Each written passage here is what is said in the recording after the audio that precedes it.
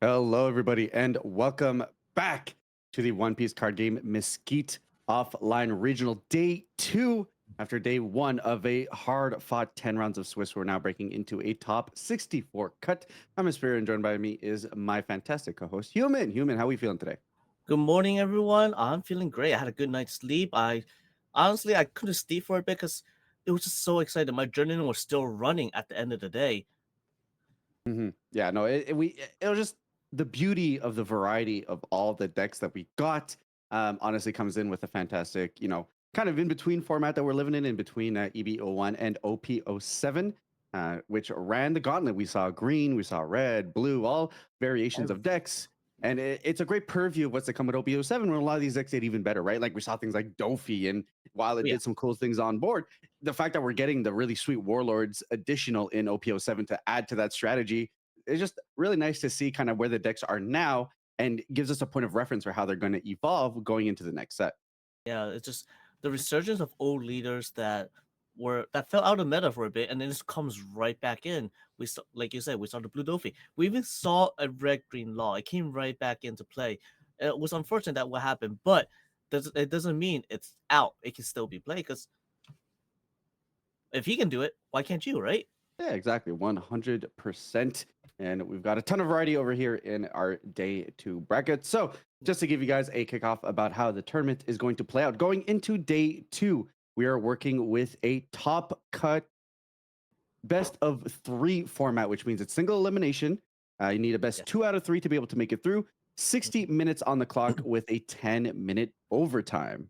Correct. So in this case, whoever wins game one, game two turn order will be decided by whoever lost game one, and then if the game match is not over yet and it's 1-1, game three would then be decided. Turn order will be decided by who lost game two. Yeah, so lots of advantage there. And then that'll play out in a very exciting fashion of just determining who is really going to be based off skill. You minimize RNG a little bit. You kind of play it out. Hey, did you have some really secret tech? Okay, how can I adapt? And that's really where that awesome comes in. Then, of Yes, course, definitely. and then, of course, with top 64, we're breaking into the fantastic prizing here. So, of course, everyone who participated in Swiss yesterday got their hands on some participation prizing. And then breaking into the 512s and above, we've got the event packs and the Dawn cards, which are absolutely gorgeous. And of course, that scales from 512 to 56 all the way through. But once we get into top 64, we have made the cut for the Yep. Charlotte Pudding, and it just gets better from here. Yep. From there, every participant right now in top 64 is already going to receive the Charlotte Pudding. After Charlotte Pudding, top 32, you get the finalist version of your participation packs. That you'll get one of each. And then from there on, you got to win one more match. If you win your top 32 match, go into top 16, you get the Charlotte category that you see on the screen.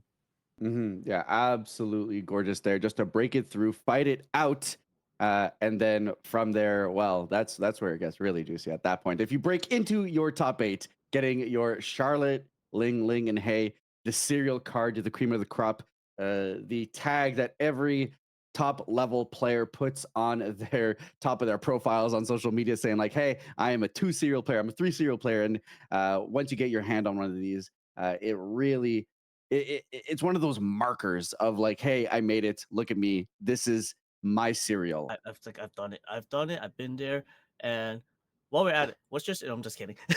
All right, but after top eight, though, we do have additional pricing for those that make it to the finals. So we have our second place Matt with Rosanante and Law, followed Yeah. by And then the fantastic Women of One Piece over here with the Rebecca, Shiu, and then Vivi over here. Absolutely beautiful Matt for our champion players. So once again, fantastic pricing on the line. Absolutely all the rage here. I'm not gonna lie. Usually I'm not the biggest mat guy, but when it comes to mats like these, I think they absolutely blow it out of the park and are definitely something that are gonna be sought after by players. oh, absolutely. Like when you have a well-designed map, a lot of players just want it. Like sometimes they don't even want to play. Sometimes they want to collect it because they're just so nice. 100%. So lots of fun on that front in terms of the things that are on the line going to put a lot of pressure onto our players. Hopefully not too much, but just enough to make them feel like they're going to play their hearts out. And then with Yes, that, and we that's do. the Go ahead. best about a best of three format though, because Mhm. you may lose game one, but that doesn't mean it's over. You have that cushion where losing game one does not mean it's over. Losing one game does not mean it's over. You can still bounce back and win two others. Yeah, absolutely 100%. It really extends that game to really benefit those who can adapt, brush off whatever tilt there might be, whatever, any negative energies, and then take it into hopefully all the way through to game three. Yes, yes, yes, yes.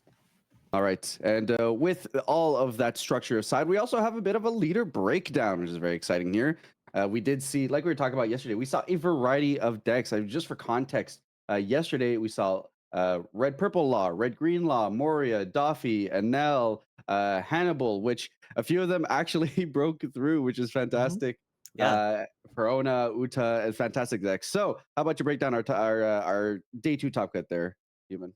So right here we do have 22 Moria, well, majority of the top Mm-hmm. 64, which has the most number of decks, followed by RP Law, which is within expectation, as those two decks were the criminal prop, the top two decks that people expect to make it this far. But from there on, we do have people a little less of other decks. We have Uta, 8 Utas, 5 Black Yellow Luffy, and 3 Peronas. While we did see the Perona lose on stream earlier yesterday, but does not mean the Peronas cannot just come back and take it all the way right here, because a bracket can mean everything. So, Espira, what about the other half? The other half that has one or two decks. Yeah, looking over to the right side here of our leader breakdown, we've got two Whitebeards. So the king of the game has returned a little bit and is holding on to some fragment. And we can see if he breaks off into the later rounds here in Top Cut. Then we've got Nami, which is very exciting. We were talking about how hopefully Nami would break through. Always fun to see and kind of a strategy that beats its own horn. This plays its own game, and especially one where we're in between format where it's trying to figure out what's going on. I think playing your own strategy and just trying to be the best at doing that is a great way to go about it. From there, we've got our two Yamatos, which is exciting. Love to see a good mid-range beatdown deck. And then we got some little spice here with the Singular Queen, one Odin, so huge shout outs there. And then Doflamingo breaking through. So heck yeah, we saw a blue Dofi yesterday. And the fact that there are potentials for that to break all the way through going into day two, pre-OPO7 is very, very exciting. Oh, absolutely. Because it just shows whoever is playing the deck has a mastery on the deck, understands what needs to be done, and he got there. It's going through 10 rounds and then making it all the way through is not an easy feat. Hmm. Yeah, 100%. I mean, we already know, right? 1,000 players up on the line on the docket, and to just break it out round after round after round, like you have such a low margin of error, right? Between Yes. best of one and the fact that you need to go X2 at worst, maybe barely, but maybe actually just X1, right? It's a really tough scenario where most people don't get there even with the right score. So the fact that you can break through that, have great breakers, which means that you played really strong opponents all the way up to the top. It's a just making it into day two is an achievement that all the players playing today should feel really proud of. Yes, just making day two. You should just for that you should give yourself a clap on the back. Just give yourself a round of applause for making it this far. Mhm, mhm. So naturally, we already know kind of like the big 3/4-ish of the meta. Moria, we saw a ton of Moria yesterday, Mhm. followed by RP Law, and then the expected kind of numbers played out. We have 8 Utas here, followed by 5 Black Yellow Luffy's, and then from there we're kind of getting more into the more rogue or niche ranges. And the big question is, what do decks, the one-of decks, the Namis, Whitebeard, Yamatos, what kind of mindset do they need to go into when they know that, hey, half the bracket is these Moria RP Law top meta decks, right? Like we've been playing this match. It's a bit more loose and Swiss because odds are maybe you're playing a little bit more mashup, mix match. Odds Mhm. are now for a lot of these players, it's going to be RP Law, Moria, all the way through to the finals. And kind of where do they need to position themselves to see success facing off against those top two meta decks? Here it's how you built your deck initially. When you built your deck for this event, you're thinking, okay, more likely than not, when I'm playing an event, I would assume at least half my rounds are going to be Moria and RP Law. So in this case, I'm going to assume I have to play them, and that means I have to beat them more than half the time. Otherwise, Mhm. I'm not going to make it. So assuming I win against every other matchup, but those two matchups, I'm going to say, all right, I make my deck this way. I will beat 3 out of 5. I'll take the 2 losses and still make it in. In this Mhm. case, Mhm. you have that positive win rate, and you do make it in because those two were your only losses. Whereas it could really just be variance because when you're playing a deck that people don't know what it does, so I'm gonna take Odin for example. Not a lot of people know what Odin does. Not a lot of people know how that deck is built, so they don't know what they're going up against, and that comes into factor in the Swiss round specifically since you're only playing a best of one. Whereas in the best of three, game one could be that test. Right, I'm gonna test what your deck's all about. I'm gonna test what's in your deck and see how I need to play against it. Then game two, I now know what I need to do, and I win game two. Game three, I already know my strategy is working. I do the same thing game three. Yeah, and I think on top of that, there's the deck choices, but also there's the read on the players, right? Like players play things all differently, and even though we saw Moria, I believe 3 times yesterday, a lot of those players kind of played it out differently, right? We have Chris Sock who played it very, all right, I'm gonna chill back, I'm gonna just kind of build my board, and then from there I'm just gonna peek and just rip advantage out of you. Whereas we've seen some other Moria players play a little bit more aggressively and lean into, all right, wombo combo as early as possible to get stuff off the board, push, push, push, right? So I think that variety in reading, okay, am I playing a player who leans more aggressive, one who tries to control me a little bit more, right? If I make this kind of play, this is how he reacts, and maybe I can take an advantage of the way that my opponent plays out against me versus the plays I'm making to maybe get an edge here, make a bluff here, and maybe be able to push through. Yeah, it's just also like you said, like it could be the text in the deck, like Moria. Some decks are not really taking new cards and just go, I'm gonna play what's been played, what's tried and true. Just gonna go Mm, Rebecca, Hina, Lucci, all that good stuff, but without the great options. And then mhm, we have ones that are all right. I'm gonna throw in some Brooks here. I'm gonna throw in some Sakazukis here. I'm gonna throw in some Ishos here. You just get off a deck filled with text. Never know. It's all matchup dependent.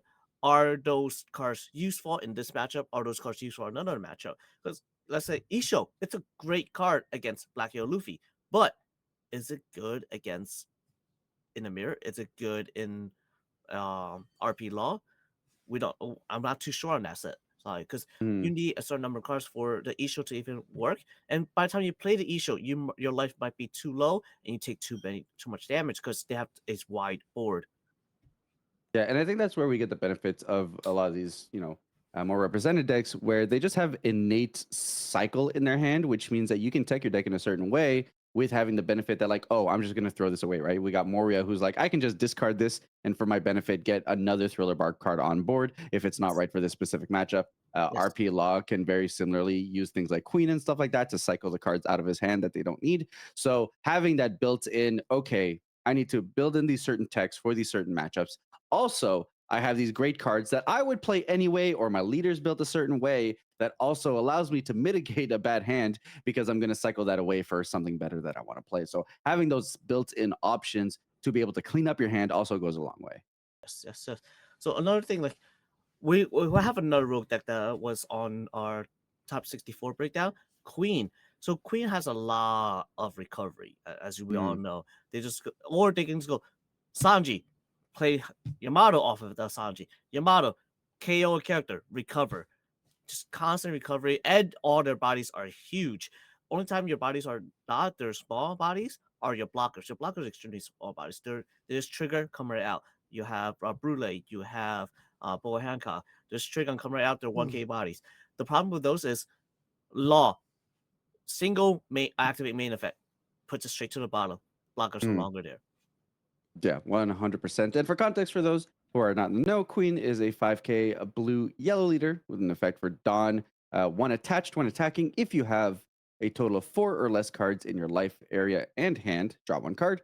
you have a character with a cost of 8 or more, you may add up to 1 card from the top of your deck to the top of your life instead of drawing 1 card, which is very saucy and definitely plays around slightly differently in terms of the restrictions that blue provides and then the additional support for yellow. So very excited to see if we can see that play out. And 100%, like I said, it's about how it lines up. But hey, at the end of the day, when it comes to Swiss, maybe you just ended up playing, that one deck over and over and over again that you just really line up well with your matchups. Yeah. While only let's see here. While only like 8 Utas and only 5 black yellow Luffy's made it through, I don't doubt that our Swiss bracket was probably much more filled with variety and much more filled out with those kinds of decks.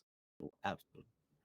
Well, but don't forget, I do wish you guys to stick around as we do have a giveaway today as well. Can you remind us about the giveaway?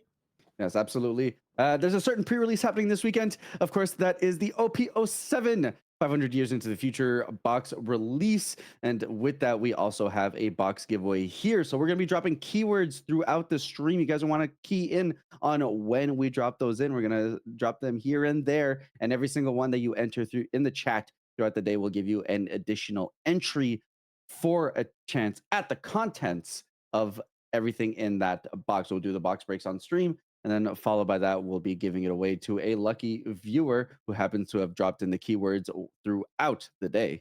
Yes. However, that viewer must be within the continent of the United States. It will not be international. I'm sorry for anyone that's international, but it has to be in the US. And the box will be shipped to you next week after the release day of the box. Yes, absolutely exciting. So, guys, stick around, get in those keywords, get in that energy, support your favorite player as they break through into this top 64 cut. And we'll be back very shortly with the first round of day 2 of the One Piece card game Mesquite Offline Regional. See you soon.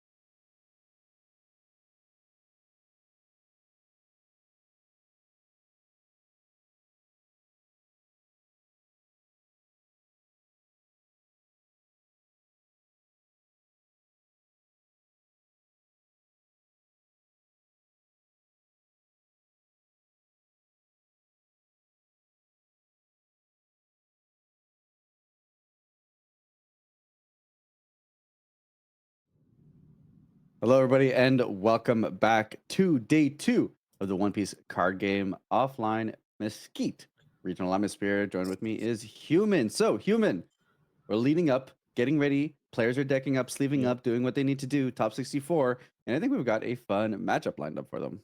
Oh yes, absolutely. We absolutely do have a fun matchup. So make sure you go to the bathroom now, not during the match. You gotta go to the bathroom before the match or after. Don't go during the match. And just get yourself set up. Get a bottle of water.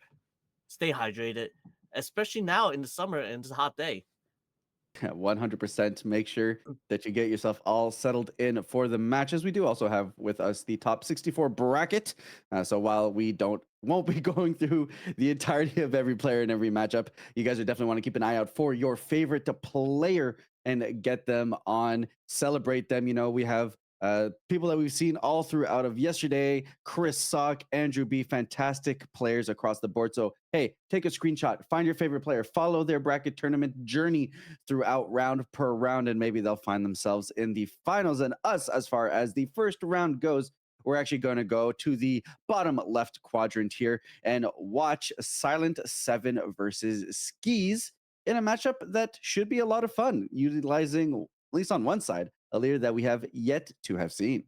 I'll give you a clue. For first, I'll tell you one of the leaders because we've seen it already. It's Black Yellow Luffy.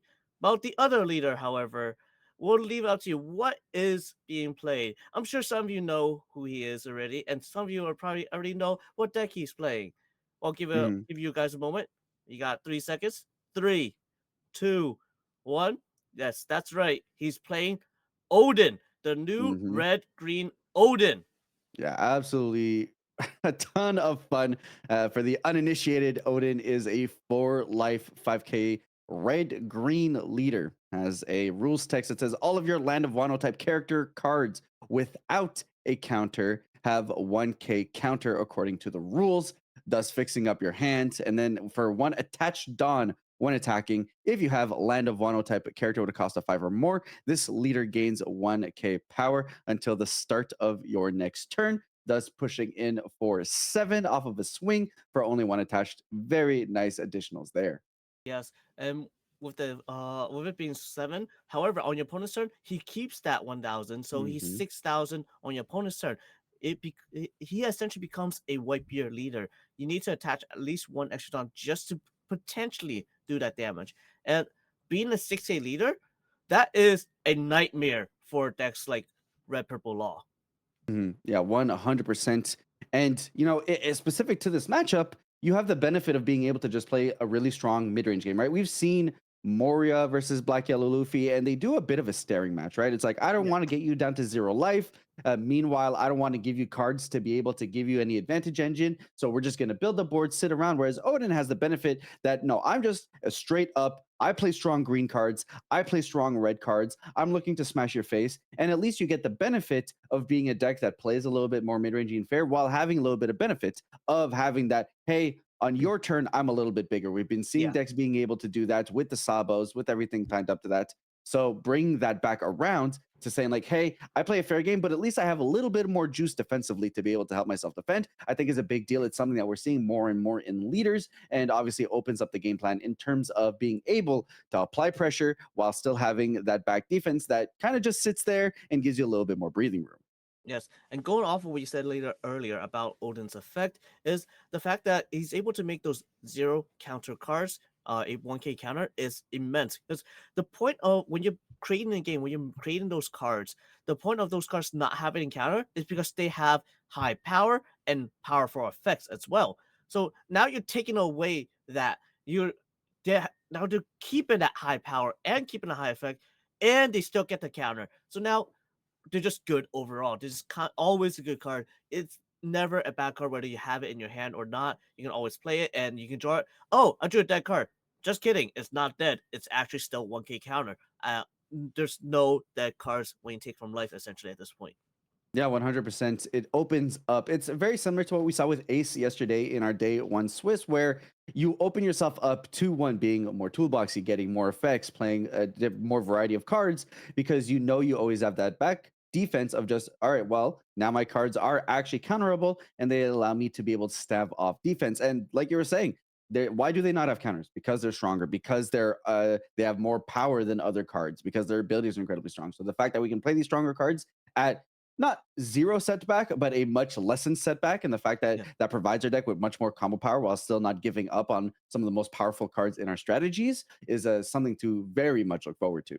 Oh, absolutely. So our players are gonna get set up. Like I'm excited, like especially for this one because Black Yellow Luffy they get stronger. Yes, the leader gets stronger, gets to keep that power, goes to 7K, then goes to 9K. But for Odin, he goes to 6K and then 7K for what for what's essentially one Dawn. So then all you need is two more. So you only need three to hit that 9K threshold to do that damage. And after that, because you're playing so many powerful cards, you can play cards like Whitebeard, you can play cards like Holy Jones, you can play cards like Denjiro, you can play um, the 8 cost Odin, just go multiple attacks, and Mhm. also recurs another character if you're playing that card. Like there's so many powerful high end cards that Odin can play because red and green have so many of those cards. You can even play a cost kid Mhm. because Mhm. every card is a counter in your deck. There's no deck cards you don't that you can use. Yeah, 100%. And, Luffy likes to shield up with the different sabos and everything like that. And just being in green and being able to say, no, you don't matter. No, you don't matter. Now I'm able to go in. Just having that extra flexibility if you need to close out with, like, hey, I've got a big board. I'm sitting on a Zoro or something like that. Just having the ability to say, okay, now I can clean up the board a little bit. Now we're going to get in 3 times and see if we're able to get there is a ton of flex. Very much welcome for sure. And then if we look on the Black Yellow Luffy, a little bit of reminder for players who may not be totally sure or joining us for the first time in day 2. Black Yellow Luffy is a multicolor leader. Obviously, black and yellow. We keep on calling them that. 5K power with the additional rule box that says your face-up life cards that are placed into your hand would be placed into your bottom of the deck instead, or is Mm-hmm. it the trash? Yeah, bottom of the deck. And Bottom then of the for deck. 2 attached Dawn, you get an activate main once per turn. You may trash 1 card from your hand, and then if your life's at 0, you get to take up to 2 character cards with a cost of 5 from your hand or trash, and then place them on top of your life, which notably, usually you set up some of the big brothers between Luffy, Ace, or Sabo, which then you're able to play out to their child versions, which will play out to the big versions from the life, and then also give your leader 2K for the turn. So very strong, some say linear strategy, but it does what it wants to do. And then the Yep. flexibility is really on how can I mitigate my opponent trying to get me off of the effect because I do need 0 life. And that's going to be that timing where we're going to see Odin most likely establish a board, maybe get a poke here or there, but maybe withhold Luffy at 2. So then you can go, maybe I play a Zoro, chill back. Maybe I play another card, chill back. And now I'm in a position where, okay, swing, swing, swing, swing, swing to be able to close out before Luffy is able to get maximum value from his ability. Yeah, that's the thing about Odin. Odin has to attack to get that permanent 1K on your opponent's turn as well. It's not a main effect. It's not just +1 Dawn. It's a when attacking effect.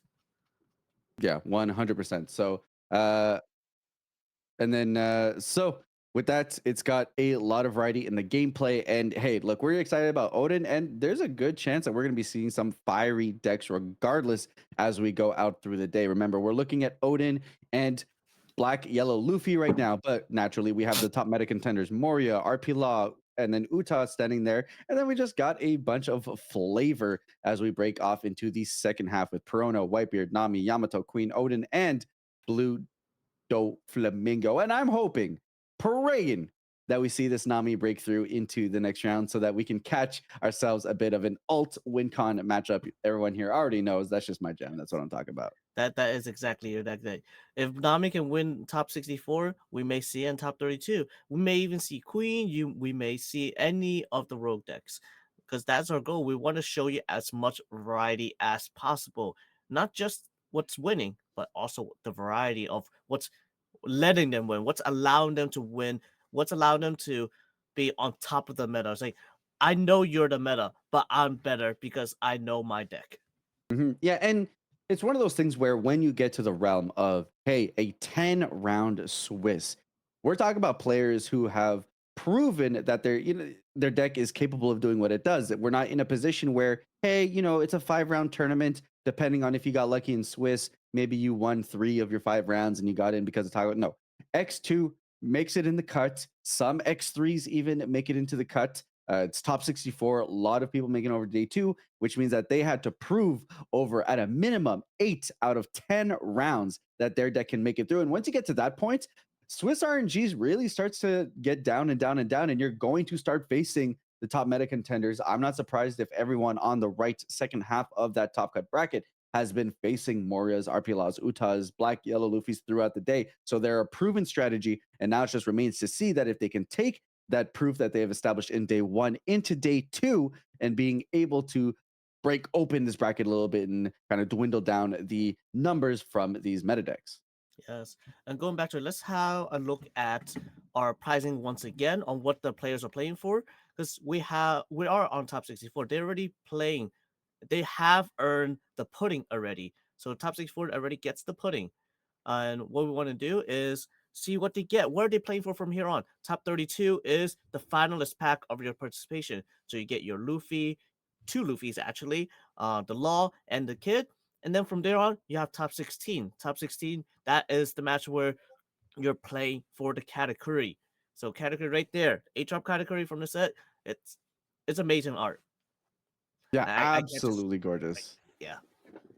Yeah, absolutely fantastic. And then when you break into the top eight, that's where things get really saucy here. So you got the Charlotte Ling Ling here, absolutely gorgeous, and huge kudos to like the framing, right? I think there's something to say about. I love when we can like categorize different treatments here. Like I look at a regional card, I'm like, yes, that is a regional card based on the way that they do the foiling, the way that they do the trimmings, the way that they do the framing. So categorizing, like, hey, I look at a card, oh yeah, that's an SP because of the way that they do this, or I look at that card, oh yeah, that's an organized play card.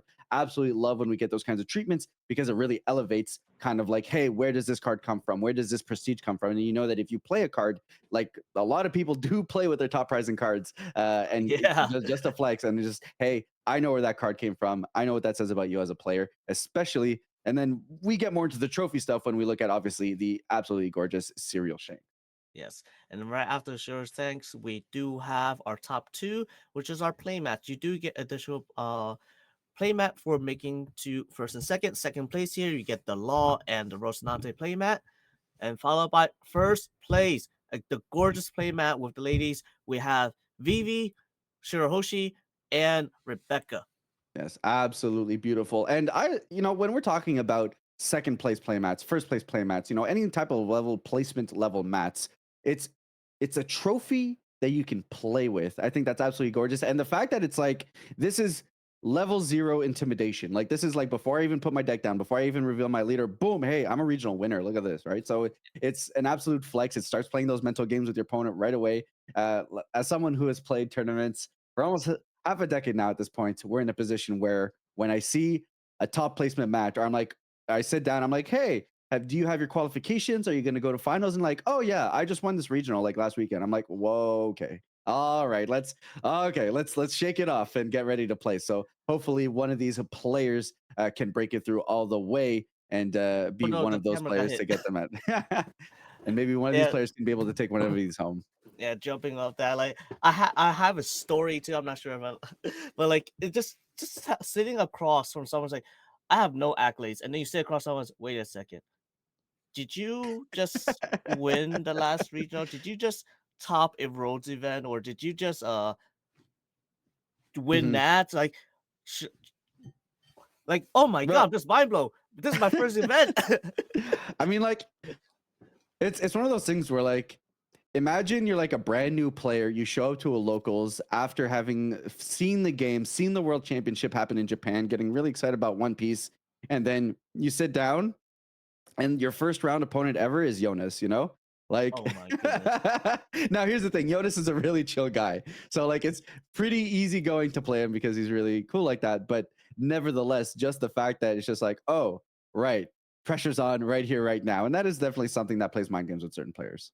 Yeah, yeah, absolutely. And true story, one of Jackson's first round opponent, first regional, sits right across from him. Did you just get third in Rhodes?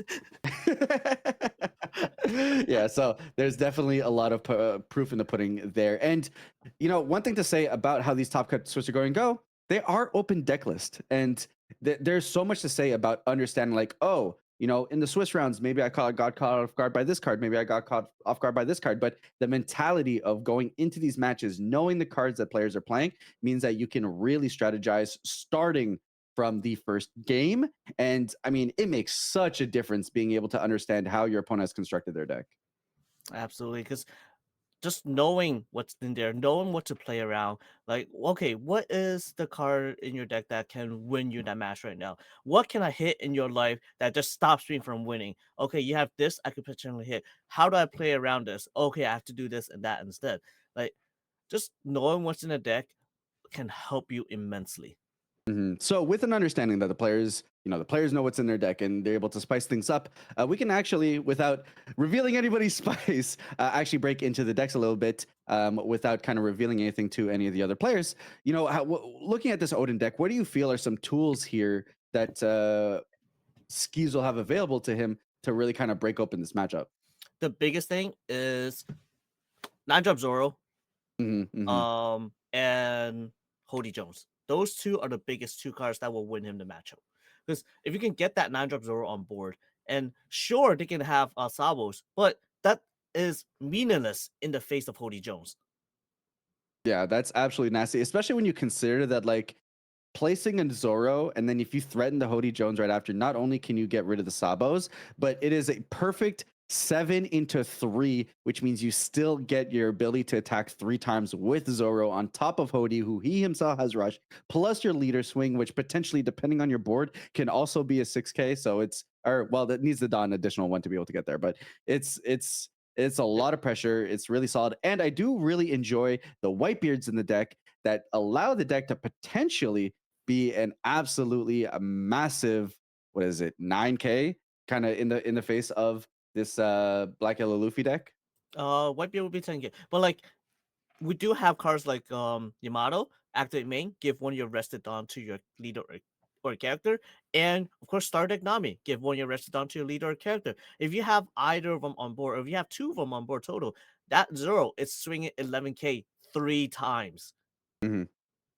Yeah, so extremely powerful there, and then obviously we have the rest of what looks to be more of the mid-range stuff. Where we a lot of our 3 through 5 drops is where we're really finding our land of Wano things like Denjiro are able to go ahead and set up some Dawn, which is great when attacking, so kind of provide that longevity. And then we've got some red text here, like a 5 drop Ezo.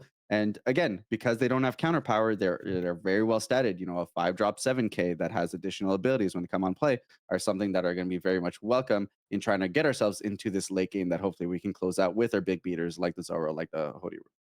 Yes. Another thing is you have cards like Denjiro, that's because you're able to restand Dawns, restanding 2 Dawn, it's you're allowing yourself to have more open plays to restand those 2 Dawns and then putting those two on something else. Yeah, 100% opens up the plays that way. And then, shifting over to the black and yellow side, I mean, like at the end of the day, the deck does need to be built a certain way. You need your brothers, both young and old, to be able to proc off their abilities, to be able to set up the way that you need to. But we do have a little bit of flexibility in terms of things that allow us to get our life totals to be in a certain way that allow us to make the advantages to plays that we want to. So here, we've got text of things like Thunderbolt in the deck here, which I personally like quite a bit. We've seen players try to hold off Black Yellow Luffy on being able to go into his 0 life. So the fact that we have a way to be able to get in there that also doubles as board control, that then allows us to be able to make our plays like play into our Sabos and our aces and so on and so forth, is something that I think is going to lean really well into the strategy. Yes. I was also told that this is open deck list between the players, so players do know what's in the other player's deck. And so because you know what's in your other player's deck, like we talked about earlier, right? You have cards like Thunderbolt, very important. You're able to reduce your own life to get yourself to 0. And then vice versa, we have cards like Red Hawk. Your opponent is unable to push the gate because of that Red Hawk. You're going Mhm. minus 10,000 power to your opponent's leader or character. It's a lot. Yeah, it's quite a bit. And then outside of that, we have our other tech flex. I mean, we've seen Amaru win like 2 games yesterday. So the fact Yes. that maybe that's another potential to be able to close out the game there. So there are options on both players' deck to be like, well, maybe your blocker doesn't matter. And the fact that both decks have that available means that you definitely need to be careful about how we go about our defenses. A blocker or two might not be the saving grace that you think it is in the face of cards that essentially circumvent all of that. So you definitely need to play carefully around what your opponent may or may not have. And with open deck list, you can at least start making that math, right? I'm no longer just Mhm. making statistics based on, oh, what if it's a one of, what it's a two of, but now it's like, oh, I don't see that card in your trash. There are X amount of cards left in your deck. And that it's that kind of analysis that you mentioned yesterday as a black player you make about your mills, understanding that like, oh, I'm likely to make this hit and this hit. Well, now that your opponent knows what the numbers are looking like in your deck, they can also start doing some of that mathematics themselves and breaking down potentially what they're gonna have to play around. Yes, yes, yes.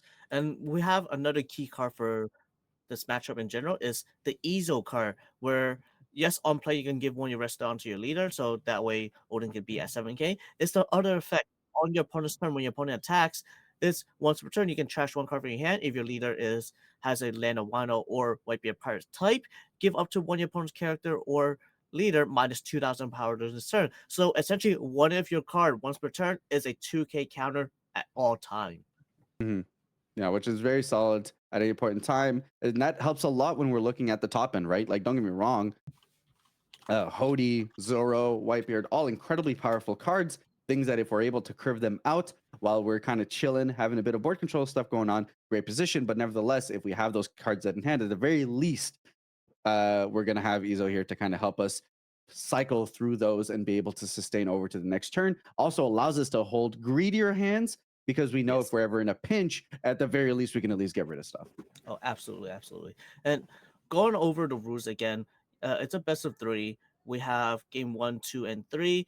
Player wins game one. However, if time is called in game two, all right, if time is called in game two, there is no extra turn. Whoever won game one takes the win of the match.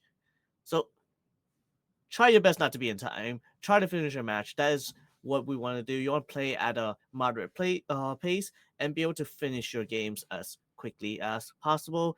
But think about your turns as well. You don't want to just play too Mhm. fast.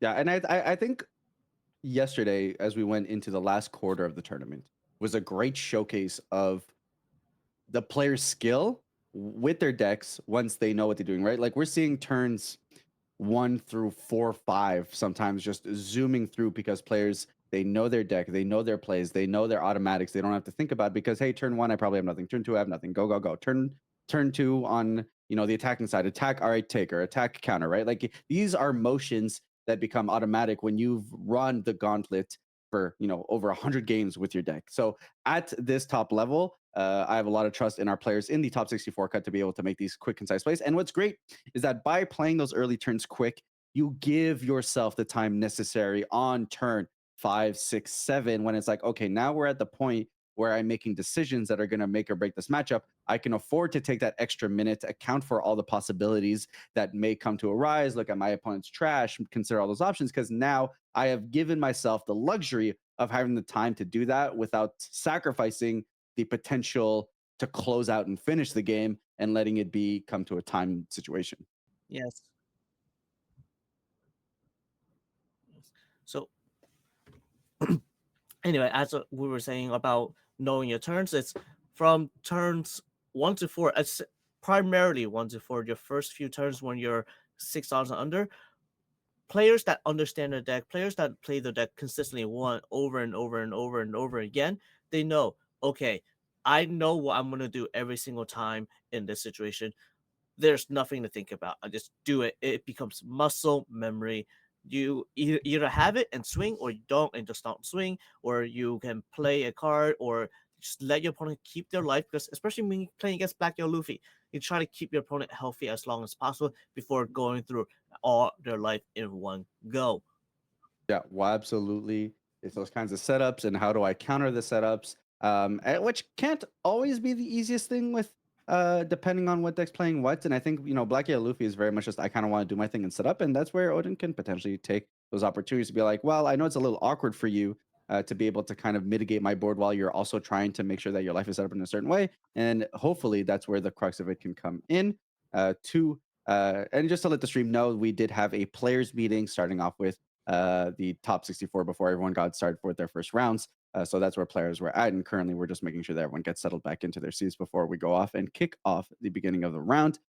And with that, depending on the dice roll, if you're Odin, you're going first or second. What do you think? Always second. Hmm. Always. Hmm. You want to take away the even curve from Luffy. But you also have to think about, okay, maybe I want to go first and second because I don't want to give them the first attack. Because when you're playing Black Hero Luffy, they generally are, all right, turn 2, AK, go. Hmm. Yeah, 100%. So uh, it's powerful because you yourself get to then play on a bit of a cheater curve against your opponent, being able to kind of position your 4-drop Yamatos and potentially your 4-drop Hioris if necessary, while also kind of taking away the perfect curve from Black Yellow Luffy. Obviously, Black Yellow Luffy loves to have that 10 to be able to, if needed, use a few spare to either use his leader ability into a Gecko Moria, and if the life's not set up that way, maybe utilize some early setup cards to then be able to do it manually by taking his own life and then going into the kids on a hard play. So being able to take away those options is definitely something that's going to be advantageous here. Oh, absolutely. Looks like our players again set up. Black Hero Luffy keeps his hand right there. We're waiting for our Odin to set up. All right, presents the deck here. It looks like we're going to give a quick shuffle here and then be rearing to go. Do we know if this was the mulligan or if this was a keep on our Odin's end? All right, so going on a mulligan, this is going to be a keep after this, and then we're going to keep running. All right, we see Yamato in that. We saw Yamato, Asardeck Nami. We saw Zoro and some rat beams, 2 rat beams. Yeah, so kicking it off here with the Nami and then passing it over. Yes, Nami allowing you to send a rested dawn to your leader or character. Harp here, The going to next time find he's ourselves. on 3. So Guard when it comes searches. to Garp, are you prioritizing, like when it comes to the brothers, prioritization is what? Sabos into aces into Luffy's in that order? Um, Sabo is definitely number 1. Mm-hmm. And Ace and Luffy are interchangeable, depending on the situation. Because Ace only rush if you have 2 life or less, whereas Luffy allows you to set up. I personally would prioritize Luffy over Ace in the early game Mm-hmm. because you're also able to draw with the Luffy and get closer to your pieces. So it does look like we take this swing here and actually trigger the three brothers bond here, getting that free search. So you'll have to get that additional fix draw there from that. And that's going to be the pass over back to our Luffy player. Yes. And in this case, Odin does not gain the extra 1,000 because you do not have that 5 cost or more Lano Wano type character. Mm-hmm, mm-hmm.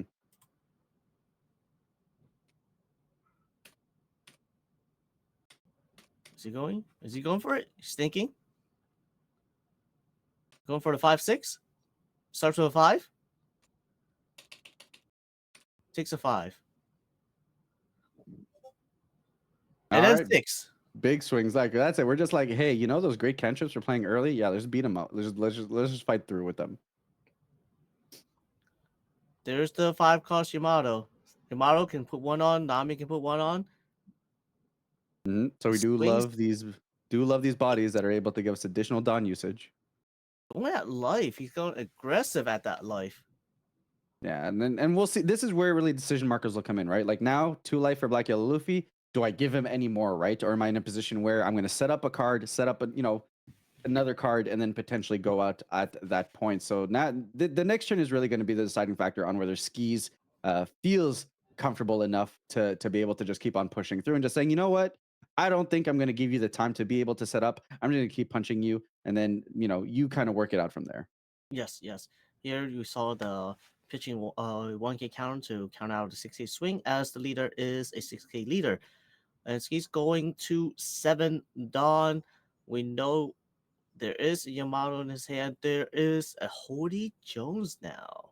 All right, so the setup is there, and There's the just that's Hody. it. All right, he's just saying, you know what? No, we're actually just doing it, and we're using those awesome abilities of the Nami of the Yamato, load him up, attack into the leader. Really pulling him down. He's saying, you know what? How about we get some cards out of your hand? 8K at leader.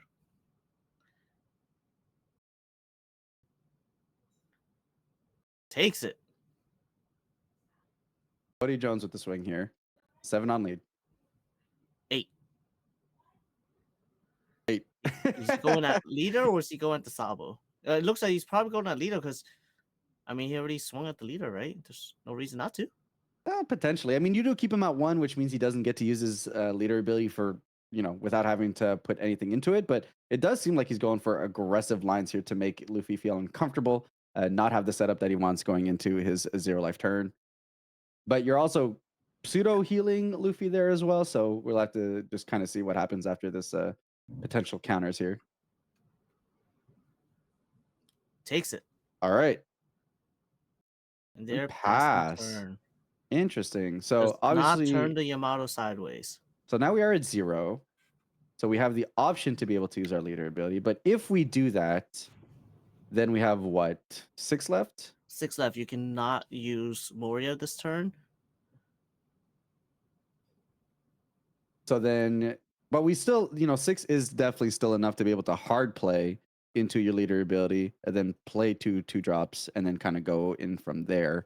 But then maybe he's just threatening, like, hey, I don't mind because I've got some powerful cards in my hand. It does look like we have the Zoro, I believe, in hand as well here for Ski. So maybe set that up going into the next turn. Yes. Another thing is, it looks like he doesn't have enough of the 5-drop brothers. Because we know he has one of them. We know we have the little ace, I believe. Mm-hmm. They take little ace. And there's no others in the trash. So he has to use one. When you use the leader effect, one gets discarded and then one from hand. So he's essentially using 2 cards from hand in order to use the leader's effect now. Mm-hmm. So we do have the 2 aside. He's like, I've got these 2 on the side for my leader if I want to go there. And let's see where Silent 7 here decides to take it.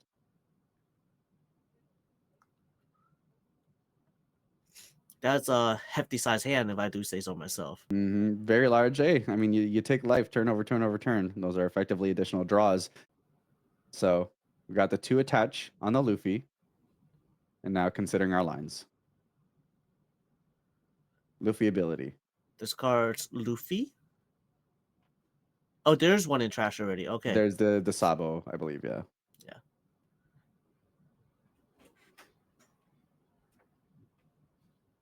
Rest All right. 2. So now we do only have the option to play one of them. So we are going to play the Luffy here. Luffy comes out. Do we have the young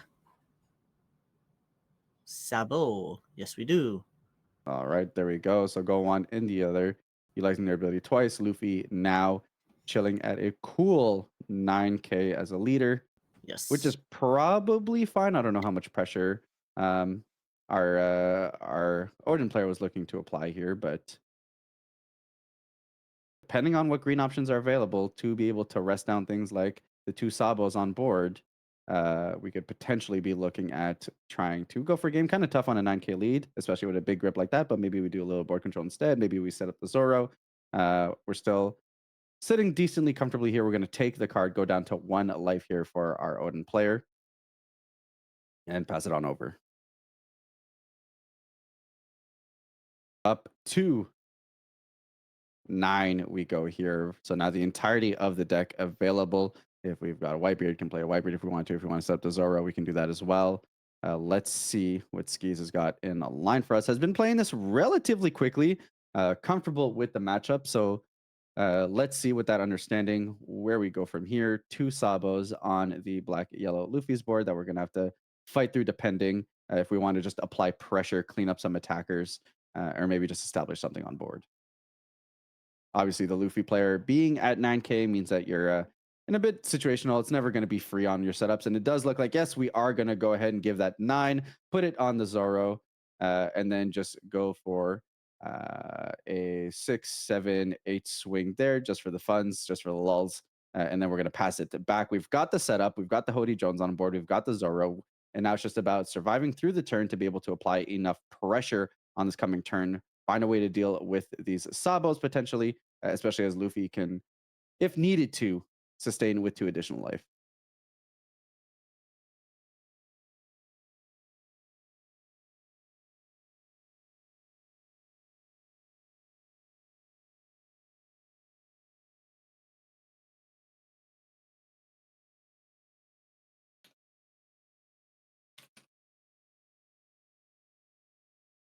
Our question is, does he have the Moria? Mhm. The reestablishment of board, gotta be very careful here. And just thinking about like what, right? I mean, you got Garps there that can just kind of be cleared out now. We can play on top of them, no big deal. So it's just what do we value most on our board? You know, we could also get rid of a Sabo to then be able to play the Sabo again. That would be a pretty big deal, just having that board protection. Yeah, because I don't know, because right here you've been hyper aggressive on Odin, right? However, because you're hyper aggressive, you're setting yourself. All right, you're down to 1 life now.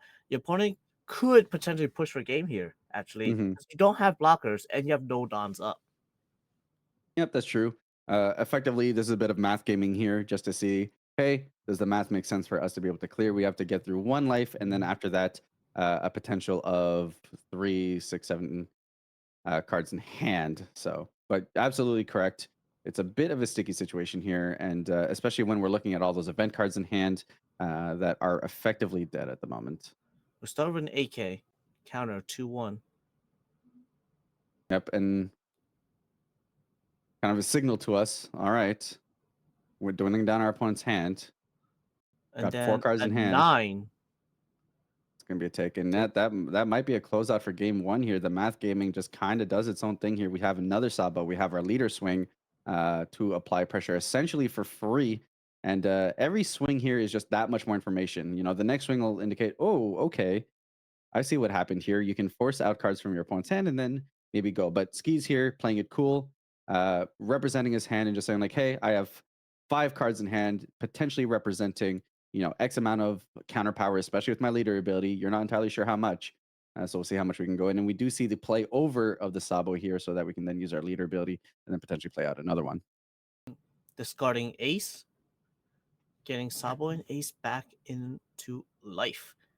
Then using 2, playing over the Garp, allowing him to play the Ace. So Ace will play out Ace, and then Sabo will play out Sabo again.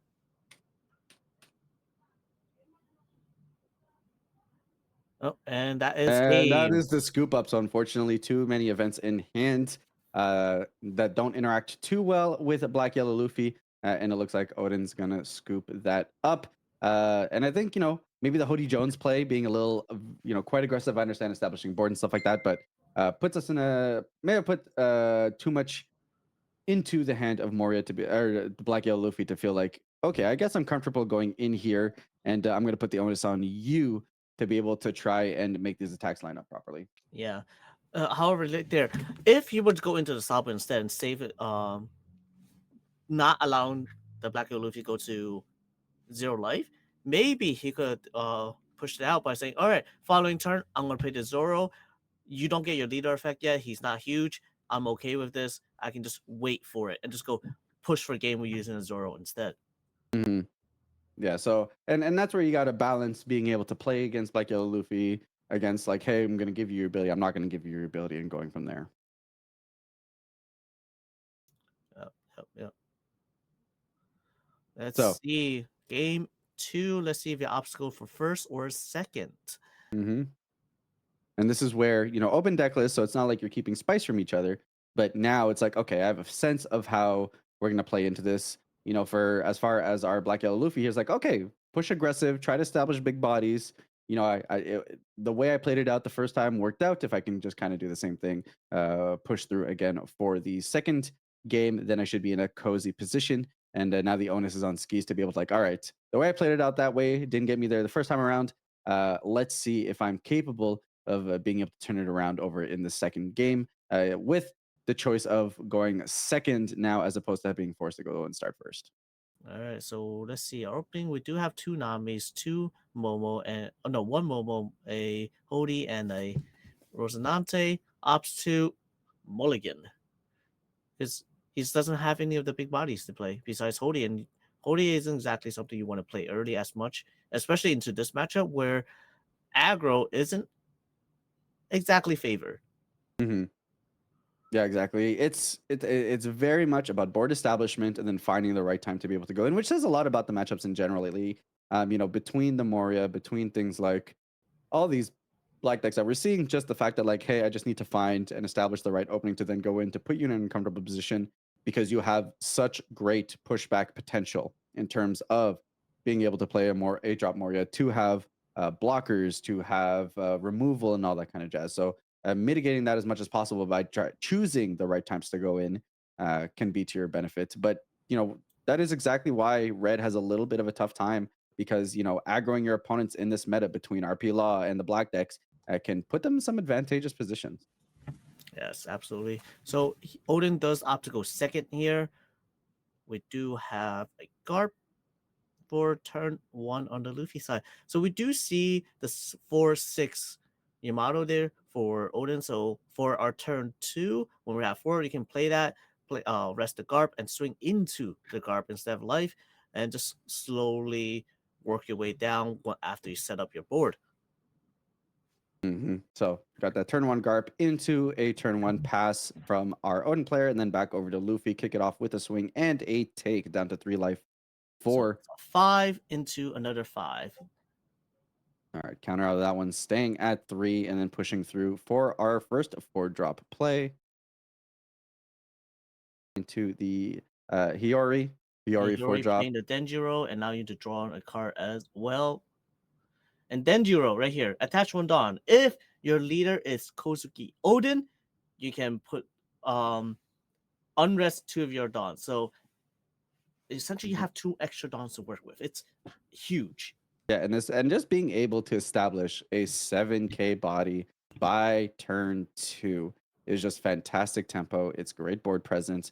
It's something that's not going to be the easiest to remove without having to put a little effort into it, especially if our own player here decides to defend it. So just that's sitting there, and like you're saying, the fact that we're able to get a refresh on one of our, essentially a 1 Dawn refresh, is very much welcome for the strategy.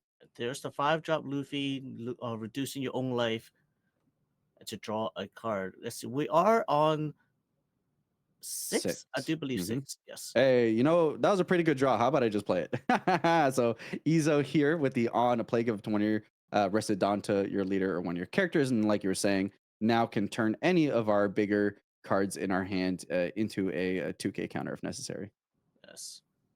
Oh, that was a thunderbolt from life. Power move. Very tough here. I was saying I like the thunderbolts. Very, very tough here for our own player. Yeah. Now, do you go for another life? You do. Swing 7 at life.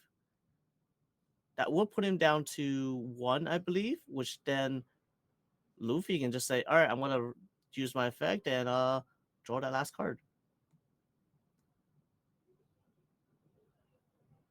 Down to 2 life here in the tank on whether we want to take the additional 1.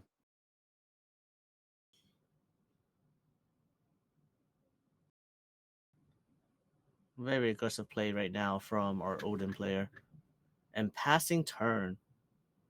All right, so 2 up here, passing over to Luffy, who's going to 7.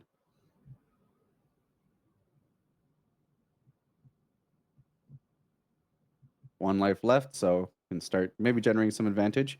Potentially go into 1 drop, set up the life, go into Luffy, play out some additional things. So depending on how the life and hands are looking to be set up, potentially go into those plays as well.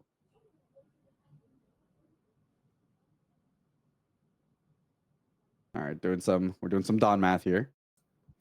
Oh, you have 2 for leader, 2 for a kid, 2 for another kid. And the math checks out. Yeah, got 1 to coast as well. being able to take that additional life if that's what we're lining up to play. There is Luffy effect, and it's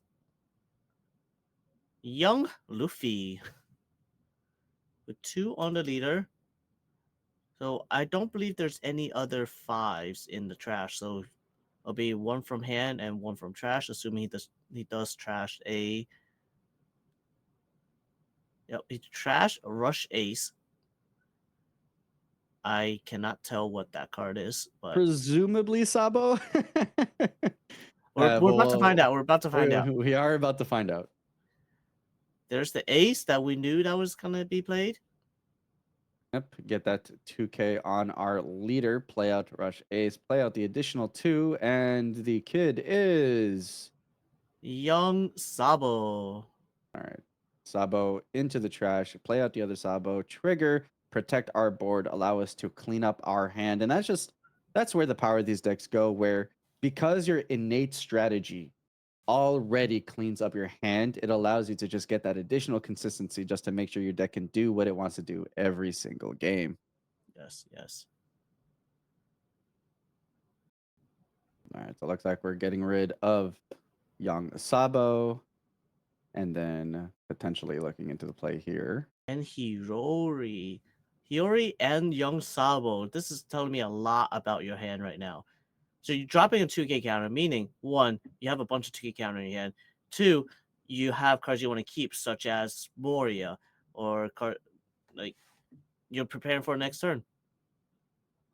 We got we got a 7K swing, takes it. Down to 2 life here for our Odin player.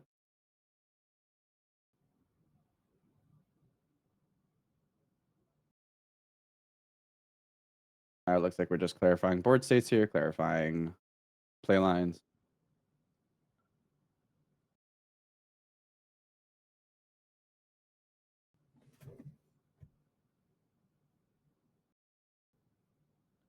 Go 9 or 8. 9. Looks like 9 at leader.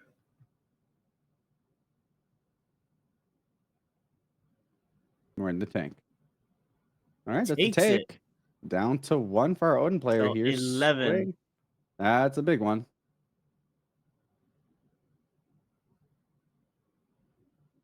All right, so there we go with the red hawk and another counter to get us out of that swing. Yes.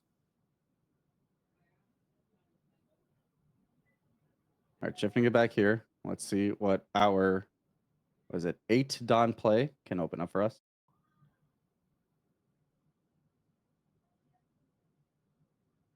We do see a blocker. So here you want to get through the Sabo. You need to get through the Sabo one way or another. And you do have cards to like Nami to to untap one of their Dons because you have Denjiro. There's another one. And Denjiro swinging 8 at the ace, getting 2 back. Well, Denjiro can do some very spicy things here depending on how long we sustain. Yes.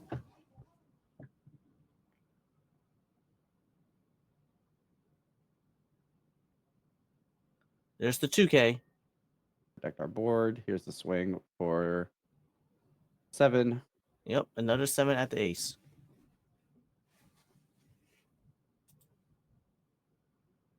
And like you were saying earlier, just that information of knowing that the opponent likely has a bunch of 2Ks in hand because they trashed a 2K is just saying like the defenses are there. So let's try to chip away at it, make it uncomfortable, but not an easy board position for Odin here.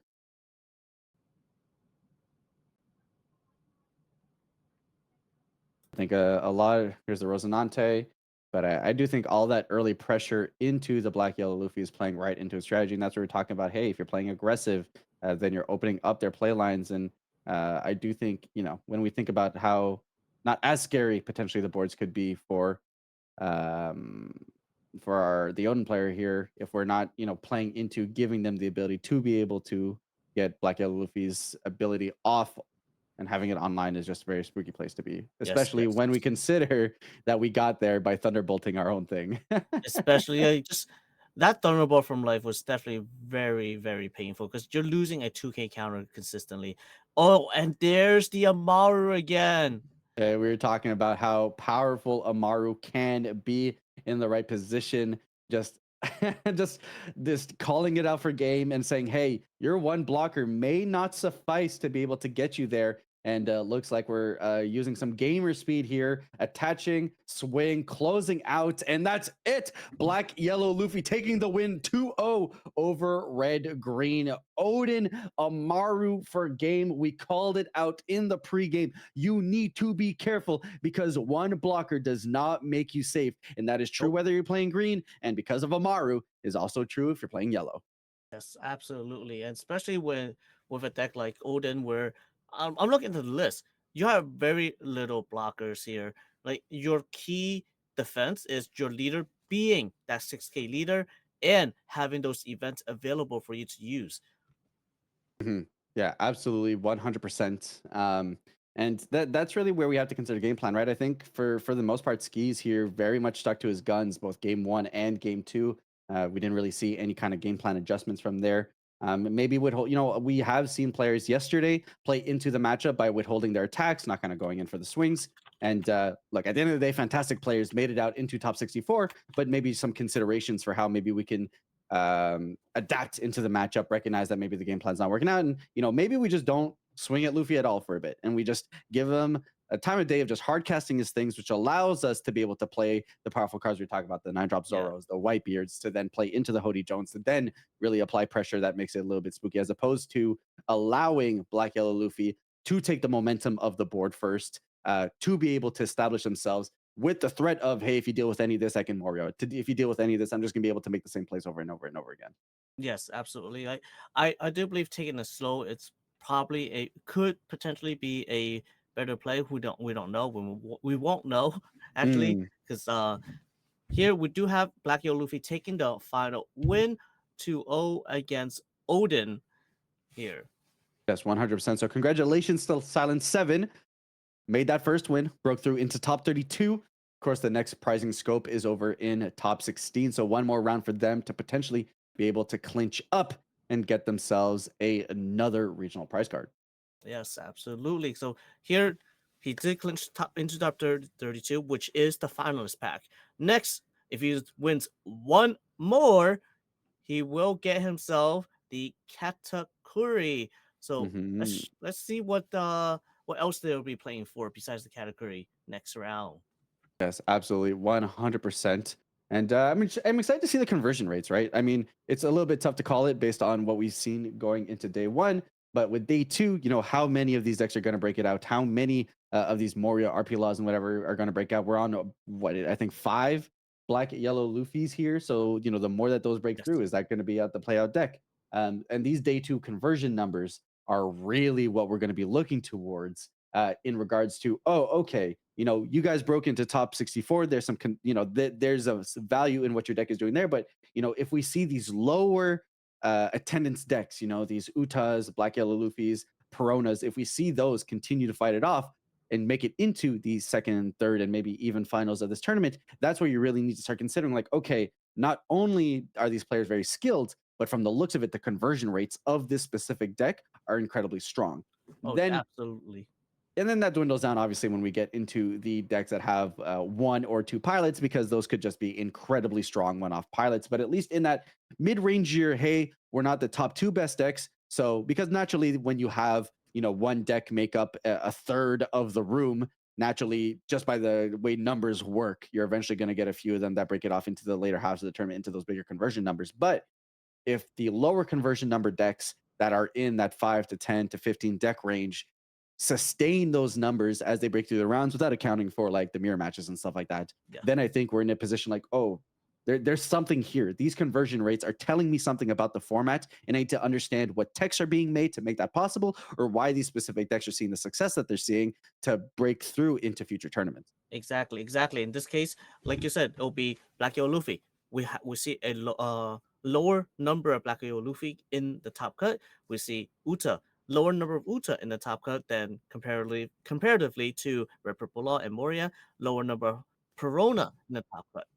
So if these decks are able to put on the pressure, make it through, go on from top 64 to 32, 16, 8, and so on, it's telling me they're doing something right, and we got to figure out what it is that they're doing correct.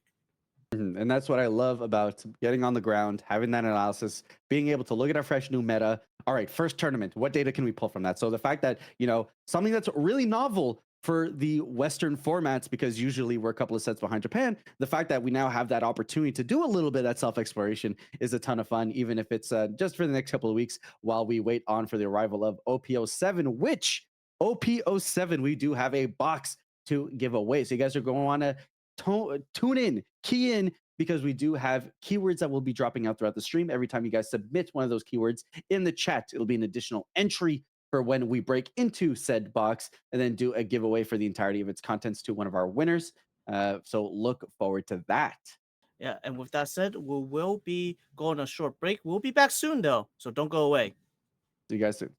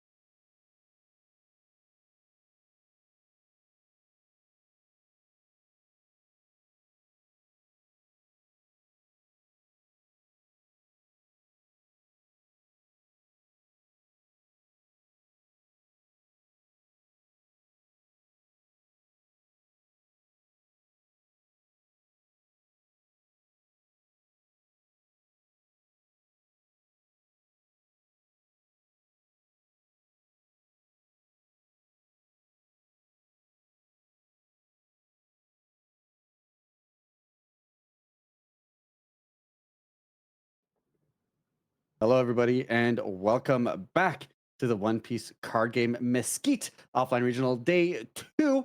We just finished through with top 64, and soon, shortly, we'll be breaking into top 32. I'm Espira, and joined with me is the amazing human. How we feeling?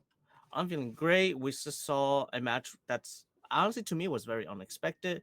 I was not ready to see how it went down. I thought it was gonna be a lot longer for this match to finish. Mhm. Yeah, 100%. I think, the expectation Oda versus Black Yellow Luffy. And I think what we were really seeing there was like maybe if Oda slowed down pace, right? We're talking about the high impact of the 7 and 9 drops. So, hey, establish your board, put a lethal board state on board, and then really push into Luffy. And what we really saw was Oda saying, like, hey, I'm going to put the pedal to the metal. I'm going to put the onus on you to actually be able to find your pieces in time while I'm still applying pressure. And well, Black Yellow Luffy was like, well, guess what? I got my pieces. Yeah, I just have everything. Like the the Thunderbolt trigger was definitely very painful. Like right there, it swung the board even more because Hmm. having that Easel on board it's huge because Easel makes every single card in your hand a 2K counter once per turn. Yeah. And that's where you have to hedge your percentages, right? Because we're in open deckless territory, best of 3 territory. You know what your opponent is teching in. So now we're not making blind guesses as to what we're swinging into. You have to make, analytical guesstimated based on like, okay, I know there are triggers there that can really punish my board. Do I want to be able to play into that? Yes, exactly. But we do have a breakdown of the leaders in top 64 for you again to make sure we'll have a recap on what's in it. What can we expect for the rest of the tournament? Yes, absolutely. So this is still top 64. We're still getting players are still finalizing their top 64 matches. But going into this day 2, we're looking at 22 Morias, 18 red purple laws, 8 Utas, 5 black yellow Luffy's, and 3 Peronas. And then when we start looking on the more rogue side of things, we've got the second half of top 64.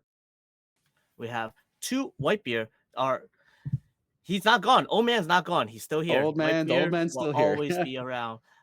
We have two Yamato, one Nami, uh, one Queen, one Odin, and one Blue Dolphy. As we saw, we unfortunately our Odin is out of the run. He finishes in top 64, however.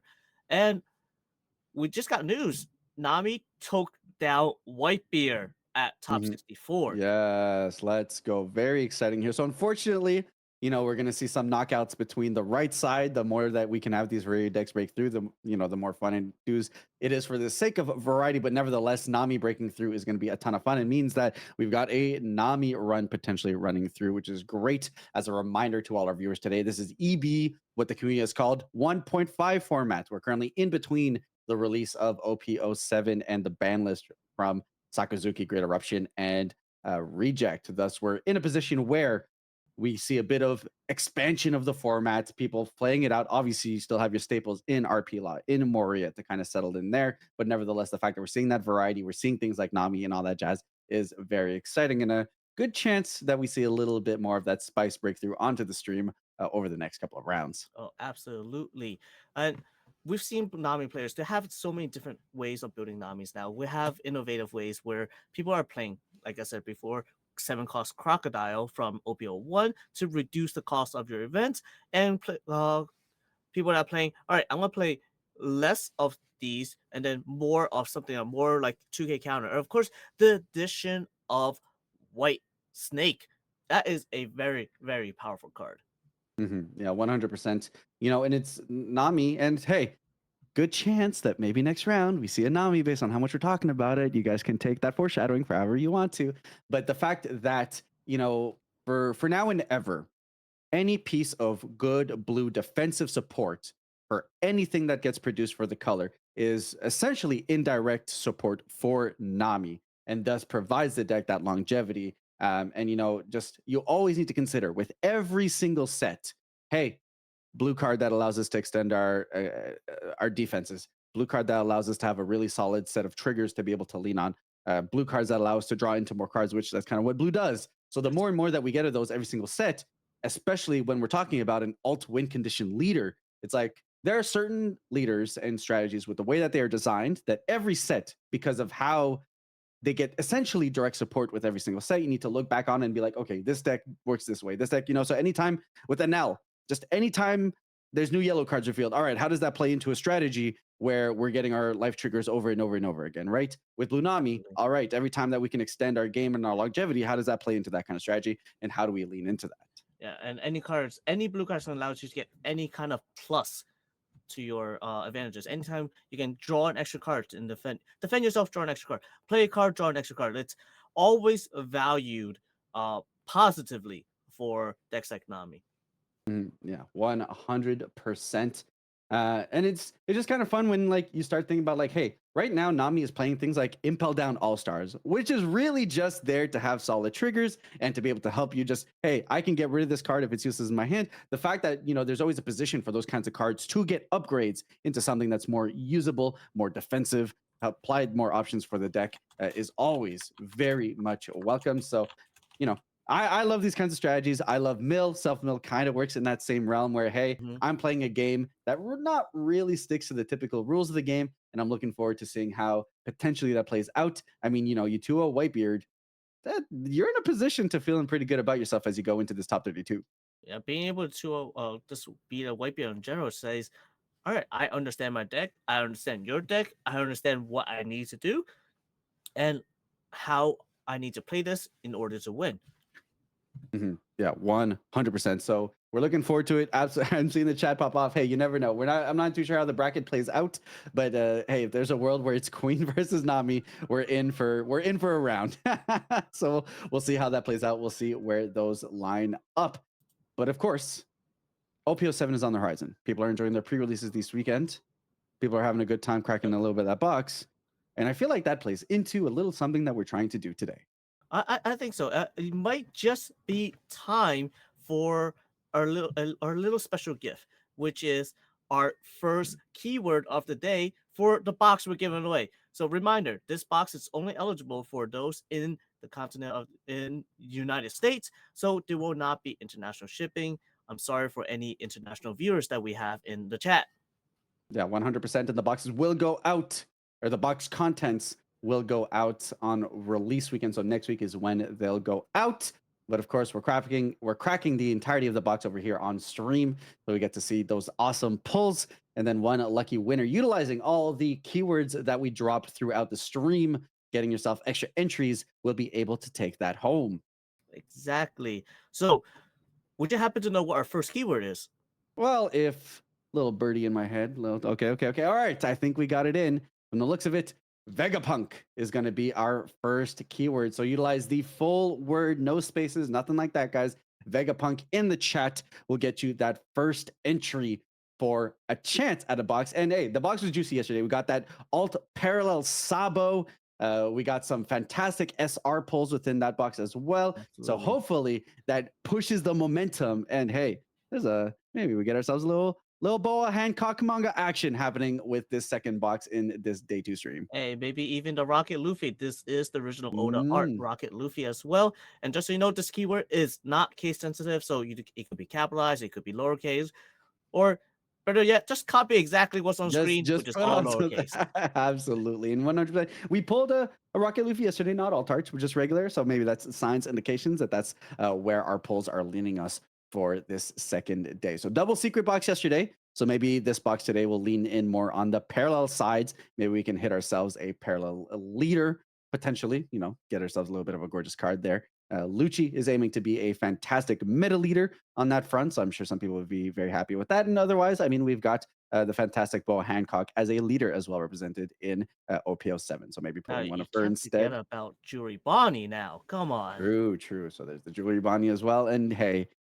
if you're a Foxy Stan, then he's there for you as well. Absolutely.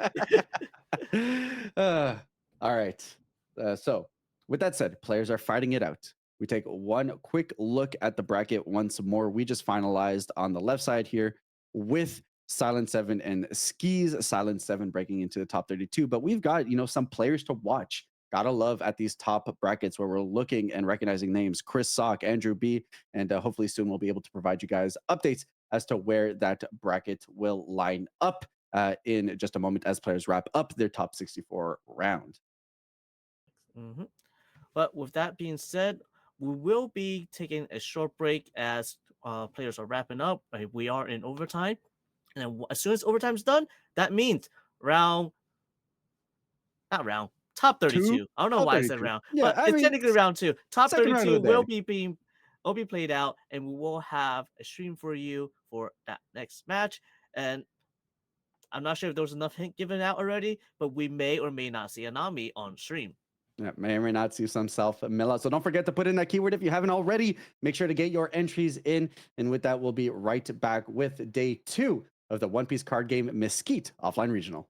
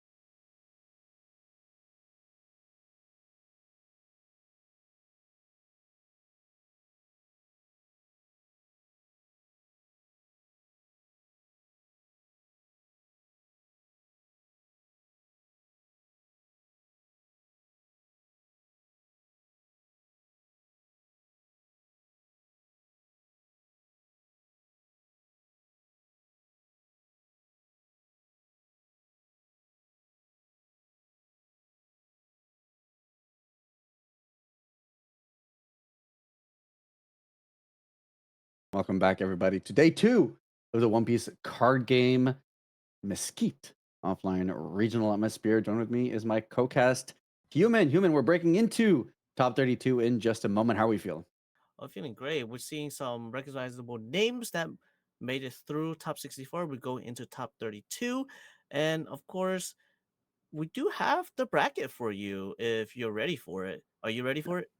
I think I'm ready to give it a look through. And of course, we do have some notable names. Of course, from our last round, we had Silent Seven moving on from Skis, which is very exciting here. But on the right side of the brackets, before we take a quick look through, very exciting positions where, we were talking about Nami. Good chance that we have Nami establish themselves on air once again going to the next round. And if still confirming a couple things from top 64, but if things line up the way we think so, Nami beating out Whitebeard in top 64, lining up to potentially clear out all the Whitebeards from the tournaments are playing the second one in the tournament. I think that's absolutely nuts that you go into a top 64. You're a one of deck that plays a two of deck back to back to potentially clear them out. That's absolutely insane. If they're able to do it, that's all I can say is just props to Nami because if they're able to play White Beer, top 64, play White Beer again, top 32, and go into top 16, play one more, that's absolutely insane. As you Yeah, can see here, we do have our bracket. Chris Sock takes the win.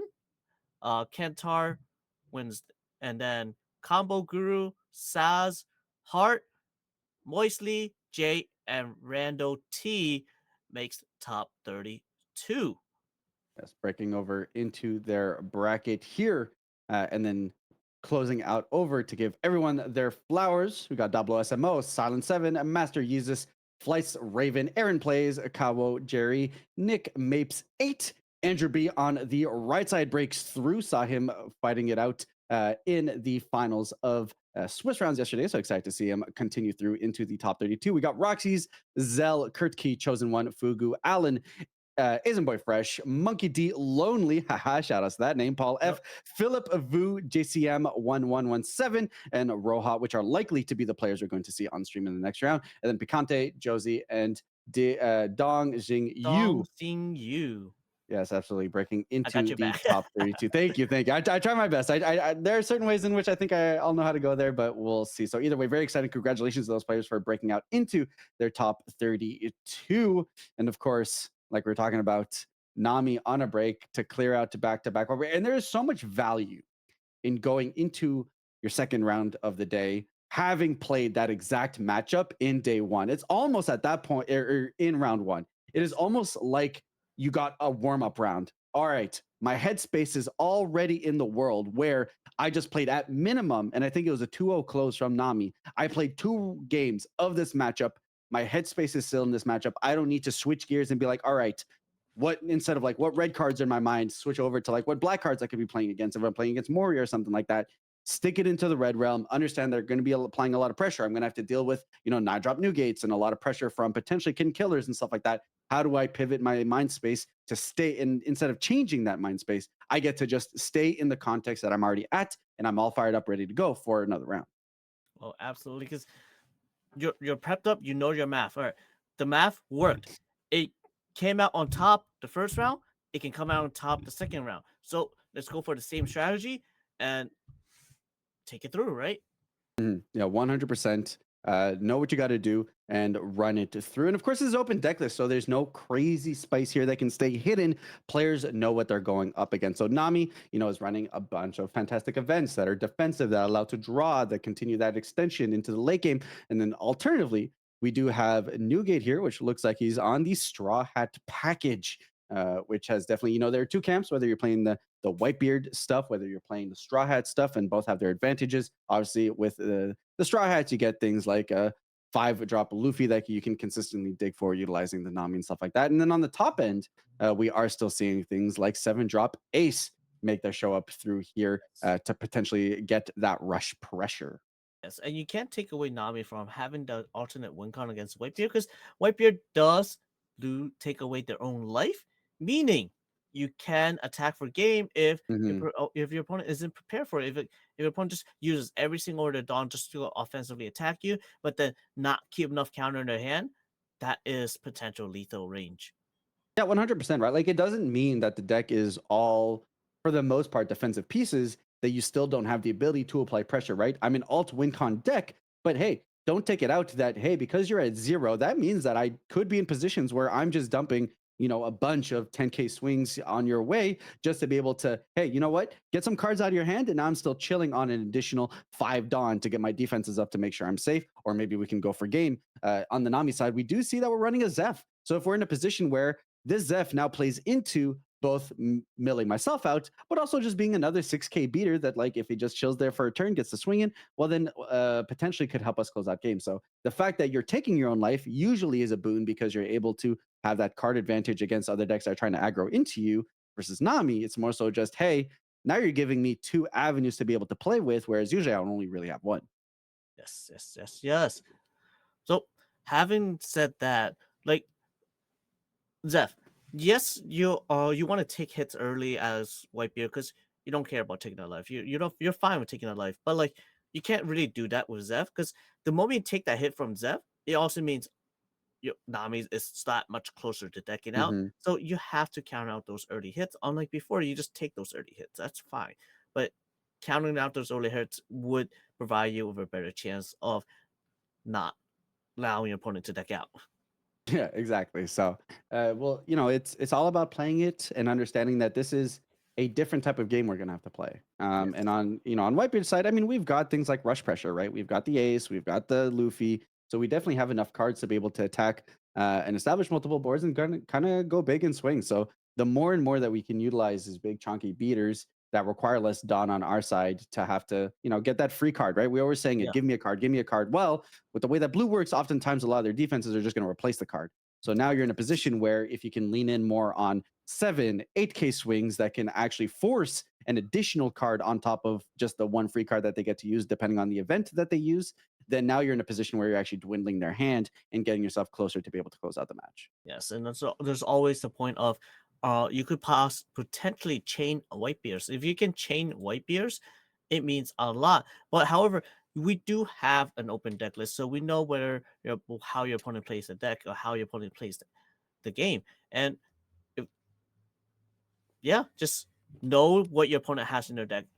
How many white bears are they playing? How Mhm. many ace are they playing? How many Luffy's are they playing? How many rush cards are they playing? How many Makinos are they playing? Do you have to watch out for those one cost attackers? Yeah, 100%. And again, in the same way that we talked about how Nami essentially got a warm up round in their last matchup because they were playing Whitebeard already, opposite side, our Whitebeard player played against RP Law. So now, oh, okay, I'm playing a deck that's, can play a middle low to the ground game, can apply pressure, has good removal, and can play like multiple bodies per turn.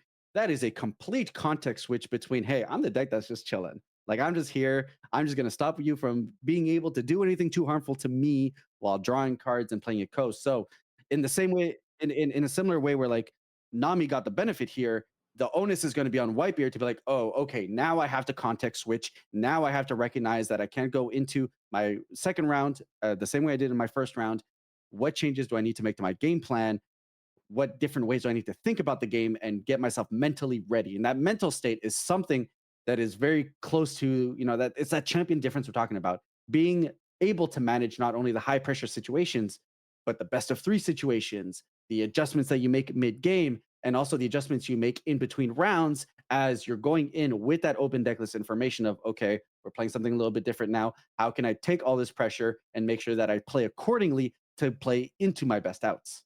Exactly, exactly. But we do have our players setting up. They are going to be at our tables momentarily to play their match. So who do you think is going to take it? Would it be Nami? Would it be Whitebeard? Well, I mean, I have to say, I give the edge to Nami here just off the back of already cleared out one Whitebeard, understands the matchup, and it's a 2-0 finish, which means that, there was opportunity there for the first round Whitebeard player to adapt, change things around, and Nami still got the edge. So that means, and that's with whether they went first or second, whatever advantage they may have got flipped around. So on that front, looking as to how we can kind of reposition that over. I do want to personally give the edge over to Nami, but hey, Whitebeard's a powerful deck. It was a powerful deck for a very long time. The Straw Hat strategy definitely proved itself over in the set 2, 3, 4 metas. So I don't doubt in the power of the strategy. It's not uncommon to have seen the Whitebeard versus Nami matchup, so I'm very excited to see how that'll play out, and maybe Whitebeard ends up flipping that around and saying that you are not going to take two of us out. Exactly. And we do have JCM. He is a extremely prominent Whitebeard player. He's been playing Whitebeard since I don't remember how long. That's how long he's been playing that deck. He's been working around it, finding ways to play that deck in every single format, whether it's with 9 beer, without 9 beer, whether it's straw hats or no straw hats. He's been tinkering with it. He's one of those what you would call and one of the masters of the deck. Yeah. So, at these top positions, we had talked about players like Chris Sock. I mean, Rohit also has some good credentials to his own name associated. So now we're at the point where these non players know their decks incredibly well. And to a lot of them, have also pioneered the ways in how you play these decks. So the fact that we get to see that at this top level and seeing how we best establish these lines are going to be very exciting. Yes, yes, yes. So All right. Looks like we're taking a mulligan here. mulligan for JCM here. So, obviously we're looking for our turn one searchers. But outside of that, what are we looking for our opening hand here for Whitebeard for things that we're going to want to deploy as threats against Nami? So if I'm gonna look in his deck real quick, so I know what's in there, we definitely want our turn one searchers. And one of the key cards in this deck, believe it or not, is Sanji. Hmm. Sanji does allow you to have that 7k swing on the following turn as a 2 cost. That's extremely good. Yeah, just having these big swings before Nami is able to kind of clean up the hand, get some cycles through, draw, discard, trash, the necessary things, definitely lends itself well. So here we do have the quick start with Newgate going first here. Make sure we get that Dawn to make that play, go into the turn one, get a draw, and go from there. Oh, he needs to take a life. He needs to take a life. Yeah, so table judge there. We'll make sure to get that correction through. There's the life take. A little excited. Hey, we are in top 32. A lot of pressure here to get into top 16. It's a big break in pricing. So naturally, players got to go fast early because we know we don't want the game to go to time, but still need to breathe, chill out a little bit, and make sure we go through our play cycles properly here. Absolutely. And one of the biggest thing, right, is as Nami, you have cards to send Kaya's back to your hand pretty often, Hmm. actually. So in exchange, you just need to play cards like Robin or Hmm. Marco to KO the Kaya. And as you can see, the trigger right there, just send a Kaya straight back to your hand. You can just Yep. play it on your own when you need to. Yep, the rubber band of doom there, bouncing back that Kaya and hand. Like, I want to do it again. I want to draw two, fix my hand. And the more and more that Nami's going to be able to do that, then the harder it's going to be for Whitebeard to be able to push through because that hand fixing will allow it to draw into more cards, that allows us to draw more cards, more options to be able to defend ourselves. So we'll see what options are available here for Whitebeard. Didn't really make a play on that 3 Dawn turn, but now we're going to 5. And it does look like we're going to lead into with a Marco. And then swinging 6 wants to chip cards from the hand as much as possible, discarding the Apis for the 2k counter. We do have the peel off. Get it. And Those then passing it back. draws. Always leaving Dawn up because you must leave Dawn up, and otherwise you're not going to be able to play the game as Yep. the way you want it to. We do have Gavel here to trash 2 more cards. All right. It's a little late for me to do it, but next game, I'll start keeping track of I was, deck count for I was Nami. about to say it would be fantastic to have like a deck counter, because at this point I'm just like, yeah, that deck pile's coming together slowly. All right, so we've got our swings in now. How are we committing our Dawn? I've got the All right. counter out. Is that 3 cards in hand? Would it be an ace? And the ace comes down. Ooh, quick ace here, and And we that's will Love go Love ahead. Mellow, allowing to one more draw. Counter out as much as possible, drawing whenever possible. Yep, and very nice swings here. Ooh, but now we find ourselves into another Kaya to potentially be able to fix our hands. But these are the kind of board presences, right? Like, hey, 7K swing, 5K swing, 5K swing, and if you're not finding your any of your removal to at least kind of slow it down, then you're in a position where you need to find even more. So the dwindling of the hand here definitely hurts, and we'll see how Nami is able to respond to this. But at the moment, JCM putting some very solid pressure on the board here. Absolutely. Fire Fist, the KO the Kaya. It's like, all right, you're not sending this Kaya back to your hand. It's staying on. Just getting KO. Just removing it now. I'm going to use Madon for everything else instead. Yeah, 100%. Especially when you know, like, hey, if he ends up having another rubber band, then being able to bounce a Kaya back to hand, fix the hand. We want to like take away Nami's ability to be able to draw themselves out of this uncomfortable position here. Yep. So there we go with a gavel, mill ourselves out. We do have, I believe, 7 Dons remaining to work with. Go with a Luffy swing. Fresh Luffy here, pay the 3. There's the Death Wink. And then swing a 9. We do take our damage. All-Star, drawing 2 more cards, Pretty replenishing the hand that was just saucy. used up. Pretty saucy. Hey, it's pretty good discard fodder, but when it goes off, you'll love those free draws. So very nice here. Exactly. The hand replenish was exactly what Nami needed here, those additional draws, because we just need to keep up. Whitebeard has 4 attackers now, so I need like 4-ish cards, if not a little bit more, to be able to defend through this. So the more and more we hit of those to be able to draw into more gas helps a ton. So those draws, huge. Absolutely. We have a first trigger of a gavel, second trigger of an all-star. We do, let's see, I do believe that's a white snake in hand, a gavel in hand, a death wink, and we have 1 more card. Oh, 2 more cards actually. Yep, 5-card hand here. Whoa, are That we looks just like going? a piece. Dang, he just like, I really want you to take this damage. That's big. How much attack is that? That looks like 1, 2, 3, 4, 5, 6, 13K. Yeah, that's tough. I don't like. Is that worth all the cards in hand? I mean, don't get me wrong. Obviously, we can counter for quite a bit here. We have another Deathwink here. Discarding white snake. All right, so that's 14, 15 right there, getting out. 2 cards in hand here.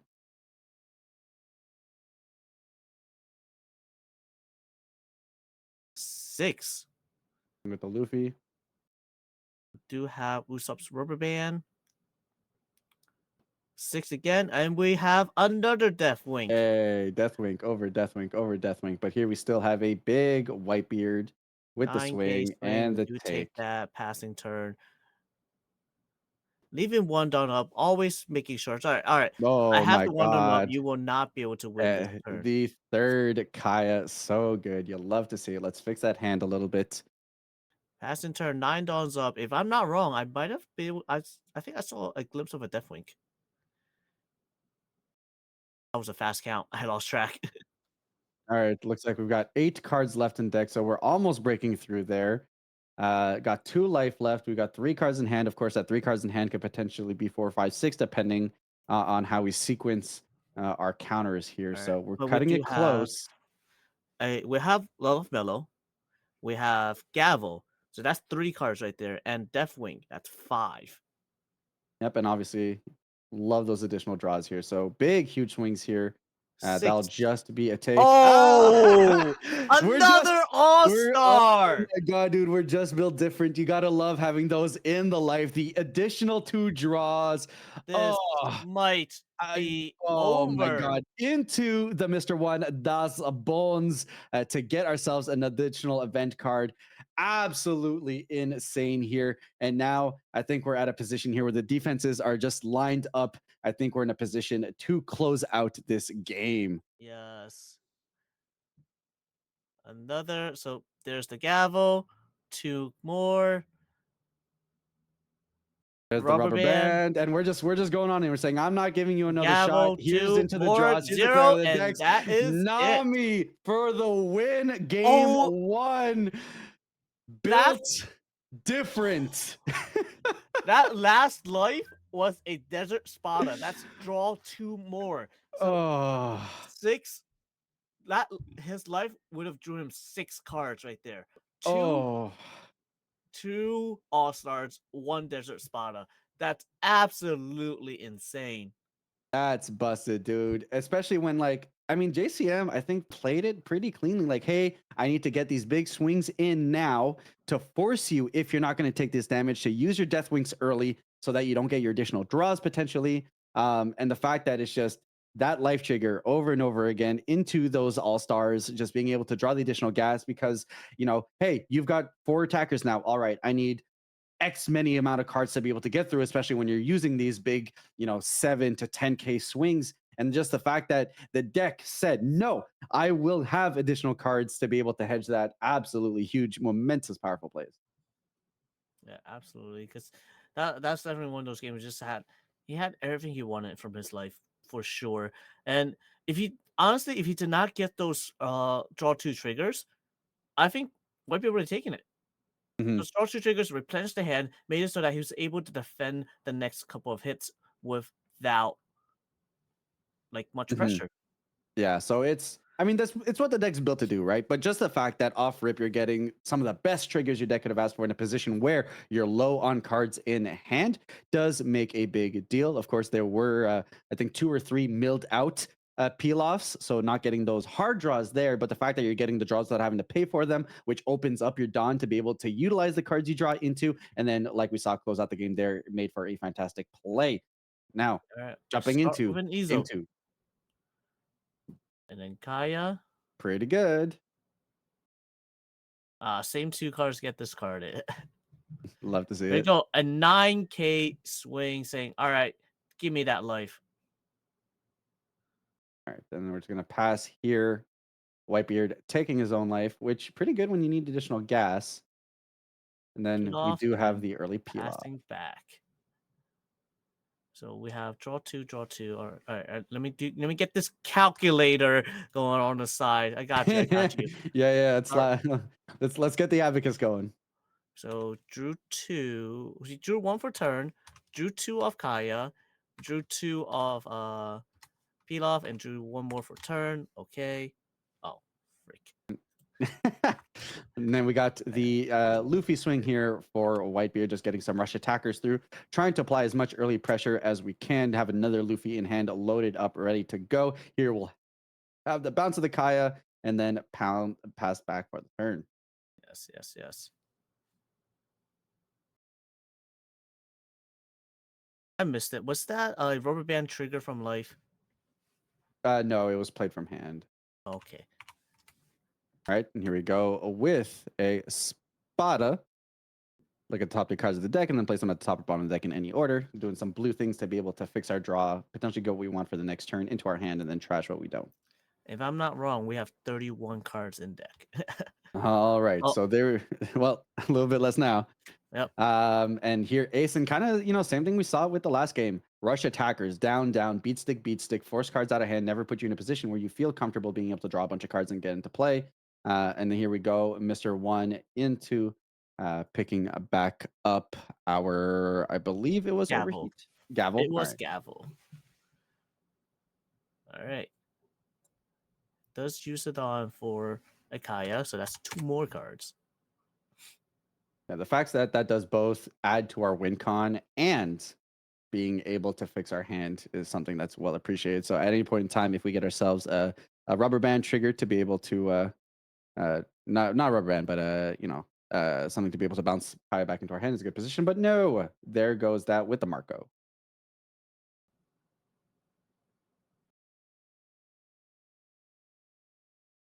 Here we go with the That's Luffy 6K swing. swing. So when playing against Nami, what specific numbers are you going for, right? I think you want to put yourself in a position where you're always forcing them to use an event plus a card if possible, right? Ideally, that would be the case. Right now, it seems like he's swinging 6K because he wants to play around White Snake being a card. Mm-hmm.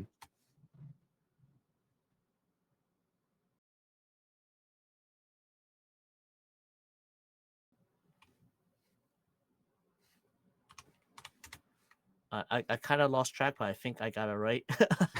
Where are we at? I think 23, if I'm not wrong. All But right, cards. Ballpark. We'll say ballpark estimations here, and then White Snake for the uninitiated. 2 cost counter up to 1 year leader or character cards gains 1K power during this turn, and you get to draw a card. Oh, he just used also just to use it to get rid of it from the hand. This is telling you a lot. This is telling me that there is a Deathwing in your hand. Get rid of a dead card that you can't get rid of so that we can cycle into one that actually draws us a card. Exactly. Spada here, getting another look at our top three, see if we can clean up our hands a little bit before we Deathwink.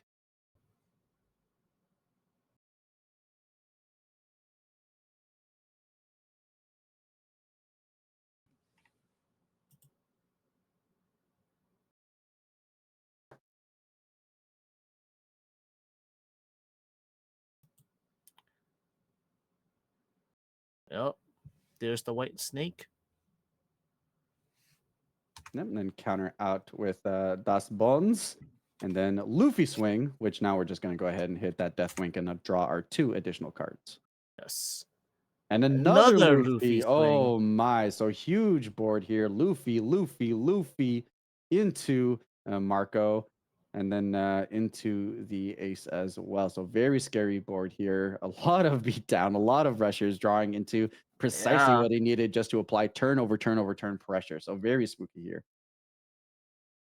Peel off, draw into a couple additional cards in our hand now. And this is going to be a tough turn. This is going to be a very tough turn for our Nami player here just because of how much rush pressure that JCM has been able to lay down here. Here's a Kaya. Maybe we can fix our hand. But every Dawn that we utilize here is one that we're not going to be able to hold up for our plays, which could be very tough. So we just need high level, efficient interaction here. Maybe a lucky trigger, but it's tough to say here with only 1, 2, 3, 4, 5, 6 Dawn available to Rohit here going into JCM's 10 Dawn turn, I believe. Yes, I do believe it is 10 Dawn turn. 13 for deck size. All right.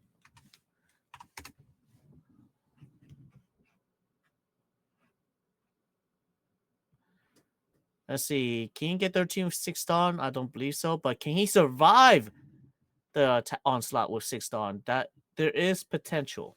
It's definitely possible, but it is definitely a tough thing to call into, especially when we're dealing with a full wide board. So now you can just start slapping Dawn on cards and getting the most efficient swings possible to account for the event cards that your opponent is getting in. So it's a tough position, not impossible, but it'll all depend on how JCM, who in his own right is a fantastic player, decides to play it out here. He wants to play around the Interesting. overheat. He wants to like, all right, you're not gonna send it back to your hand. So getting rid of that, but losing an Losing attacker 5 in the Dawns to process. potentially attack with. That's I don't know how I feel about it. You're losing I 5 feel like Dawn he's being and overcautious, maybe. overcautious, yeah. Yeah, because you lose a 6K attacker, which might not be a big deal when you account for the fact that that cancels out if you out a Kaya that could have been bounced back to hand, but nevertheless is still you do still lose some pressure, but maybe that's not necessary when we're looking at an additional 4 attackers on board that can potentially get there. Yes. All right. From here on, it's math. Yeah, we just gotta. I mean, we based on how much Dawn is up, every single swing will give us additional information because then we know how much Dawn Rohit has to work with. So here is the 9K swing. Takes the 9. Trigger. All-star for a trigger. All right, so more gas here in hand. Obviously, though, we're pinned down by how many events we have, how much they cost. So we do need to be careful here because we do love these replacement effects, but every swing accounts for additional stuff that we might have out of hand. We don't have raw counter power, so once we're out of Dawn, our interaction almost effectively ends there. All right, we're down to 8 cards in the deck. 4 Dawn up. Big swing here from Whitebeard. That's 8. That's a 9K swing. 9K swing. All right, this is 9K 6. swing. Yep.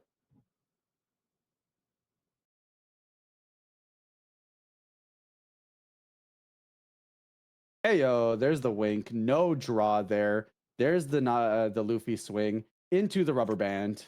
We have 7 cards in the deck. Oh, this was the turn to do it. I mean, no cards in hand. Takes that last one. Can we get the mill out with the 2? Can we get there with the what's the 2 in the hand? 6 cards now. 6 cards now because he drew for turn as well. Yep. And we're just gonna go for game. Like, So can that's I what you're get saying? there? Can you get there? No, looks like we are going to counter out. Unfortunately, the cards did not spell it here for Nami, and it does look like JCM gets there with Whitebeard, applies the necessary pressure. No events, not the right events to be able to draw into anything out or maybe make a comeback. And that's unfortunately where sometimes Nami will kind of spill out. And this is where JCM's mastery of Whitebeard just showed where, hey, rip cards out of hand, give you the least amount of potential possible to be able to close out here. Yeah, that was an amazing game. That's just understanding the math, understanding what your opponent has. Meanwhile, yes, well, just playing the market over the Kaya felt unnecessary, but it was a caution move for JCM because was just not sure. Does he have to overheat? Does he have a way of sending the Mhm. Kaya back to the hand and then have an extra counter? Mhm. Yeah, 100%. And like we saw with those swings, and we were talking about it in game one, JCM lining up big swings that force out the Death Wink without you being able to get your advantage from them is really solid lines here that just really force uncomfortable positions from Rohit. So the fact that he was able to force that through does mean that obviously Rohit wasn't able to dig as much, find out and clean up that hand, and now you're at the mercy of your top deck, which didn't get there. So now forcing into a game three position. Chat, let us know who you are looking to take this down and break into that top 16. Are we looking at Nami? Are we looking at Whitebeard? Who is your champion to break out into this next phase of Top Cut? It's for me. It's hard to decide. I don't know who I want to win because like they're both great players and they both play phenomenally. Mm-hmm. Yeah, I mean, we saw some fantastic lines from both players, both in game one and in game two. I like the lines that they're both taking. I like the aggression we're going in. We saw Rohit recognize, you know what? Hey, it's time for the Hail Mary play because my hand just does not represent a way for me to be able to break through into this next turn. And Whitebeard doing Whitebeard things, just having all the counter power in the world because you're not really ever aggressing him or pressuring him. So Exactly. so he's got all that gas for when that comes around. But hey, you got to take those Hail Marys. You got to play for the win. And we talk about this, right? It's not about playing to not lose or playing to survive, but it's playing to win. So the fact that both of these Exactly. players are trying to Exactly. maximize those lines makes for I very mean, exciting plays. the way Navi wins is by surviving, if you have to Mhm. say. Yeah, so I mean, in a world where Rohit, game one saw a bunch of fantastic triggers to draw cards, JCM was able to play rush, rush, rush, rush from 5 dawn onwards, which is fantastic pressure. So we'll see if he's able to replicate that performance going into this game three. Exactly. All right. Game three. Nami goes first. Passing turn. Is it just me or is that multiple love mellows in their hand? In the hand. That almost looks like a forehand of Love Love Mellows. I could be wrong, but that looks like a full grip of it. All right. So we got a buggy into Ezo. Ezo grabs. That looks like a Marco or Ace. That was Ace. So for the 4 out of 6 cards in his hand are Love Love Mellows. For those who don't know, 2 cost event card, counter up to 1 of your leader character cards gains 4K during this battle, and then you get to draw 1 card. You have 3 or less. So want to see them later because they cycle cards and they also draw you Dig Deep. So these are cards that maybe we're going to try and hold off, stabilize, see if we can clean up our hand, but it's a very awkward here for Nami in these earlier hands. Yep, we do have to pass on turn one, and then 6 into another 6. Oh, a peel off. All right, to get First those 2 trigger. additional draws. So again, the it's very awkward when all you have are Love Love Mellows, but now that we have a bigger grip where we can utilize our other cards that help us cycle means that we're not forced to utilize them for no real value. Getting that draw is very important because obviously it allows us to be able to have extra cards in our hand, but also digs deeper into our deck. So the fact that we have other options now allows us to be able to play a little bit more cleanly, and hopefully we can maximize our value from our cards now. Yes, yes. Right here we are on 6. Would it be a Rush Luffy? Would it be it's a Marco and then passing turns. All right, I'm not even gonna attack you on 7. I'm just all Mhm. I do is just speed your game up if I attack right there. So And he decides, you another know what, peel it's off, time to just pass. massive hand to work with now. Just actually just a grip. So very huge here. And obviously not having to deal with rushers, which we saw in game two, makes a big difference. It just gives you that extra turn to breathe and to be able to stabilize yourself. Yep. Here we go. We started with a 6K swing with Marco. We do have 8 Dons available. That means that Ace could possibly be played here. We have a 2K counter, followed by a 7, We do have the gavel.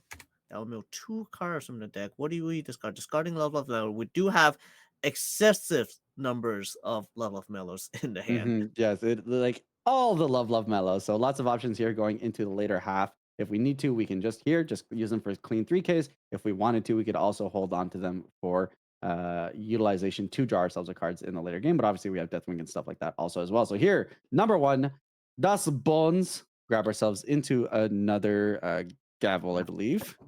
Yep, and then passing turn. 8 dawns available to counter with.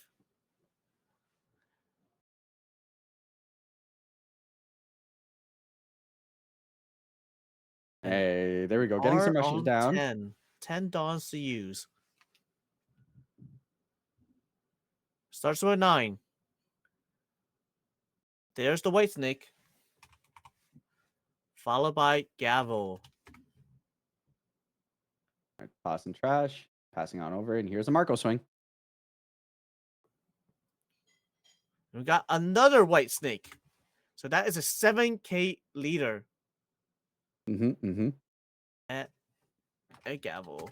So we got 25 cards left in the deck now. And an ace. Hey, another rush. So like we were saying, that rush, those early rush, actually getting a draw off the level up mellow here. But those rush bodies are going to put an incredible amount of work. We saw an insane lineup of rush plays from 5 down onwards in game 2 that made a huge difference. And here, those back-to-back aces are definitely kind of replicating some of that. Although we do get one turn of reprieve and having at least the previous turn not having to deal with it. Yes. We got another number 1 grabbing the back, passing turn. Looks like there's a Deathwink, a Desert Spada, and Gavel in hand. We are down to 21 cards left in the deck. We start with what looks like a Fire Fit. Oh no, a Robin to Yeah, kill it. Robin getting rid of Kaya. Saying, hey, Nami, how about we don't let you fix your hand for free or get an additional 2K counter, depending on if you're able to bounce the card back to the hand. And then we're what? 2/3 of the way through our deck now, as far as Nami's We concerned. got 21 cards Left. All right, quite a bit to work through here for Nami. A lot of cards in hand, though, to work with. A lot of Dawn up. Now we got to figure out the math. You see, I'm trying to figure out. We do have 8 dawns, so those 8 dawns, who knows what you can do. Yep, and we do know that a pair of white snakes are out, so we can kind of hopefully be a little bit more greedy with our plays now to try to force cards out of hand. Now, 1 card in hand. It's Screaming Deathwink. So just swing 5k and just eat the Deathwink. Yep, there we go. There's a Deathwink. Draw 2 more cards. Swing in for just a clean 7 here. Takes the hit. Oh. Going down to 3 here for Nami. And then here's the swing for 9 from Ace. Another hit. Down to 2 life here. Another 9. Whitebeard swing. That is the last attack for the turn. Does he counter? He does. He uses Gavel. Those additional 2 mills. Followed by Rubber band. We're down to 14 cards. You draw 1 for turn. We have 13 cards left in the deck. All right, so very tight here. Down to 2 cards in hand. I mean, obviously, we get the additional 2 here from life as well, depending on what it is. Kaya to fix up that hand. Very nice here. And obviously, the Nami swing to just clean up the board a little bit, get rid of an additional attacker that we don't have to worry about. Yep, discarding 2 and then passing turn. This turn will decide it all. Will there be triggers to keep Rohit alive? Here is the Robin. Let's get rid of that Kaya and let's produce our turn here. And let's see if Rohit can work through this, depending on what his life triggers is. Maybe potential to be able to draw into additional cards. You know, if we hit an All-Stars here, we hit a Spada, we hit a Peel Off, anything to be able to kind of draw into something. We're considering the trigger. It looks like that'll be a take into hand. Can JCM math out the Dawn? 9K swing here. 9k swing. There's the white snake. Love that white snake putting a huge amount of work. Overheat. Hey, you love to see the overheat. Back into hand. It's only a 1K counter, but hey, that's additional counter power. Next, we have an 8k swing here. Into All-Star for the last trigger. Never not have the All-Stars, the additional draws. Let's see if that now produces enough defensive power for Rohit to be able to get there. 0 life now. Whitebeard mathing it out. We got the 1K counter here. Whitesnake producing that work in terms of making our Nami huge.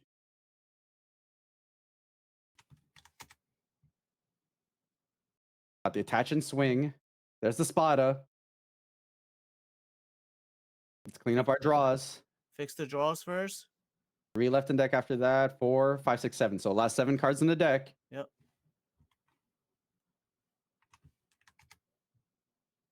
We're in the tank. This will be the deciding cycle because you know you're going to be able to draw at least 1 or 2 of those.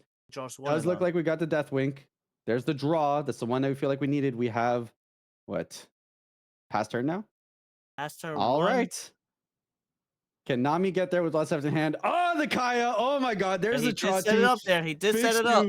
Yep. We knew he placed that there, knowing that he could get into his next turn. Now, can he line up the draws to guarantee this closeout here? We do pitch the buggy. We do have the pay 2 here.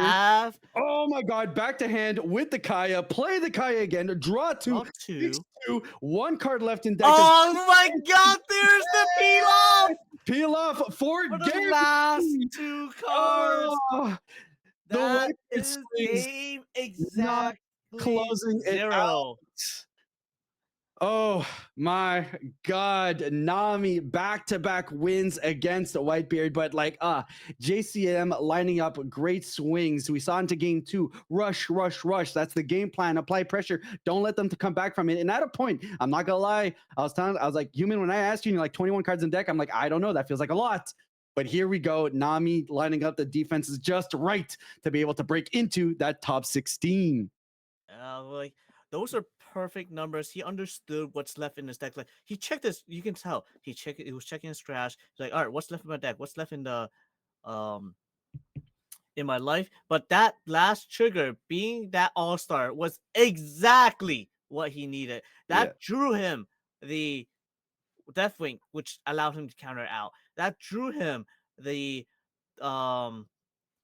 like he had the there's a spot already. He had the 1K. The spot in the hand. Needed enough counter to get out of the Whitebeard big swing, and that definitely was exactly what we needed because it also allowed him to draw 1 more card, and that 1 more card it was fixed by Desert Spada, knowing what was going to be coming up. So he has the Kaya coming up. He has the Brickfist to bounce the Kaya back to hand. So he's like, all right, am I able to draw that last peel off to end the game? Yeah, absolutely huge. And like we saw, peel off early game did a lot of work in terms of fixing the hand because we're looking at 4 love mellows. We can kind of be really awkward. You're not really getting any value of them depending on how early you play them into the game. And now having, late game having drawn into the pieces you need, right? So those draw 2s are susceptibly powerful. Drawing cards has always been powerful in card games, but especially when we're trying to dwindle down our deck. And I mean, Kaya is incredibly susceptible. Like you just need to be absolutely careful. And look, we saw how much value JCM put on getting rid of Kaya. I cannot allow this Kaya to stay on board explicitly because of plays like this that Rohit's able to make into. Hey, if I can cycle this Kaya over and over and over again, that's a 2 dig. I can fix my hand, I can recur it, and it just makes these insane loops where it was able to close out the game. Yeah, you just have to understand a lot of Nami players, there are Nami players that don't play the Kayas from their hand because they think, all right, I can't play this because I need the counter. You have to be able to proactively play the Kaya because that Kaya is what allows you to get closer to the bottom of your deck. It's 2 less cards in your deck. Yes, you're losing a card in your hand, but you're also fixing your hand at the same time. So, all right, I need this. I don't need this. I need this later. So let me hold on to this, but I don't need this at this immediate point. So let me just get rid of it and just, I have enough to survive. I can push on to next turn, push on to the following turn. All right, as long as my triggers work right, I'm set. 100%. And I mean, kudos to JCM, right? Because you have to consider so many different ways to attack because like, oh, if they've got Snake, well then, that 1K for the turn throws off all my math. So instead, do I go for big swings to not get punished from Snake? And it's just, it's that balance you have to strike between, all right, what's in your trash? What have we seen? Now I'm working with that information to know what do I have to play around. Also, I need to mitigate, like, using removal on things like Kaya never feels good because obviously you're losing a bit on that momentum. You can use those on to strike in, but you just need to get that balance between getting rid of just enough pieces and accounting for just the right amount of cards to hopefully be able to get there. We saw that happen in game 2. Fantastic rush pressure. How much rush will we be able to establish in game 3? Got a decent amount there, but I think just shy of a turn of maybe seeing a Luffy on 5 or something of the sort to be able to have pushed through, maybe get us there. Super close, nevertheless.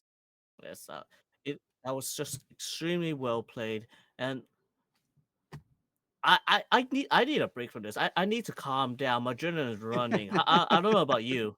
Yeah, absolutely. 100%.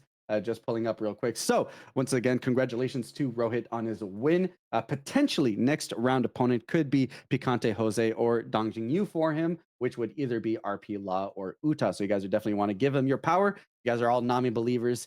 Shout outs to him and what his potential next round will be. But with that said, that was top 32. Exciting match round. You guys are definitely going to want to stick around. We're dropping keywords throughout the entirety of the stream for an OP07 box giveaway. So you guys are going to want to be here. Let your friends be here. Get your family here to catch the stream, catch those keywords, get those additional entries for Yes. whenever we end up dropping that box. Yep. And be sure to respond. Get your siblings too, but you just might not see the box if you do though. You might not. So with that said, very exciting top 32 match went down to the wire. Hopefully the rest of our top 16 onwards will be just as exciting. Every player from this point onwards has broken through that threshold, gotten their top 16 prizing, top 8 on the line next to see if they can be a player to claim that serial and have themselves titled as one of the best players to walk around right now. And with that said, we'll be right back shortly with the day 2 of the One Piece card game at Mesquite Offline Regional. Yep.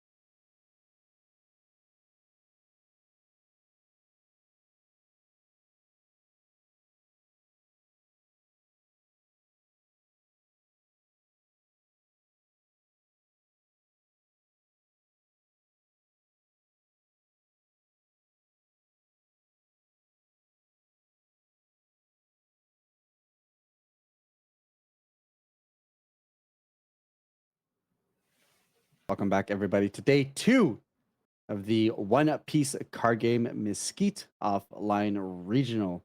We are 2 rounds deep, having broken through top 64 and top 32 as players finish playing that out for us to soon be able to break into Mm. top 16. I'm Espira, joined by my phenomenal co-host, Human. How are we feeling? I'm feeling great. That was the one of the most exciting matches I've seen thus far in this entire tournament. Having multiple life triggers, you come down to the end where it's all about that last life. If that last life gets me there, I can have a chance. Last life gets me there. Now, will I find the last card in my deck that can win me the game? Yes, I can win the game now. But it's one card out of four that he could potentially draw. Yeah, so very exciting there to just like rip it through and then, oh, top of the deck, set up for the Kaya into the additional draws, fix my deck, boom, boom, boom, and just the fantastical finish of that winner speed, when you can feel and taste the win and you just see play, draw, when the cycle and the sequences are built out into your mind. I love seeing that energy, but great back and forth from both players 100%, as we were seeing JCM there, just applying that pressure, getting those rush bodies, knowing that he needs to swing, work around the awkward numbers that Nami's events can create, but still having the cool common collection from Rohit to be able to fix through that, to break through and get that top 16, breaking into the upper echelon of the prizing. And from here on, it's just gravy from here as the players can go on and on and on. Absolutely. Like I can't wait to see more of these kind of matchups where it's coming down to the wire. Can you egg out that final win? Can you get that perfect math at the end? Is there enough for you to get the win?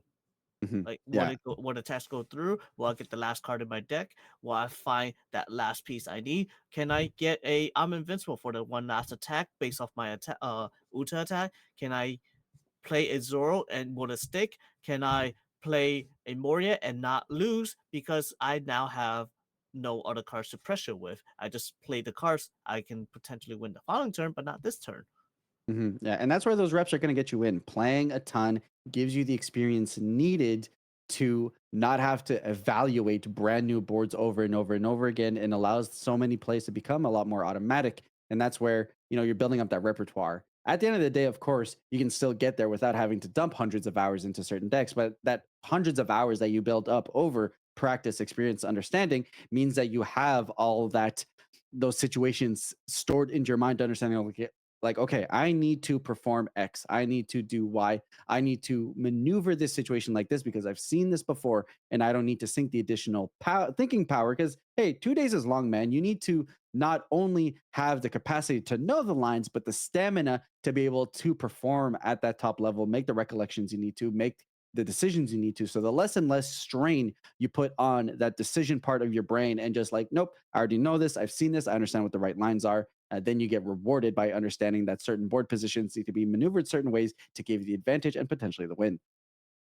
You know, like just knowing your cards. Like I said, we talked about it earlier about knowing your deck. It's not about just knowing your deck. It's also knowing your opponent's deck, and Mhm, that's where having an open deck list, knowing what cards in the deck, knowing what outs they have, which is why JCM said, "All right, I'm playing this Robin. I'm KOing the Kaya. I'm gonna play this Sparkle. I'm KOing the Kaya because I know you have overheat.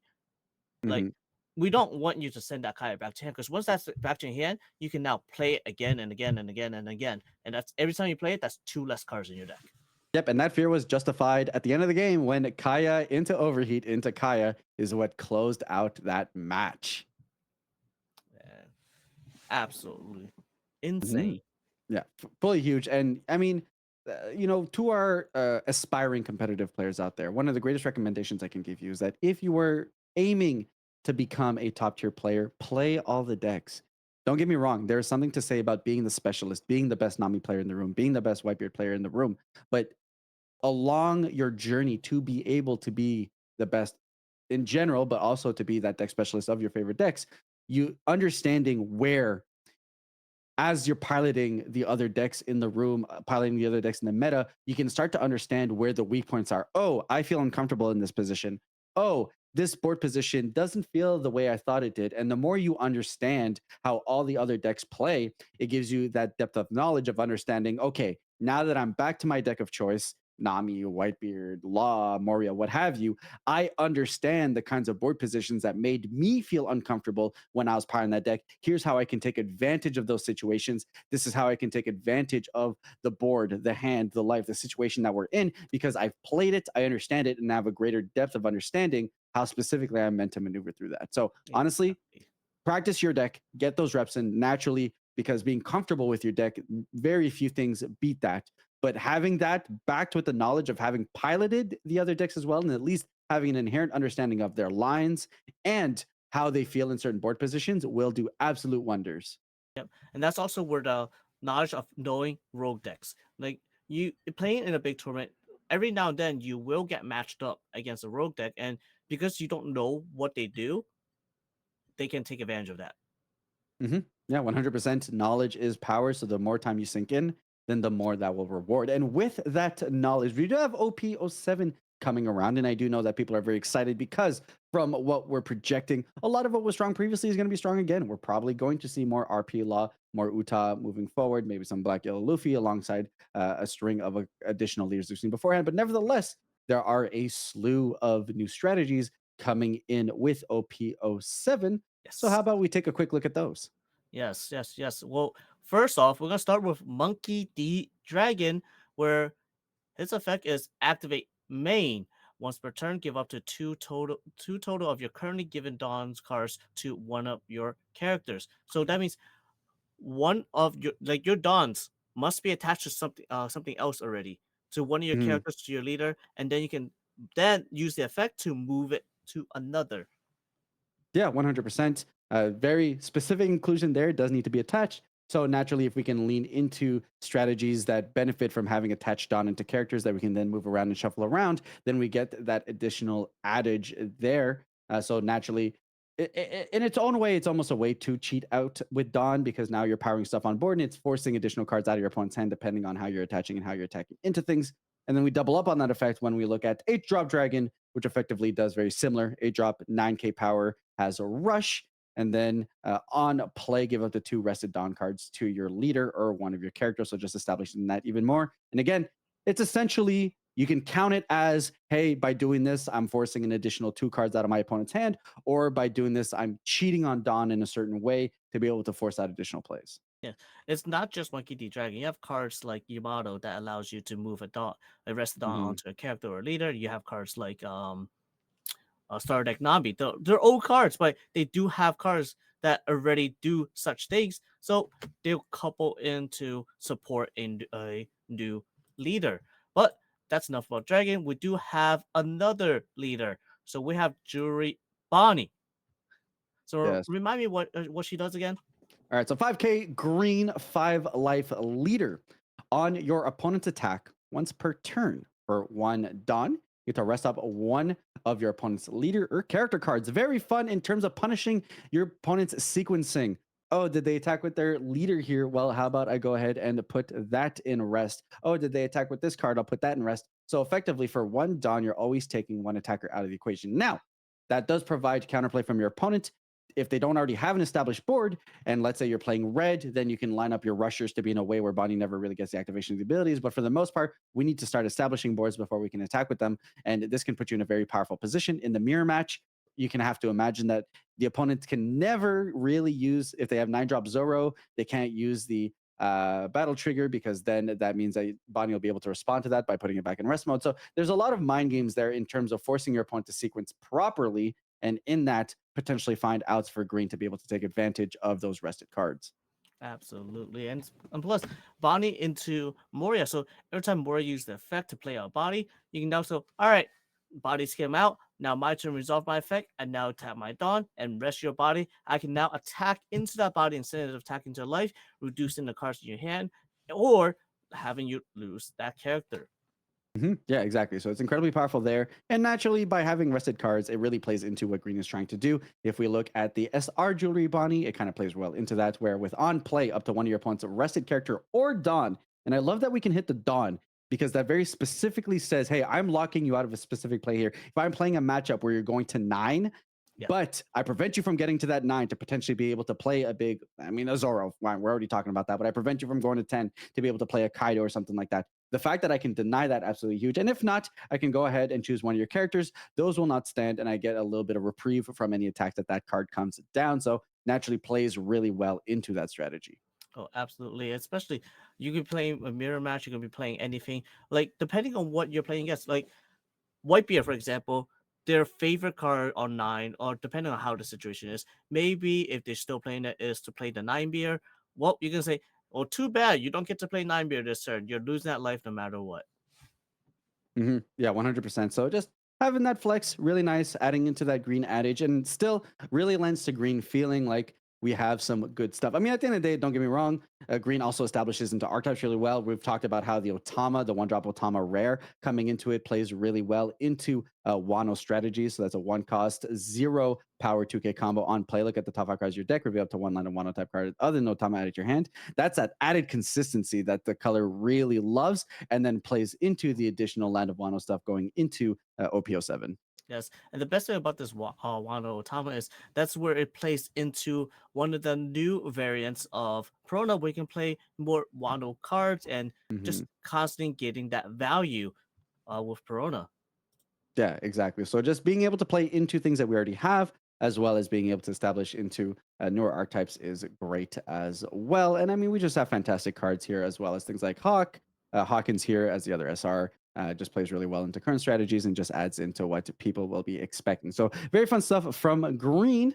And then we pivot over to everyone's, well, from OPO7's hype, everyone's favorite girl here, Boa Hancock. Yeah, Boa Hancock. Your turn once per turn. This effect can be activated when a character is removed from the field by your effect. If you have 5 or less cards in your hand, draw 1.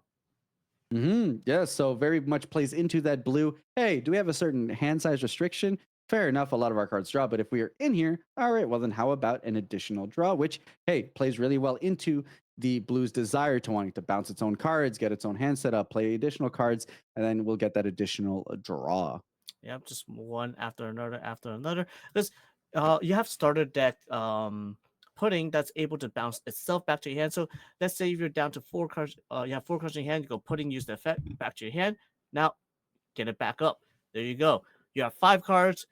A card did get bounced by your own effect, so you get to draw one as well. That's an additional card you drew. Exactly. So a lot of fun there in adding, additional ways to be able to play into the strengths that blue already has. But hey, there's no shunning the fact that within blue as well, we have some fantastic support for other decks. So when we look at things like 4 drop Croc that plays into Dofi, we saw Dofi in OPO7. We saw the fact that it played into it, and the fact that we're getting these additional 4 drop warlords that are able to play into that strategy. So for on play for 1, you get to return up to one of your characters with cost of 2 or less into the owner's hand, plays into what blue wants to do, especially when we combine that with 4 drop Jinbei, which on play you get to play up to 1 warlord type character with a cost of 4 or less other than Jinbei from your hand. Now adding, already we're doing these fantastic board extensions by playing into Moria and stuff like that. That was already provided beforehand, but now we're playing into this Jinbei to play into more 4 drop warlords. And I love that refreshment that we're bringing into these legacy decks, even so far out as OPO7 when we're looking all the way back to set 1 leaders. Yeah, but you can't forget about the new SR Boa Hancock that is on play up to one your opponent's character other than Luffy cannot attack until the end of your opponent's next turn. Then place up to 1 character with a cost of 1 or less to the bottom of the owner's deck. But here's the thing about this Boa Hancock: it is a generic character, so you can place it in any other blue deck if you choose to do so. That means decks like Vivi can be seen in play again. Whereas, all right, I get to freeze a character, and if I have enough Dawn, I can give it Rush using Vivi's effect and draw 1. That's immense. Yeah, 100%. We love the versatility. I love the ability to freeze a character. It's very much in the world of just stunning it, keeping it down, not having to worry about it, especially in a game where we do have summoning sickness, which means cards are going to come down. And if you can prevent those cards from being able to play out, then it lends itself to just giving you that longevity, that health, especially in a color like blue that really loves to be able to get a free turn to maybe set up for things like getting additional draws, getting additional resources, and the like. All right. And we just got notice that our players are sitting down. They are getting ready for our round. But before we get started into the round, we do have more leaders to introduce to you. Yeah, 100%. So we'll rip through these while players get set up. They do have a little bit of time to be able to shuffle through. So Foxy is the purple lead. Effect when attacking for Dawn, -3. If you have 3 or more Foxy Pirates, that's right, the Foxy Pirates are coming with OP07 type characters. Select your opponent's rested leader and up to 1 character card. The selected cards will not become active in your opponent's next refresh tab. We were just talking about the power of being able to stun stuff on our opponent's board. Now the fact that we can utilize that for 2 characters, and of course in purple's mighty ability to be able to do it for free for what you're essentially losing on later Yes. turn tempos is can be very powerful in the right situations. Oh, absolutely. And especially a purple where you can play a lot of cards that can ramp you back up for what you just used, and then cards that can just set up. And yes, you're going -1, but you're also playing more characters. You're just going so wide. Exactly there. So, I mean, obviously, great bunch of great purple support cards. We got like Sanji and stuff like that. So, a lot of things to look into. Definitely dive into with this set for new and old leaders. Peeping into black, though, we do have Rob Lucci, which is aiming to be one of the premier black leaders. Obviously, we just said goodbye to Sakazuki, but to kind of turn flip, CP0 turns its head here with Rob Lucci. Effect when attacking, you may trash 2 cards from the top of your deck. Give to one of your characters -1 cost during this turn. Give one of your opponent's characters -1 cost during this turn. Yep, that's another way of reducing costs. And just being able to get that cost reduction will allow you to further enable your plays to reduce costs some more, and then being able to KO characters or what you need to remove from the board to get control of the board. And of course, like with all black things, Kaku really feeds into that trash setup. On play, may play 2 cards included. Plays 2 cards with the type including CP from your trash to the bottom of your deck. And in order to give it to one of your opponent's characters, -3. So hey, -1, -3. Feed the cards back in from the trash into the deck to then line up for things like Lucci removal and all these powerful cards that we've already come to know, love, and for some players hate going into and facing black. Yep, and then last but not least, we have our last leader to be introduced, Vegapunk. Yes, sir. So here we got the effect. This leader cannot attack. Not the first time we've seen this. So hopefully his effect is strong enough to kind of push through that. Activate main once per turn for 1 Dawn. Select up to 1 Egghead type card with a cost of 5 or less from your hand and play it, or add up to the top card of your life cards. Add it to the top of your life cards face up. So a lot of versatility there in terms of setting up triggers, setting up our board, and hopefully the egg head cards can establish us a powerful enough board to make that worth it. Yes, and the A-head characters have a majority of them, if not, yeah, actually no, just majority of them are 5 costs, so they do allow your effects to go off, and they all have some kind of trigger, whether it's playing the card, allowing you to search, drawing cards, removing a card from your opponent's board.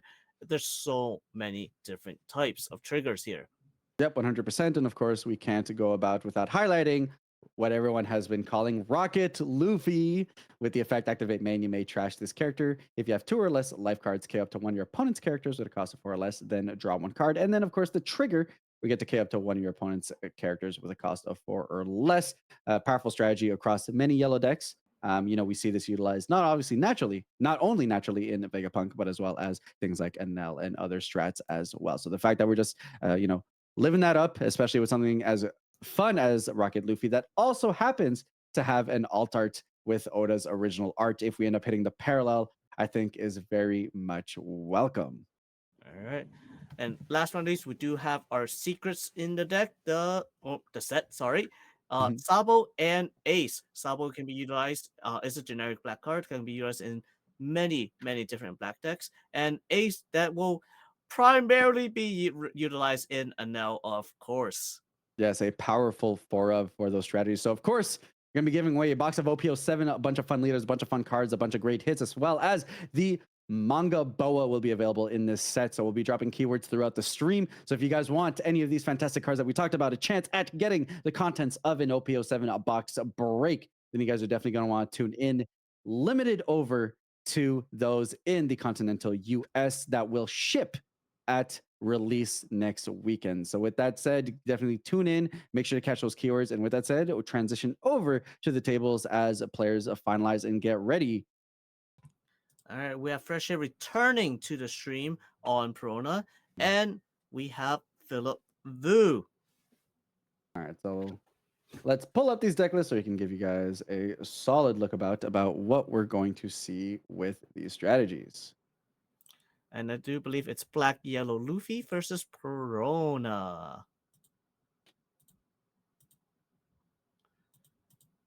All right here, and yep, absolutely right. So black, yellow, Luffy here. Looking at that list, pretty standard stuff. If we go based off of this list, this is a pretty decked out deck. If all the alt arts show correctly here, so we should be in for some fun bling. Pretty standard for the most part for what I'm seeing. Of course, we're still running the Moria, still running that lineup of the youth versions as well as the adult versions. And then all that consistency pieces with our one drops. Yep. Now, this deck, we do have the Zoro, of course, so that is definitely one of your key cards to winning this. And of course, we definitely want to have Dofi. Dofi is definitely one of those extremely good cards in this matchup where, all right, my leader swung for 11k last turn. Now this turn, it doesn't get to do anything. It just sits there. So we'll see how this plays out. I mean, we've seen a multitude of strategies here against Black Yellow Luffy, whether it's playing it aggressively, played slow, and we'll see how Perona here will maneuver this matchup, whether that's being playing aggressively or not. I mean, we do know that Perona leans more on just playing good strategy cards and being able to play a bit more of that fair game. We'll see if we can just play mid-rangey, establish boards. We do have that very scary lineup of 2 Zoros, 4 Don Flamingos, 4 Morias. So very powerful lineup here in terms of the top end, and see if we can establish those before giving Luffy too much to work with. Absolutely. So there is the Baby 5. Baby 5 is a pseudo blocker. However, we do have that Flampe on board. So Flampe can attack into the Baby 5 and then leader can go into face instead. Yep, and there we go. Trade for a trade here. And then let's see where we line up with our 3 Dawn. All right, so while we get through the search here and the players go through their pretty substantial first couple of turns, I asked you this yesterday and we kind of got cut off before an answer. Are you a multi-Dawn user, or are you a purist using one type of Dawn with your decks? Well, it depends on how what kind of dons I have. If I have a set of straw hat dons, like you see Philip Vu has, I would be using one of each. But if I have 10 Gear 5 dons, I will use 10 Gear 5 dons. All right, there we go. Yeah, I can understand. As long as there's some sort of thematics to it. I'm a purist. I like consistency across, Yes. but I can appreciate, hey, we got a thematic across the dons. I can accept that as well. So resting the Garp and then attacking into the Garp, it is stronger than the Flampe. We got brand new. Yep, brand new here. Like a whiff. Oof. I mean, at least it's board presence, kind of. And then another Baby 5. Yeah, so here we go, looking into the top, taking that Doflamingo. Yes. So chances are Flampe is going to attack into Baby 5. You're going to have brand new attacking into the Flampe. That's just what I'm predicting is going to be the next 2 turns. Yep, absolutely. And hey, at least here with Perona, we're capable of setting some cards into rest, which then means that we're getting attack targets that help clean up the board without having to attack into Luffy. And really just saying, like, yes, Luffy, you are going to have to be the one that commits into taking your own life. And then here, Philip Vu recognizing that just says, hey, that's fine. I'm just going to play good bodies on curve as well. And then eventually at some point, I'll be able to get my leader for full effect. All right, so here we go. Perona into 5, 6. Dawn. We'll go ahead and rest that and just continue on our way to do some board cleanup. Brenu may have whiffed, but hey, at least it's an additional attack to just get some stuff off the board. And then we're going to use our triggers here, or we're going to use our leader ability to be able to neg the cost. No, he did not neg the cost as he already used the effect to rest the Yep. To rest. Yep. The Flampe is gone. Rushed it a little. Oh, there's the camera bump. Yep, Sabo's so powerful that he went ahead and adjusted the angle that we're playing with here. And then there's the pitch of the brand new. And he's thinking about that Dofi. He's like, all right, do I really need multiple Dofis in this hand? Or will he discard the So I think he rushed that turn a little too much right there. So if he took his, Yeah, it was a little slower on that. He's like, all right, if I choose to to reduce the cost of the ace instead, just hit one of the flambés and then just play the Ryuma to KO the ace, I think that would have been a little bit stronger as a turn because flambe is not doing as much damage as the ace would. yeah, that's definitely a more comfortable position. That's speeding through our plays a little bit too quick, which, hey, these things happen. We're now in a top 16 position. That pressure gets to you, the desire to play quickly so that we have time to play out through all our games. So, hey, can't blame them too much there. But that's where, taking a breath, making sure that we sequence our turns accordingly. But hey, not over yet. Still got decent board presence, at least against this ace and Luffy. And we'll have to see how our black yellow player here decides to maneuver this. Yes, we do have 7 Dawns available for Black Hero Luffy. We are still at 2 life though, however. That means you will not be getting your leader effect anytime soon unless you have more Flambés or Hioris, anything along the line to allow you to use your leader effect. Look like we're considering the attached Dawn here. Pay the 2 over 2. Hiyori to grab the top life, now stacking one of the cards in your life. Paying 2 for Baby Luffy. Baby Luffy effect will then play Big Luffy. Yep, love to see it there. And of course, big Luffy here. 5 cost 6K. Activate main. Once return, this character gets 2,000 power until the start of your next turn. And then if you have one or more life cards, draw one card, trash one card from the top of your life card. So we can kind of coast there. But potentially, of course, can set up for the 0 life for the triggers if we really wanted to. Yes, yes. He does use the adult Luffy's effect to trash one as well. So in there goes an ace, and then we got the 2 attached on the Luffy, lining up to be able to set up our life if we wanted to. Yes. We have. All right, there's the Luffy's effect. Placing 2. We got ace on top, Sabo on the bottom. We start with 8K, going at lead. There's something to say here about Eight, having there's and then something block. to say here about having done your attacks before going into all these plays, though, just to like not give our opponent all the information necessary. I don't know that it made too much of a difference in the way that they sequence here, but I do think that if you're committing to attacks that won't change the board presence much, may as well give our opponent as little information as possible before committing all our Dawn, and then they just know how to play perfectly into our plays. Yes, there's that. However, for Luffy, do you want to get the extra bonus first before doing so? And there is Verona using effect, reducing the cost first, and then playing out Ryuma and blocker Rosinante. Ryuma would then KO one, and blocker Rosinante will be played off the effect on tap, so we do have available as a blocker. Mm-hmm. All right, so there we go. Clean up the board a little bit. Got rid of that ace. So now facing down some potential powerful lines now, especially with our life setup in the way that it is, especially since now we're going into guard, potentially find a kid, kind of go from there. Yes, and we do still have 8 Dawns available. So if there is a Moria, both cards from your life can be played. Is it just me, or was that Moria on the end? Might be.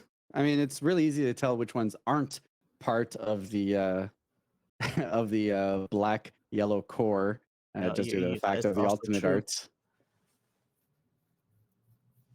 It's all right. I don't need to play the Moria yet. He plays Mm-hmm. Ace. Little Ace would then play out Big Ace, giving your leader plus 2,000. And do we have the little Sabo? We Looks go like we're going to leader Luffy. Luffy Okay. effect. Draw one first. Very nice. And then just reset up our life once more, kind of give ourselves a little bit of a reset there. Yes.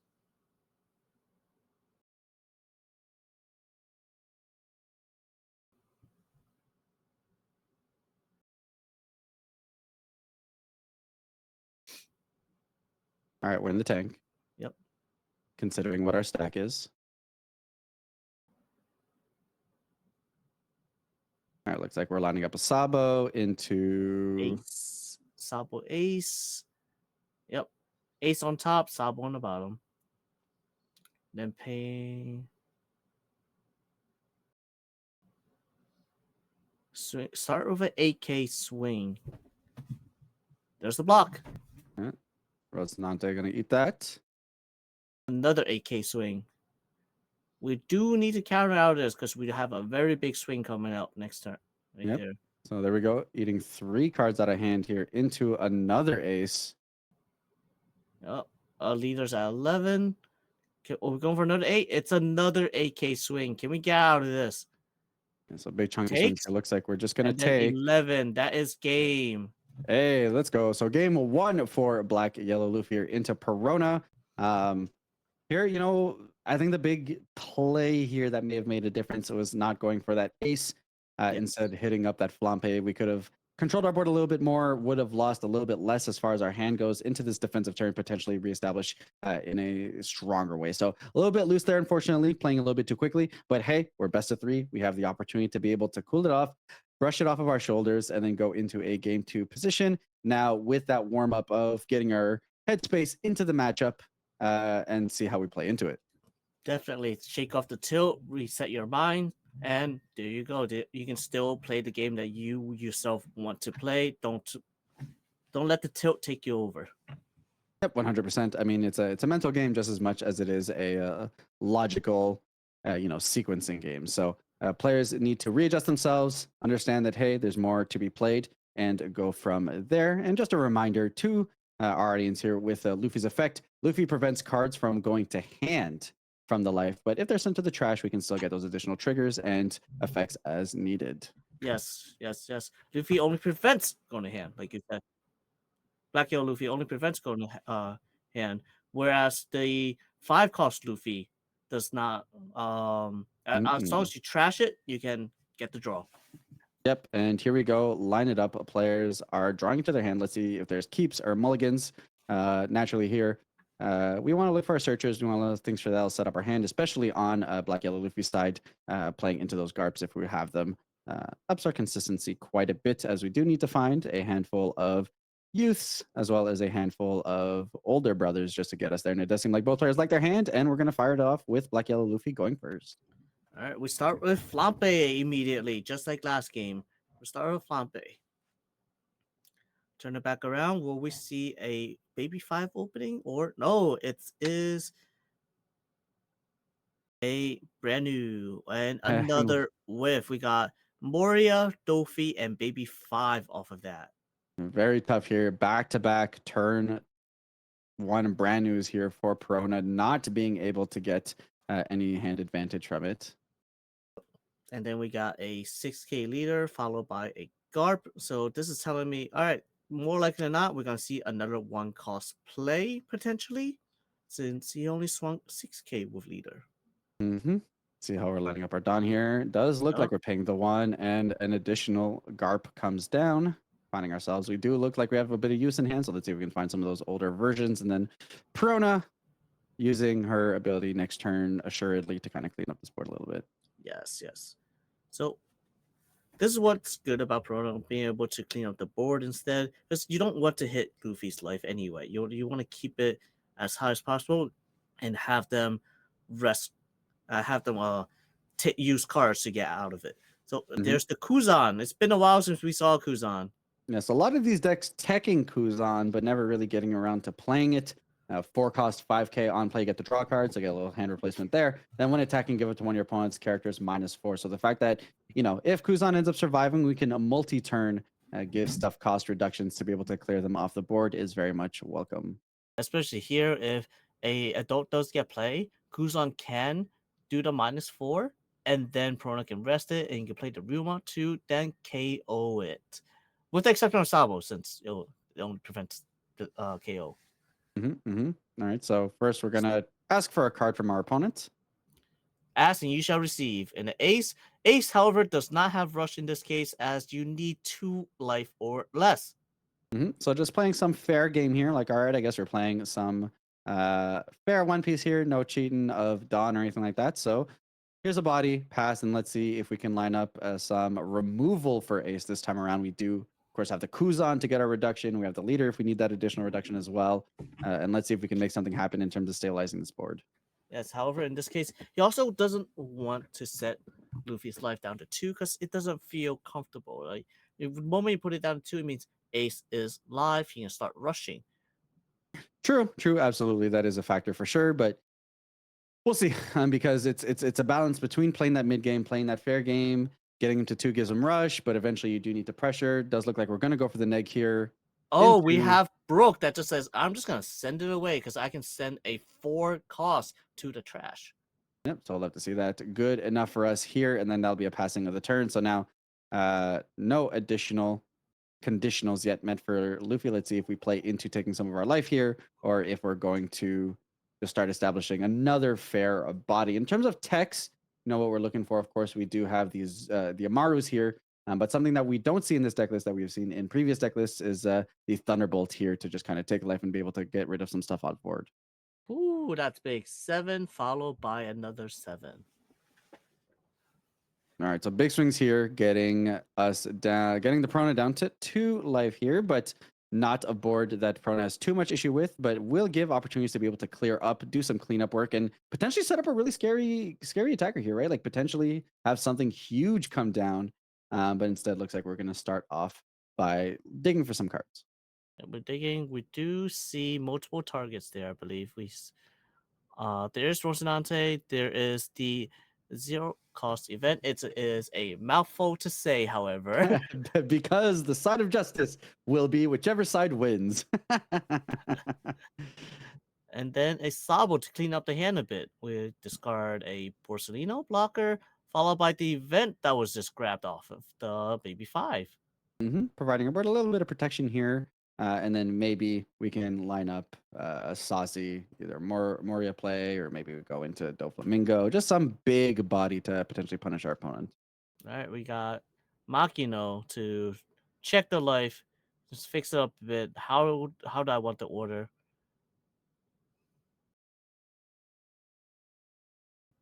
Down to 1 life from the looks of it here for Two our. life. There's 2 life. It's stacked up right now. Got it. We have 2 life over there. All right. That's on top. All right, so we have all the Utes now. Let's see if we can line up with some bigger bodies at this point. And this is where I have to think, all right, am I stuck playing fair? Do I have ways to be able to get my life down? What am I doing, especially in the face of a board that we need to contest a little bit, do a little bit of cleanup work ourselves? Yeah, with the existence of Sabo right there, it makes it impossible to even try to go for game. So it's just like, can I clean up? Can I attack in certain ways to maybe get some stuff on board? And even then, like what, we're attacking into maybe 5, we're attacking into brand new. Like, sure, get some off board, but it's not like we're making a big presence at the moment.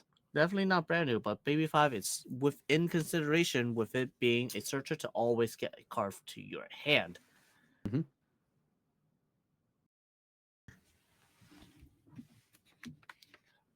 Back into the think tank. All right, so it does look like we're struggling for plays here.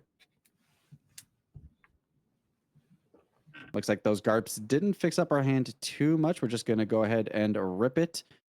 Do go ahead and play. Sabo, but do not use the effect to trash the top life to KO something because we just played a Sabo. Yep. Sabo stopping Sabo. Classic. So at least we do get ourselves a some kind of body on the board here. At the very least, does look like our hand is pretty filled up with the youth versions of the cards, but at the very least, this Makino was able to fix up our life a little bit to be able to kind of pseudo blind play into it. Big swing. Very, very big swing. I'm just gonna block it. That's I don't care where you're attacking. I'm just gonna block it. All right. Well, with that, and this is where that playing slow, right? We're not giving Luffy options to be able to stack his life in the ways that he wants, and now we're able to kind of give some of that punish here. And now we're in a position where, hey, 1 life is essentially 0, depending on how things play out. And there it is, the stun on both of the cards. Fantastic play here. Yep. He swung with the Kuzan saying, all right, your leader's 7k anyway. It's not doing damage. That's perfectly fine. Now I get to rest your Sabo and Dofi stun. Yes, absolutely. Now you're in the face of a 10 drop, 10k power Dofi that can now really start applying pressure here. And this is what we're saying, when you start dropping these big bombs and the opponent has no response to it, and hey, like what happens if we just do it again, you know? So The fact that next turn can line up to be very scary here for Luffy, especially since we're having just an awkward time trying to set up our life, then trying to set up the stack of the deck. But it does look like we're hopefully going to be in a position to be able to do so going into this turn. All right, we got paying 2 for Hiyori. So, all right, then we fix up that life. Put this card there. It's presumably Sabo that was just grabbed off of the search. And Yep. there's the Sabo. Little Sabo would then play Big Sabo. Kind of need to pay 2 dons if you have it. Oh, there's the 2. We There's have the 5 two. dons remaining. Get that play, and at least now our leader is potentially online for getting some additional setups. All right, let me get rid of this Amaro. We don't need this anymore. There's one of them. Now, to toss the big, yep, that is the adult Luffy, if I'm not wrong. Leader is now 7k. Now using the effect to bring back Ace and Luffy. And paying There's- 2 for the Ace. So let's get a little rushing action. Maybe we can clean up the board some. Yep. We got an 8k swing. You can either go at life or the Kuzan. Looks like we wanted to swing, but then gave another consideration, thinking about it, and looks like if I had to interpret that, I think I'm interpreting that as a leader swing here. I assume so too, because Yep. the Kuzan's already on board. It's getting value. If you swing Mhm. at leader, you swing at Kuzan. They're almost the same thing. Yep. So Need to counter out attack there and with rest it. whichever side wins now, and let's see these big cards put in some work. Attack into another and Do it trophy again. number 2.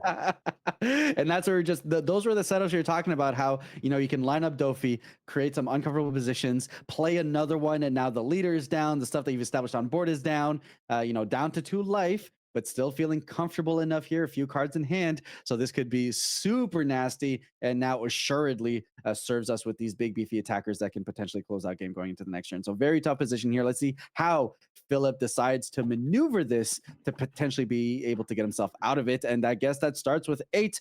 Is the time to see the boy. It's Moria time, right? Because we do need to play the Moria. We do need to get those big bodies on board. Because if that big body doesn't land, I don't know how you're gonna put in the pressure. Because we have 2 life still to get through. So And we now your do. board just stun turn after turn after turn. You're definitely getting a Luffy back because you need a Luffy to take that last life, and potentially even play over the Sabo just so you can use the Luffy leader effect to get the Sabo back in to play the Sabo again. Yep. So here at least we've got the benefit of being able to replace the cards on the board if we want to, but we are also at 1 life. So it creates this whole odd situation where we can yoink a card off the board and then potentially get 2 to start doing some replacement stuff. But nevertheless, let's see the swap out here, the Machina as well as the Sabo. Yep. So there's the Luffy to play out the Luffy. Adding Get that. 2. Yep. And we can't understate how powerful that additional 2k is. It just puts in a lot of work in terms of just like, all right, let's give me a little breathing room here. Especially in the face of 2 10Ks that are going to be trying to run through to that side of the board. All right, here is the Sabo.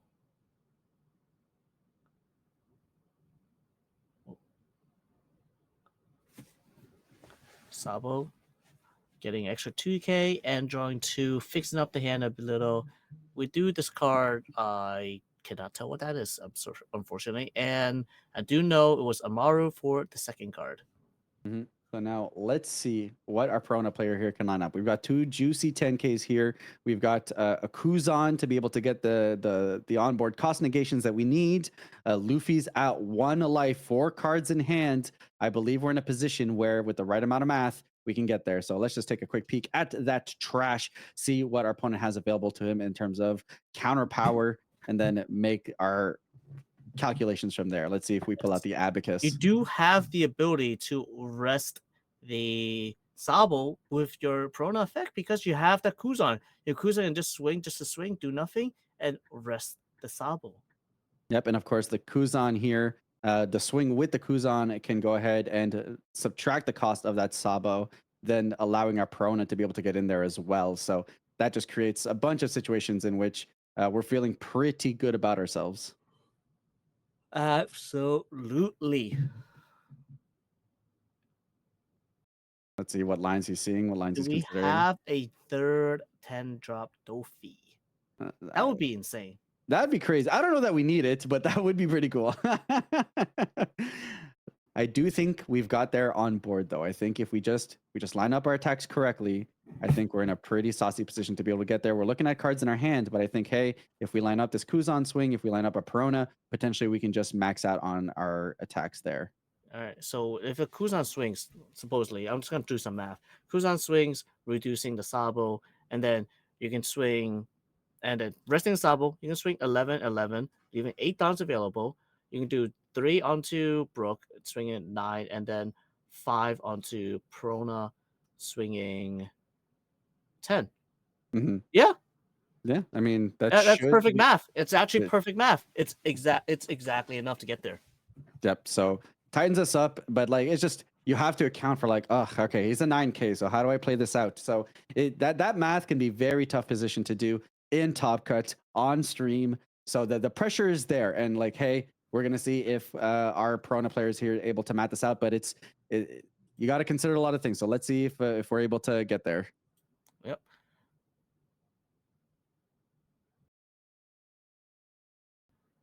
We're in the tank. Let's look at that trash again. We are in game 2, 34 minutes on the clock, so plenty of time to rip out this game, especially considering we're probably looking we at the do last 2 have turns. the 100% guaranteed lethal. Question is, does he see it? This 11K swing takes out 2 cards. Yep. Oh, there we go. We pulled out the table Apicus. Oh, there is. Yeah. All right. He's flicking the beads from one side to another. Let's see if he's able to bring it together. All right, and we multiply that.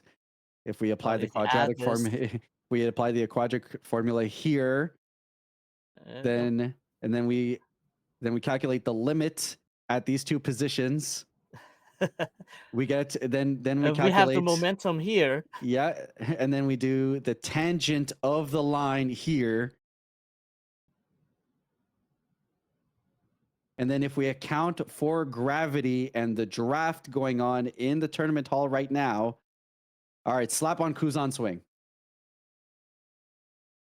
Interesting. So swing at the ace, minusing the. Oh, so trying to do like a best of both world board control. No, okay, deciding that he cannot go for it. All right, so we're kind of a middle ground. We're going to board control and then attempt to go for the leader. We had essentially guaranteed game on board here. We took a middle ground. We're going to be able to force cards out of our opponent's hand potentially, but now we're in a very counterable world. I don't hate this. He's saying, all right, I'm not too sure on this math. I'm not sure if I did it right. So I'm going to go for control. I'm making sure I don't lose. Oh, and a whiff off baby 5. That's not what you want to see. I don't hate the middle ground. He had game. We see he has game, but he's got a lot of pressure on his back. Maybe the math was just not coming together. I can understand how that pressure comes too. So unfortunately, having calculated the limit of the dividend did not get us there. We'll see that replacement over there on the baby 5 to hit up with a Borsalino. We're playing on the back foot a little bit here, but giving opportunity and then just go into the Rosinante and pass. So, all right, I'm going to play safe. All right, it's fine. You just don't have another Gecko Moria. Very tough position here, unfortunately, but we'll see if Philip Vu is able to take that safe play and make the punishes here. So considering the 8 here, potentially go for another Moria here, or go for the Moria, and then see But where the is planes line Moria up. the correct play? Because when you play Moria, you're using the Moria to play 2 cards, and then you have to discard a card to get your life back as well. That's using 2 cards from your hand. You're playing with 1 less card. You currently have 5 in hand, so you're playing with 3 cards left afterwards. So let's see here. It's still facing 2 10-cost Dofis. Nevertheless, still a very scary board on the opponent's side, one that you can't really have any clean answers to, but nevertheless, you're giving your opponent a turn to breathe. And maybe potentially play safe again, turn after turn, and go for board again. And the more turns you provide your opponent, the more opportunities you give them to potentially out. Yes, yes. But here we go. We have the Moria. We can play two more bodies. We got Sabo and Sabo. The double Sabo lineup here. We'll get the first swap in. Version comes in, giving the 2K, saying, all right, I need this other Sabo to be played, getting an extra 2K now. Now, discarding Sabo. Oh, he does have the Sabo. It was from hand. So one will be from life, and the other will be play. He will have two Sabo blockers. This second Sabo blocker might just save him. Yeah, so it gives him that extension, right? Like, hey, once again, big beefy 9K as my leader, and now I've got a little bit more additional board control too. Got or board defense. Got a Moria here that can swing. Give a card. Give a card. Taking both hits, saying, all right, I can just take them both hits. Let's see where it goes from here. 10 Dawns available, 3 cards in hand.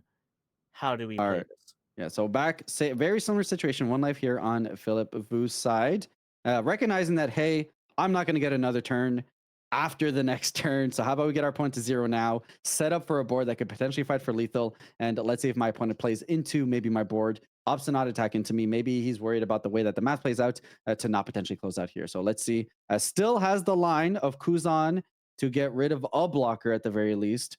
If we want to line up that play, and then we just have to fight through another one. So let's see if we can make that math work out. Are we going to pull out the table abacus? Are the formulas going to come together? Yes, it all depends on what's left in Philip Vu's hand. Does he have a 2K, 1K, 1K, 2K, 2K, 1K, 2K, 2K, 2K? I do believe we saw multiple little brothers in there, so I'm not too sure. So we'll We start started with on 5. Kuzan swing. Yep, there we go. Deuce, Lower the cuss. rested. Yep. Just get your block in when you can.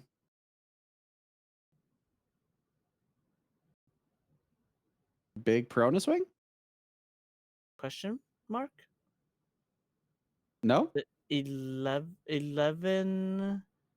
I don't know if 11 is. I don't think 11 is right. I do, but oh, he's going Uh, 11, 12, all right. 12. All right. So 11, 12, 12 here presenting to our opponent. Something's going to get a block. Doing some math.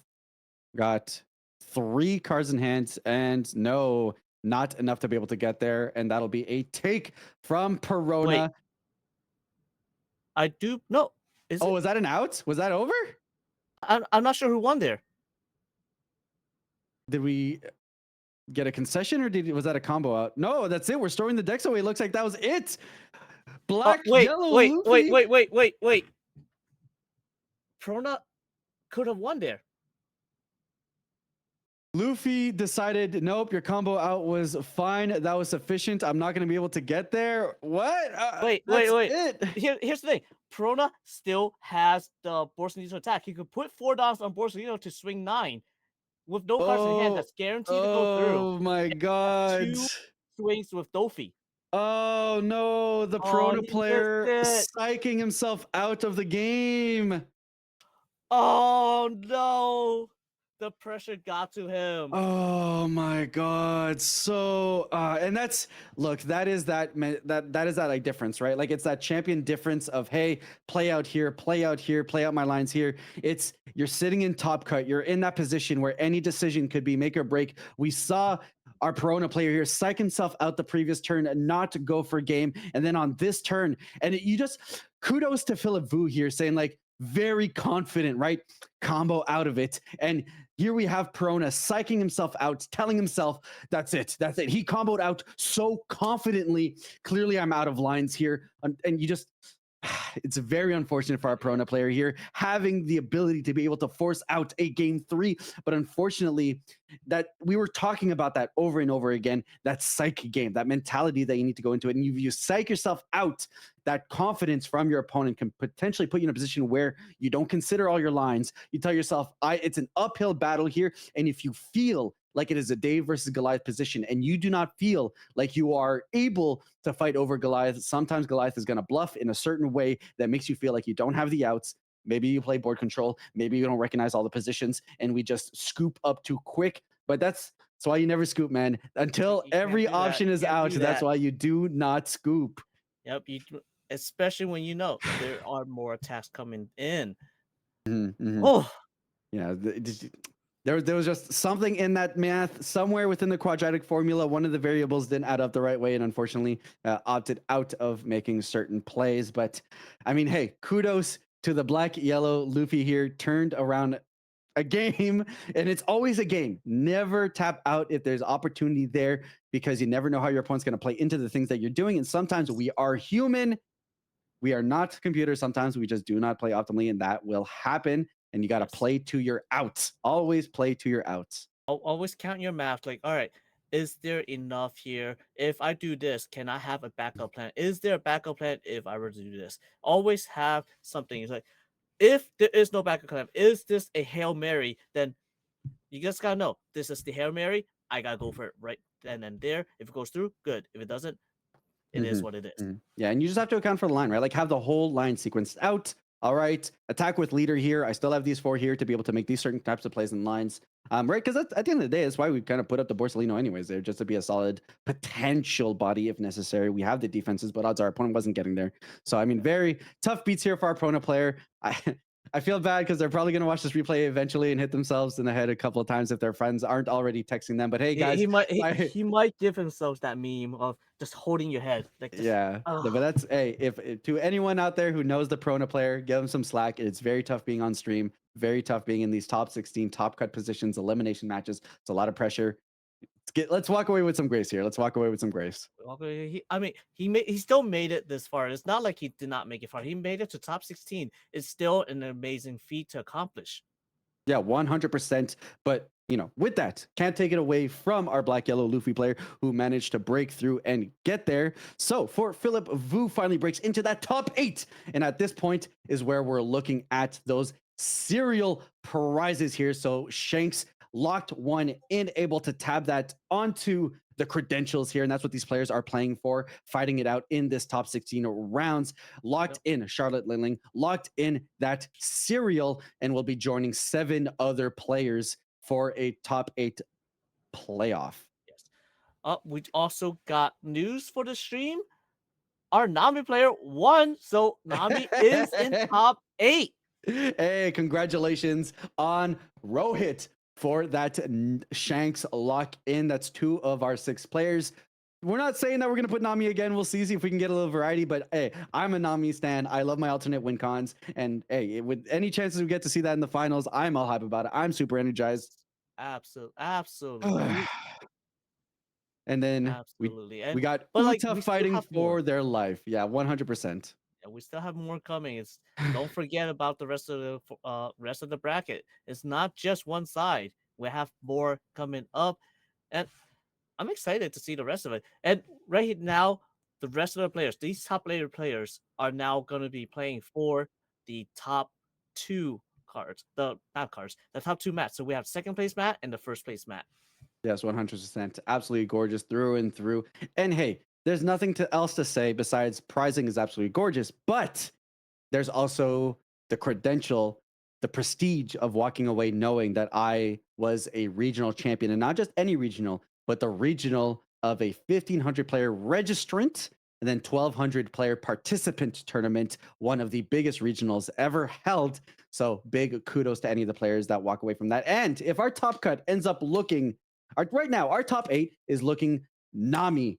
We're looking at Black Yellow Luffy. We're looking at Uta. Like, we're just looking at these really fun variation of decks breaking into it. No doubt, potentially also have a Moria and an RP Law in there, but it's looking to be a very fun top 8 bracket, which is exactly what you want to see when we jump into these fun mid format, mystery format, no one knows going on, EB 1.5 formats.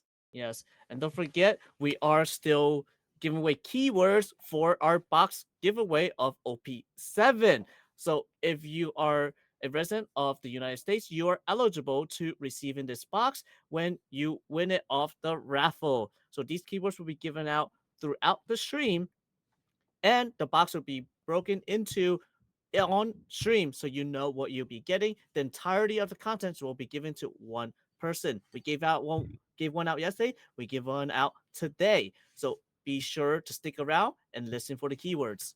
Yes, absolutely. We'll be dropping those throughout the stream and then shipping out the box on release weekend. Yesterday's box had some fantastic hit. We hit double secrets, parallel secrets, and some fantastic SR. So whether you're looking to get yourself on a couple hands more playables for your decks, or whether you're looking for those luxury cards, we'll be handing those out with keywords shortly. And with that, players are wrapping up their top 16s. We'll soon have our top 8 bracket very shortly. Don't go anywhere. Get yourself a little bit of snack, a little bit of a drink as we line up for the final Apex rounds of the day 2 One Piece card game Mesquite Offline Regional.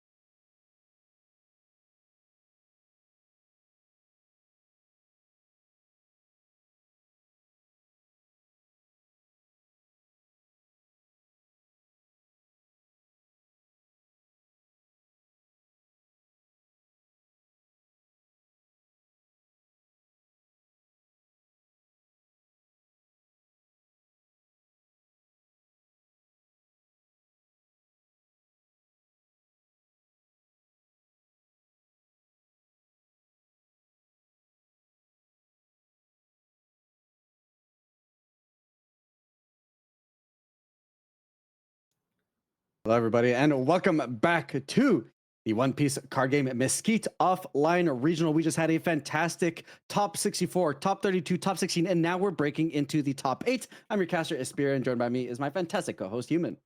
Oh, I'm excited to see more of this action. We do have more people come in, more new players that have yet to be on stream, about to be on stream.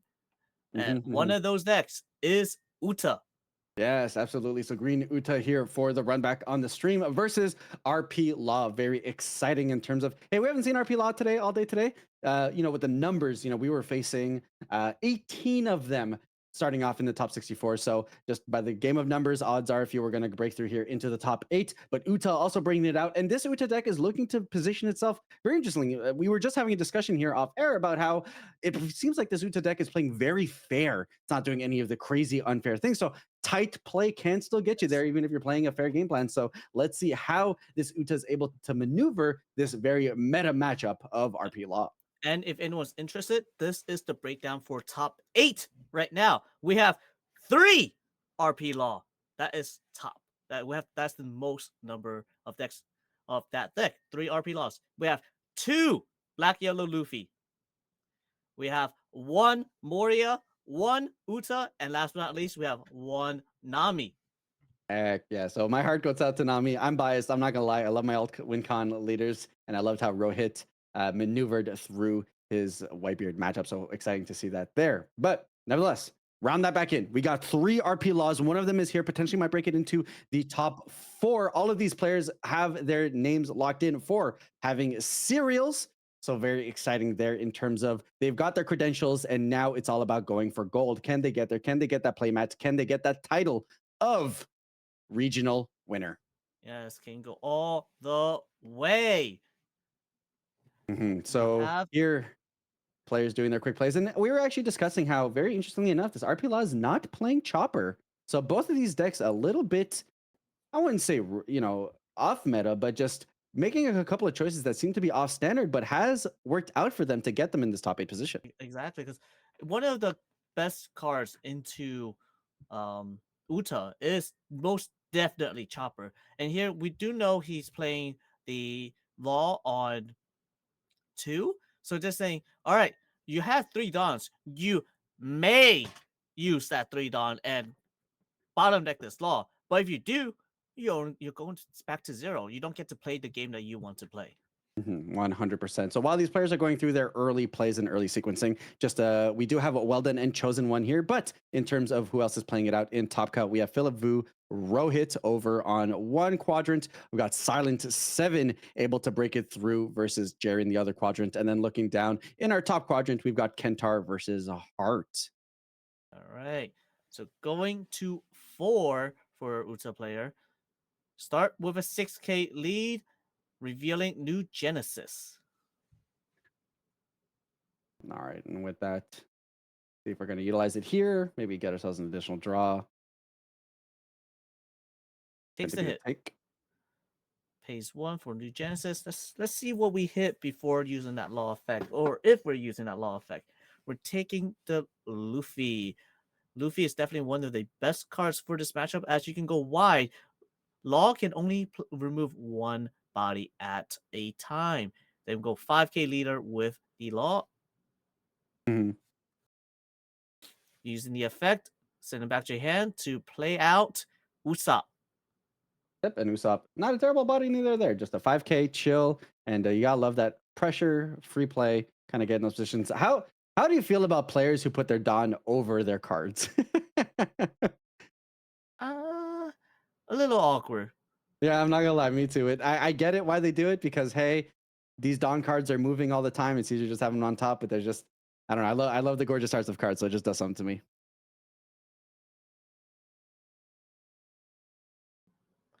Does he remove the said Usopp?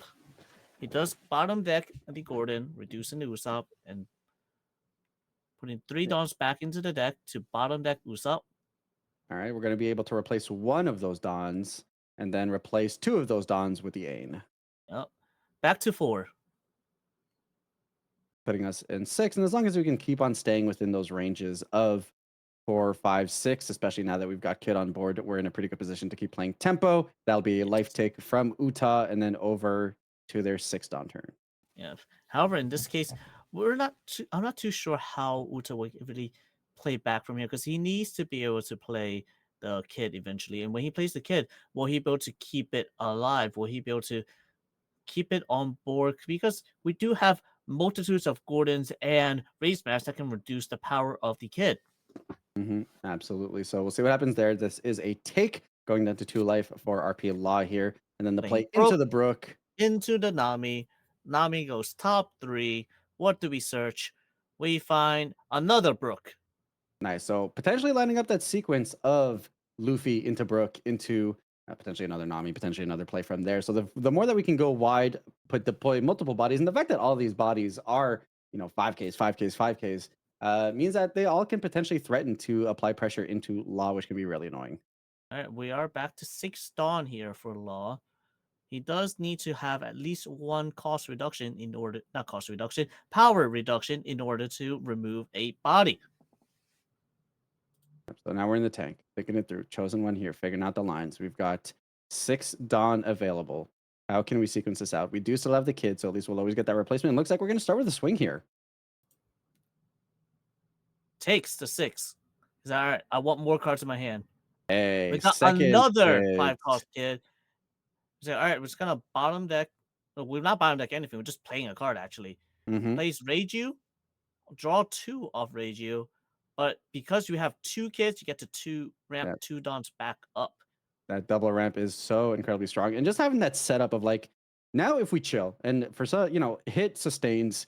Now we're getting to the point where we're potentially either matching or going up on Dons every turn now, which can put us into some really strong positions of making, 2, 3 kid killer plays, which can be just very explosive here for our Uta player to have to deal with. So very nice position here from Chosen One. I like what I'm seeing here. Enables him to be able to play potentially into this longer game that Uta might be pushing through. You establish multiple bodies, well, then I'm also going to establish multiple threats. Yep. Starts with a 5, does not use the effect. Free blocks. Another 5.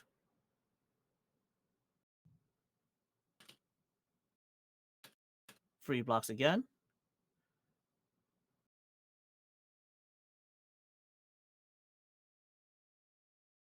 6. Reveals. Inami goes to hand. Hey, so now we do actually have the line of Luffy, Nami, or Brook into Nami if we want to just extend our board, get additional draws, keep up that value. So starting off with the Luffy play into the Brook play into the Nami, and then sending it off over to the opponent. We have a very, very large hand size with 1 life left, however. Is that 1 life and that large hand enough to keep him alive this turn?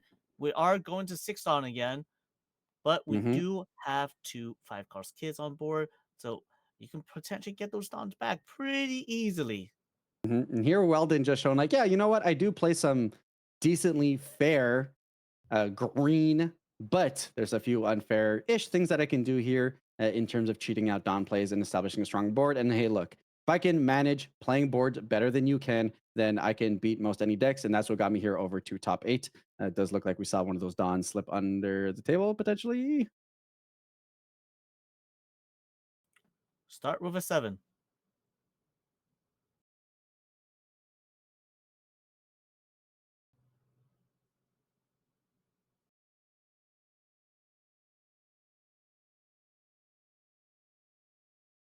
Is there 7 Dawn? Yeah, I think we saw a Dawn slip under the table. I see 7 Dawn on board. I'm trying to remember. He was a 6 minus 2 minus 3. Oh, yeah, he's right. He should be 7. Okay, cool. Yeah, so huge hand here for the Uta player. And that's just what Uta does so well. The fact that you can essentially draw 2 every turn. And if you're in a position to be able to establish your board, the fact that parts of your board also replaces themselves just puts you in a position to feel really good defensively and offensively. But we are at 0 life here. So we're now playing very close to the sun. No, yes, absolutely. So we're going Especially, for another 7. Will you counter out of 7 with 2-1? Will you block with a 2 and then a 1? What's gonna happen? And then here, Law just being in a comfortable position of having those two blockers as well. Still has, I believe, still has the leader ability available to him as well. Yes, he does. Could potentially go. Block and 1K. It's like, all right, you know, I'm just gonna block in 1K. You can use your leader effect and play out the Kid Killer if you want. And And does it look like is a that's what Kid we go Killer. for. Yep. And then we got that double kid trigger to get those back. And now we've got some solid swings here. Another Hey, 7, I'm going to apply some 2K, pressure 1K. here. Get rid of some of those cards in hand for some pressure. And then I still Another feel somewhat 7, comfortable. 2K, 1K. Can you get out of an 8? All right. And then swing for 8. Does look like we get out of it. He does not. There's only a 2K. Oh, is that it? All right. That's the Yep. scoop. All right. Fair enough. There we go. So game 1 over here for RP Law, just applying too much tempo pressure over here, seeing the out, understanding the math, saying like, hey, you just need to make sure that you have it. And otherwise, maybe I'm in a position where this 2 life will get me there. But that's where you need to decide. And that's, we've talked about this a few times now throughout the entire weekend. When do I go in? When do I start applying pressure? And that recognition of the right time to be able to do so is what will reward players with that W. Yes, right there. He needed to keep that extra counter in his hand. If he had the extra counter, maybe he could have gotten out of that last AK swing and then have the clap back. Because we did see double invincibles in hand. So a lot of very interesting to see where we're able to take this. I mean, I think, you know, if Uta was able to survive through this one attack, I think it would have been a very interesting crackback. Yes. But obviously the decision from Chosen One here being like, hey, we're actually going to go ahead and decimate that hand. I'm going to get rid of these potential blockers to just apply pressure instead. And the onus is going to be on you to be able to defend yourself. All right, here we go. We have our players. They're setting up for the next game. The power shuffling. All right. So here in terms of the techie side, you know, random cards here, when we look at Chosen One's side here, you know, we're looking at one Miss All Sunday sprinkled in there. We are seeing the 4 Zoro Jiros as well. So a good mix up of cards that we haven't necessarily seen a ton of this weekend. And we'll see if any of those kind of make their appearances here throughout this match. Yes. So this will tell us, like, will we see more? Like, even the Sanji, like, yes, it's a 2K. It's not bad. It can stop you from your opponent starving you. If your opponent tries to starve you, that Sanji is there perfectly for that. The Zorojiro allowing to ramp up, having that extra dance attack with you, like we saw there, the double kid allowed him to get the extra dance. He has more than enough to get out and push for game because of those dawns. Yep. But hey, you know, we are running those 4 8-drop kids on Nuta's side. And if we can keep a clean board, put ourselves in a position to be able to kid, and, you know, we have a massive hand, then at that point, the game could very much come to our side of Law maybe having to work a little bit harder to be able to get rid of this card. You know, obviously, he can still get there between like having a bunch of raised maxes and what have you to be able to get us down into range for his ability, but at least we're making him work for it. Yes. All right. So we're going into game 2. Does Uta opt to go first or second? Law loves the even curve. The Uta also likes the odd curve in a way because it allows you to be more aggressive. It also Mhm, lets you mhm. play a Luffy on 7 and a Kid on 9 and able to use the Kid effect. All right, so that was the mulligan. There's the keepable hand. We're loading up 4, and then we're kicking off into play. RP Law starting it off with the 1 here, most likely into the pass. Well, he passed or he played the 1 because last game he did play the Gordon on 1 and pass in turn because we know Uta does not have that backlight. He will not be able to remove the body. Yep, and looks like you are right here. We're going to chill on a raise max. Have that guy just kind of be there and pass on over the turn. And then passes right back. We do not have the law this time.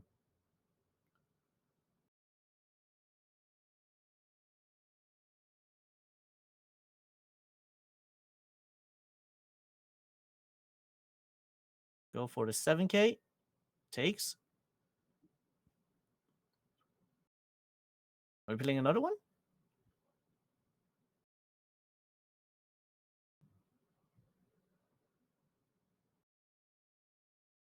Set up our board some more. I don't know. Well, he passes. He's like, I'm not going to play another raise max. Just Uh, one is fine. Start with a 5K. more likely than not, a Nami will get played to get more value. There's the Yep. Nami, and then searching with the Nami. Because you rather see 3 than see 1 card. You can whiff with the 1 card. Yep, let's have more options to be able to dig. Finding ourselves the brook here and then setting up for the next turn. Passing it on over 4 life to 3 life here. RP log going to 5. And let's see what tempo we can establish. Raise max already there. Looks like we're going for the kid. No, Oh, queen. it's the queen. So All he right, does not have the kid this time. all right, so let's clean up our hand a little bit, though. And of course, we still have the option to be able to raise max into getting rid of something. Getting rid of the kid killer there. It's telling me there must be multiples, but taking a 5k swing.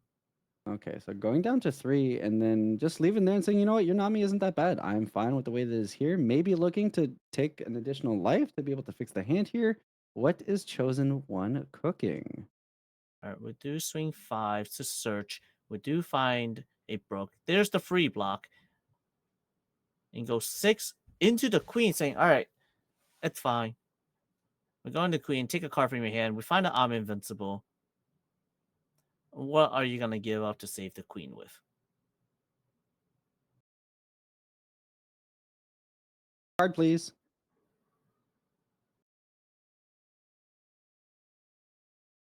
I think he was just clarifying like that attacked, right? And that did the thing and how the sequencing went out. 2 Dawn down. 4 Dawn a bill about that. There's the pitch. Brook. Over Brook. Playing out the Namis in Brook. There's no extra Dawn, so Nami just gets played and you don't get to use the effect. All right, and that puts us at 3, 6. 6. Yeah. 6 Dawn. Yeah, so 6 Dons here, potentially being able to play out something, but now we're getting to a point where opponent's got, 3 5Ks on board. Can we do a little bit of cleanup on our side?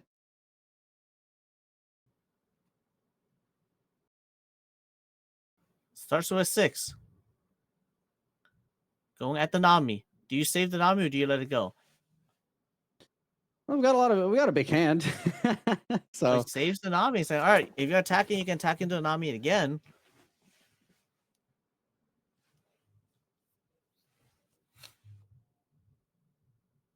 potentially has the free attack here, but looks like we are just going to go for the kid to get that replacement going.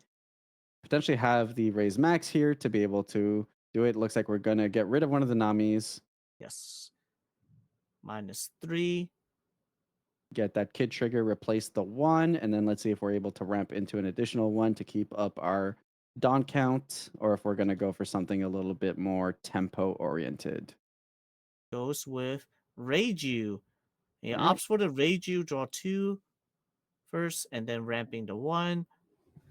He is at 4 now. Yep, 4 Dawn. Let's see if we can fix up our hand a little bit. And then go 7. Yeah, I mean, hey, Queen's an attacker, so let's see if we can get it out of the way. We don't need the Yep. blocks. Then let's force some cards out of our opponent's hand. Let's see if we can get rid of that Nami. No. Here comes that card name again. Text the Nami. Yeah. Whichever side wins here with the discard to be able to protect the Nami.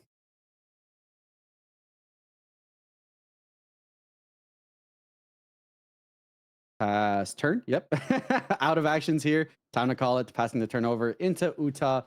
Let's see what we can do. Starting off with the lead. We've got another Nami. Be able to get an additional draw if we wanted to. So get 2 additional draws off of our board by itself, then the Brook. And this is probably where Uta has really been finding a bunch of advantages throughout the day, just being able to new Genesis, get that hand fixing in, and then use Nami, get draws, use Uta, get draws, and just constantly being able to sustain that hand size. Yes, especially now, because you are at 8 Dawn, right? You kind of want to play the Luffy because Luffy is your primary boss. Like you need the boss on board to really apply the pressure. If you don't have the pressure, all you can do is just have those 5k swings, 6k swings. It gets very, very difficult. And here you do want to remove that queen on board one way or another because if that queen stays, it's just more attackers. It's a 6k attacker. It's a 6k pseudo leader. Yep, looks like we've separated our stacks 1, 2 beyond that. So let's start with a Brook swing. Let's get some information out of our opponent. Let's strip some cards out. We're going to make the swing anyways. Might as well do so before we commit to any plays. Yep. Are we going to take a 1k out of hand, 2k out of hand, or will you just block or take the hit?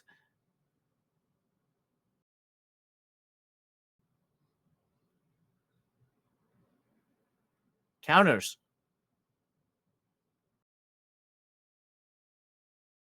All right, we're committing all of it. Oh, 2, 3, 4. 1, 2. All right, never 6 mind. at the queen. 6 on 6. Get that additional draw.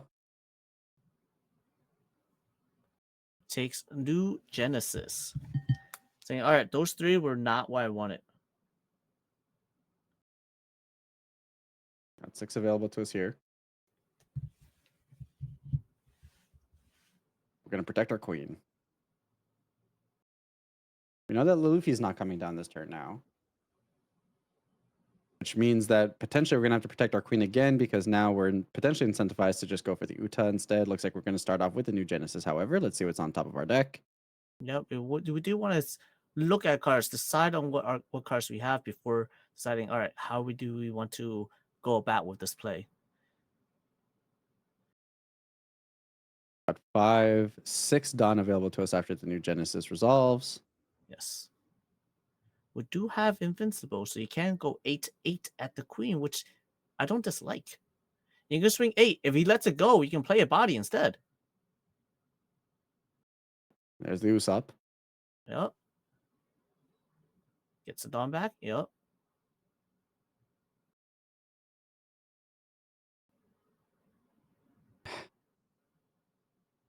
And there's the upside down dawns mixed in with the upside right dawns with the dawn on top of the cards. I know I'm a 7? bit of a board purist, but all right, here we It go. goes 7. 7. Oh, a whiff. Oh, the kid whiff here. You hate to see it. Protect the 2K counter to queen. get out. Ow. 4 That for a Brook to play the Usopp. Let's extend our board. That's not the end of the world, but that never feels good. Yes. You're going for the board extension instead. We are going into 6 Dawn here on the opposing side. I'm not too sure how many cards in hand.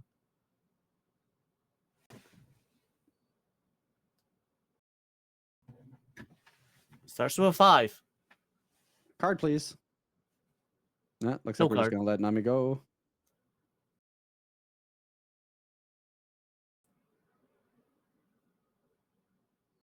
Another kid. All right. And a Gordon. So this is where it really gets most trouble for, especially for Uta, where you're using up so much of your resources early. You use so much of your resources early, and especially in an open deck list format where your opponent knows there is no backlight. I don't have to worry about these kids. These kids will stick back. Like as long as I turn sideways, they will stick. Yep. But here, nevertheless, feeling pretty good. I mean, we're still negging total of 1 Dawn, but at least we've got those 2 available to us to make attack swings. We had considered here the attach 2 for the swing on the Brook. Looks like we're just going to raw attack into the Brook here. 5 for 5. Card, please. No card. All right. 2 Dawn available to us. Obviously, we've got the Kid Killers out there.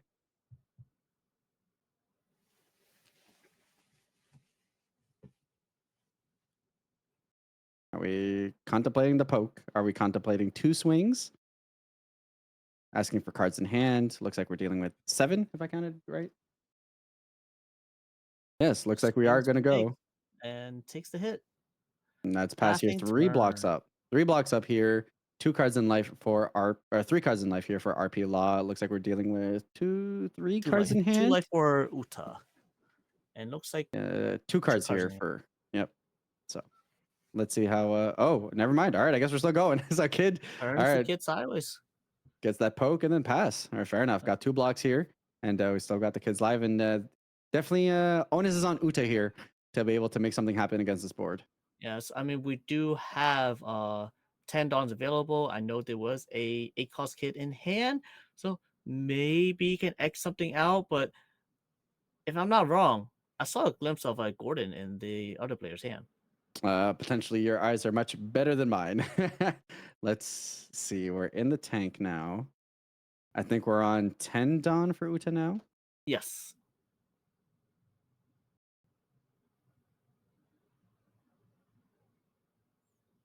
A lot of invincibles, but I don't think that's getting through.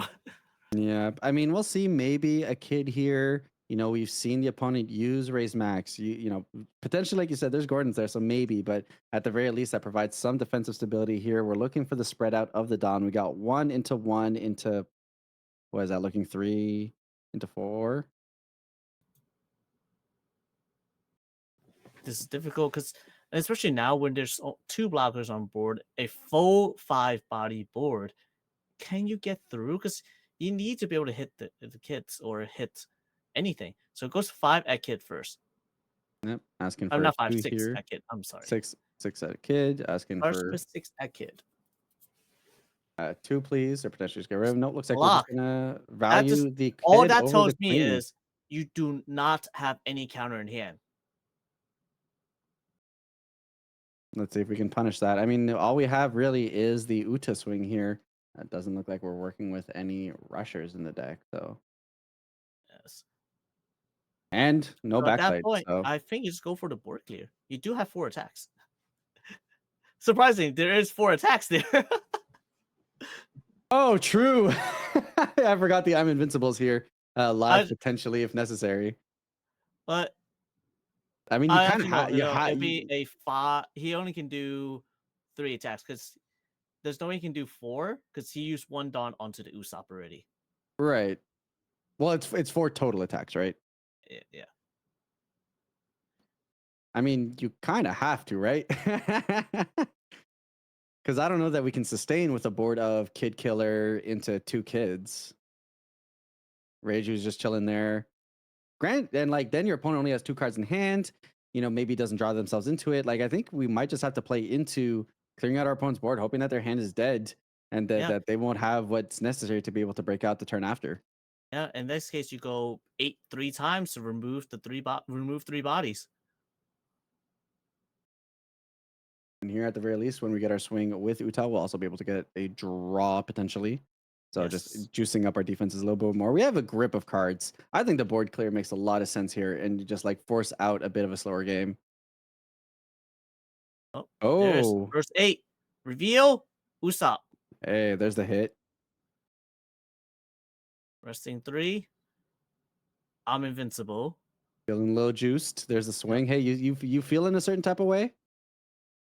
And using 3. Does he do it again? Does he play the blocker? I personally I'd do it again. I'd do it again. Just clear the card, guaranteed. Like there's a world in which the blocker might not even be like real defense at this point. You might as well just guarantee clear it off the board. Yeah, I personally I'd do it again. Especially playing against this deck where it has a lot of power reduction. He goes for the blocker. Going for the blocker here. Very susceptible to removal here. Uta chilling as a 4K blocker. End of your turn, you do get the trash and event from the hand to set up one of your film characters, but like that's obviously not happening here. So I don't know, man. This is a tough position. You are leaving yourself so susceptible. Starting with a 7. You might as well just get your block I here, think right? I just block here because if you don't Right? block here, that's gonna get bottom decked. Right? Like you're just gonna lose it. There is Potentially a not, big tell that it's gonna get bottom decked if you don't block here. because like who knows? Maybe he doesn't have the way to be able to actually neg the Uta, but I just feel like you're guaranteeing clearing off a board instead. So get your blocks when you can. Yeah, there you Yep, go. there's At the the very block. least, you got that. So you can go 7 again or 7-9, or do you want to do something else? Is there a play in hand? We know there's a race max. We know there's a Gordon. What was the top deck? 8? 7-9? He could be 7-10 actually, because he does have leader effect and just ramp 1. Yeah, it looks like we're going 7 Raiju. Maybe So not. you can go 7. Oh, you can actually do 8-10. So 7. 2 cards, please.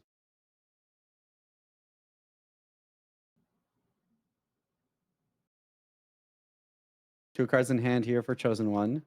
3 life. Takes it. Wow. All right. Weldon here saying, I don't think you can. We do have the Gordon, so we are going to be able to clear out that Usopp here. Bottom deck, make sure that we sequence that accordingly. Bottom deck, the Usopp here. Get that Dawn replacement here from the kid. What will be the play? Do we have another kid killer to line it up here for some aggression? No. Yes.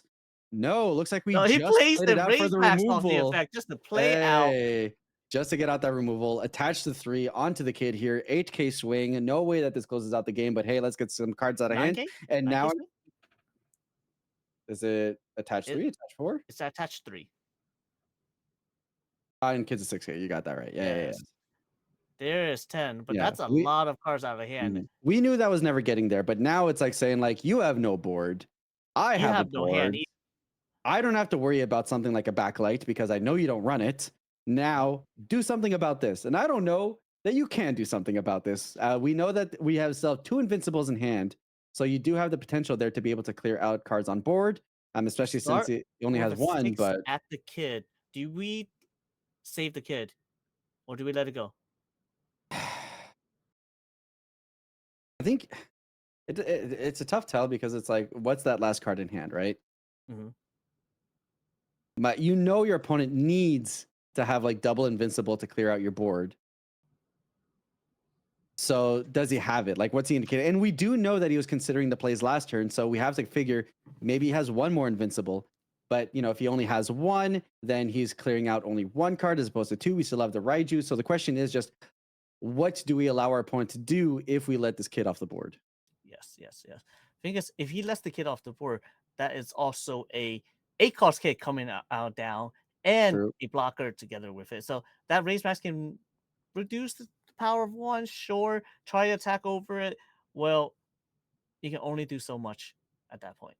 Yeah, so we'll see. I mean, naturally here, if he saves this, it puts his opponent in a position of, well, now if I kid, yeah, I shore up defenses, but I still have a bunch of attackers potentially coming my way. So we'll have to see what the decision is here. But I do think it's not clear cut because you have 2 big decision trees to consider on whether the opponent's going to go for the invincible, just clear out your board and then force you to have to try to out this, or potentially just line up the kid that we know he plays a playset of.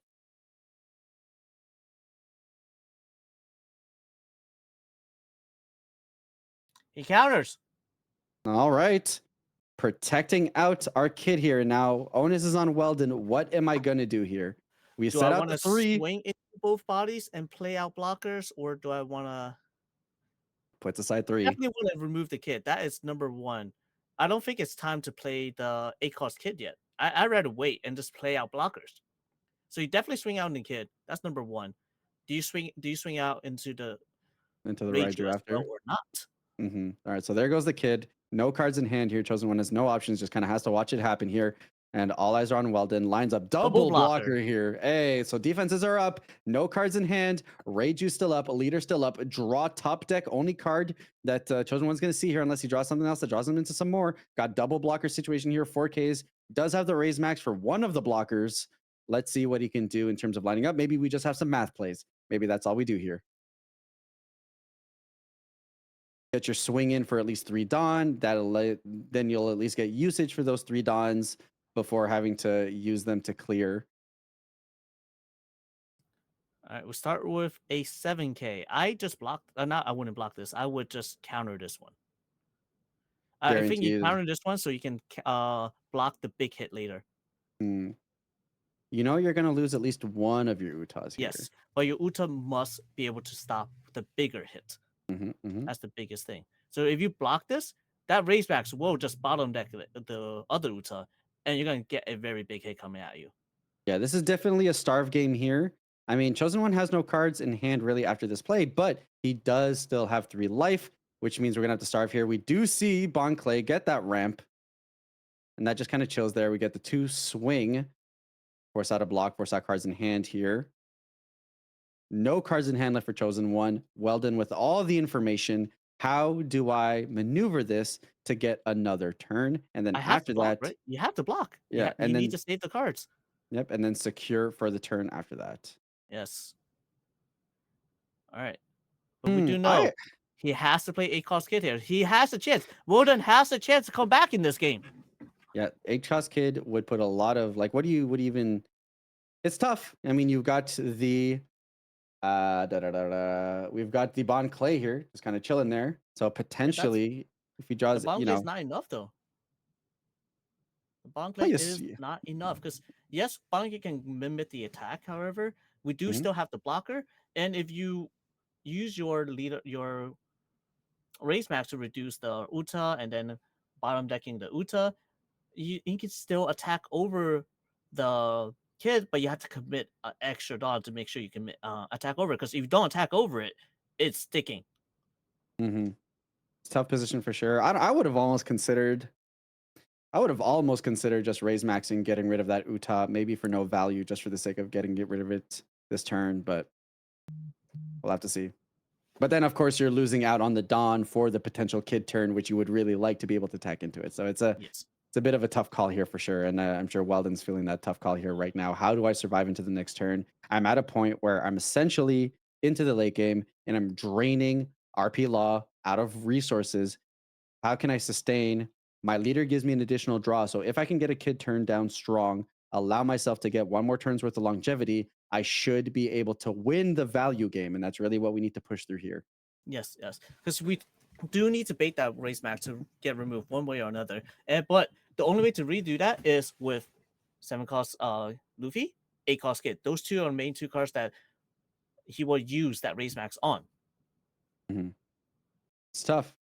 And like it or not, Bon Clay does provide a bit of an annoying option there. It's like, okay, well, I can drop this body, but then do I have the additional defenses to make sure that it gets through? With that in mind, gonna have to see how this plays out. Yes. But I can say that Reiju cannot stay on board. That is for certain. We can go 6 into the Reiju to get the draw, or potential draw. Let's go with that. All right, looks like we're gonna get our draw here. Attack into the Reiju. Let's see what our top deck is. Oh, it's a blocker. That's big. That's pretty saucy here. Pretty That's good. big. You can play Kid and then play the blocker off of it. All right, so that does look like that's what we're lining up here. Play the 8, play the kid, pay the 1, get it in rest, play out the blocker, double blocker here into Bon Clay, raise max board. What is the top deck here? Let's see if he's able to grind through this. Now we're in a very tough position. Double blocker. So Bon Clay here kind of nullified, at least on some level, because we do have at least probably a guaranteed block here into the Bon Clay swing. So how do we line up our math to maybe get rid of this, maybe push through? But very clutch top deck here. Looks like we're going to start off with an 8K swing. Oh, nope. We have 3 cards left in hand.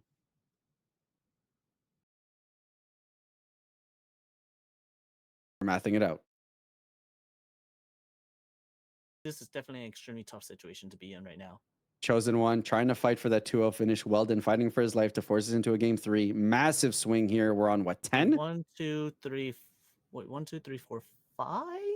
All right, so there we go. We get the neg with the raise max. Go ahead, clear out the other blocker. And then now we've got. Oh, last card was a Rager. He gets to draw 2. Dang, that is saucy powerful here. Go into the Bon Clay swing. Try to clear out the kid here. Bon Clay will mimic the 8, making it a massive, I don't know, we're on what, a 12K attacker here? 12 attacker, can't protect it. Kid goes. Top deck into the Reiju, into the defensive options here. Incredibly powerful. Weldon here, annoyed like no other. He knows that this is a grind out game and that Reiju is giving Chosen One the necessary gas to potentially be able to push out of this. So once again, how do we do it? How do we get it here? Do we have an Uta top deck here that can save us here? We do seem like, is that the Luffy? Not entirely Nope, sure that was here. a Nami, but you do have potential searches. You have the thing is, if you play the Nami search, you're not going to be able to play Luffy off of it. You need blockers now. The only if you have to pray. Uta All right, swing. so Bon Clay, Chopper, find the chopper. 2K counter, okay. Now you have to play the Nami to search. Can you find a blocker off of it? Putting 3 aside here. Do you play Nami or do you play Brook Nami? I think I just played the Nami. There's a Nami, pay the 1, finding some more gas on top of our deck. He finds Luffy, but he can't play the Luffy. There is a new Genesis, however, to take some more. Oh, there was a Bruno as well. All right, so Blue No there providing an additional blocker. So very tough position here. Do we just play the other blocker and just be like, all right, hope you don't top deck here. Reiju was such an insane top deck here. So let's see. 2 cards in the hands of Law can do a lot of things. We're going to pay the 2. Looks like we are going to play out the blue no. We have 5k worth encounter in hand. Is that enough if the law were to use the effect to bottom deck the blue no? Passing turn. All right. All right, Law. so blue no here susceptible to Law's ability, but only having. All right, never mind. It looked like It's yeah. just So gonna there, we're straight just up gonna use the raw. effect. We're just gonna raw do Law that. use it. Rage you Oh off of it to my draw 2 more. god. Rage you into Rage you to draw into gas. This turned into a grind game, and Law said, no, my top decks are going to enable me to have turn extensions over and over. Rage you into the Rage you, playing with what, a 3-card hand now, starting from a 0-card hand 2 turns ago. Absolutely nasty. Swing into game. Chosen one 2-0 over Utah. Law, red purple law takes the win. That was a grind towards the end. Bro, the top decks, man. And Weldon honestly played it like he played. He's like, understand, we can play the kid. We can put ourselves in a position where this is a grind fest, but my leader outdraws RP Law. I can put myself in a position where if kid stands, I can go turn over turn, drawing 2, 3 cards a turn and restabilizing this game and putting myself in a position for the win. And unfortunately, here, chosen one, drawing like you should to be able to break in these top 8, top 4 positions to get into top 4 placement, and his tournament continues. Unfortunately for Weldon here, that'll be all she wrote. Still phenomenal finish, closing in on that top 8. Got himself a serial shanks, but nevertheless, but must feel Yeah, frustrating that was as Weldon was in a position to almost break into that 3rd game. yeah, that was a very close game for sure, especially when that Uta swung and was like, oh wait, I see a blocker. I can play a kid and a blocker. This is amazing. But having to stare down a Bon Clay the turn before you play the H-Hop kid is extremely scary, especially since there's already a Gordon Raceback on board that's gonna remove one of your blockers for sure. Yeah, 100%. It's just insane. I mean, on both ends, right? Like, it definitely started off with chosen one with RP Law just going into, all right, Bon Clay. Now I threaten the kid if that gets down into the Rage, allowing you to actually have gas in a position where I was completely gassed out. Absolutely insane. But even then, the top decks over from our Uta player there getting into the blue no so that we have the kid into the blocker. Just very unfortunate here, very close position, but just was not enough to get through there with chosen one's insane top decks. Yeah, it was definitely a top deck war. Whoever top deck better won the game in this case. And it's the odds were ever much in Uta's favor just because you have a leader that draws you an additional card every turn. You know, if you can line up your Nami plays, you're drawing an additional turn card worth there. So you know, and then that's not to talk about the fact that, you know, turn prevail, you could then line up a Luffy, which is a blocker, to play another thing, which can allow you to drive in more cards. So the lines existed. It was just that one turn and the top decks in that turn that allowed chosen one to be able to spin that around into a W, closing it out 2-0. Yes, but very good game to both players, and wow, just purely wow. We are gonna be going into top 4 soon. That was that was one of the match. We do have 3 other matches going on, but we do have a long break before our top 4 match. But before our long break, though, we do have one other thing to tell you about, which is the OP7 box giveaway. Yes, So, absolutely. if you are within the continent of the United States, and you are a resident here, there is a box giveaway. So we will be giving you guys a keyword to put in to chat, and if you're selected, you will be receiving a box that will be breaking on stream next week, which was when we will be shipping it out to you. Yes, 100%. And every keyword is another entry. So even if you got Vegapunk, which was the keyword last time, this time, if you put in this new keyword, you also get yourself an additional entry. We'll be doing that a few more times throughout the stream to make sure that you guys get it out. So for now, how about we drop another keyword? How about we get these people another entry? I would love to drop them another keyword. Would you happen to know what the keyword is? All right. This time around, we're firing it with Seraphim. So if you guys want to put that in the chat, that'll get not guys. Vegapunk was last time.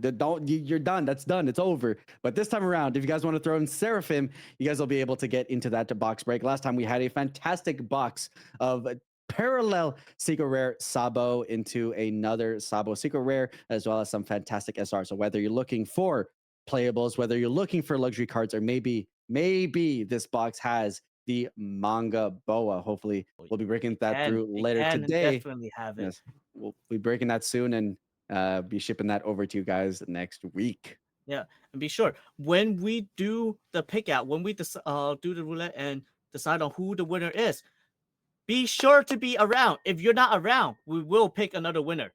Yes, you guys will have a limited amount of time when we roll the name of the winner. And if you're not here to claim it, then we will roll over to the next person. And don't think we won't. We did it yesterday. So the precedence is there. Make sure you're here, watch the games, get this exciting gameplay through, see who we can crown the champions. And within there, let's see if we can crack an awesome box to give away to a potential winner. Yes. But with that said, we are ready to go on a break, and we'll have top 4 for you next time. But this is a long break, so go eat lunch, go grab dinner if you're on the other side of the world, if or even breakfast, because I do believe it's morning on somewhere in the world. Somewhere in the world. So that's absolutely correct. Top 4 will be very shortly. If you have any of the players out there that you know who are in top 4 or fighting for their lives in top 8 to be able to make it in top 4, send them your energy. Get yourselves ready. Get yourself geared up for more keywords, for more gameplay, for more of the One Piece card game Mesquite Offline Regional.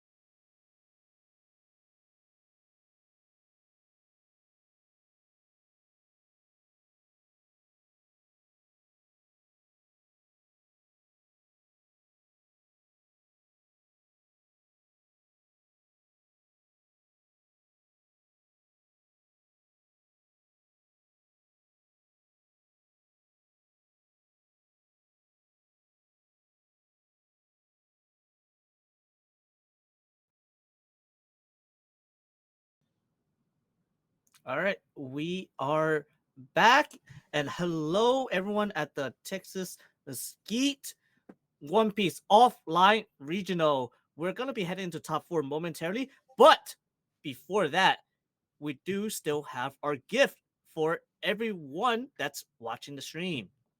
Yes, absolutely. We do have the one OPO7 box opening that we'll be able to shred through as we break into the top four. Some of you guys might have caught that sneaky little keyword, that sneaky little entrance there.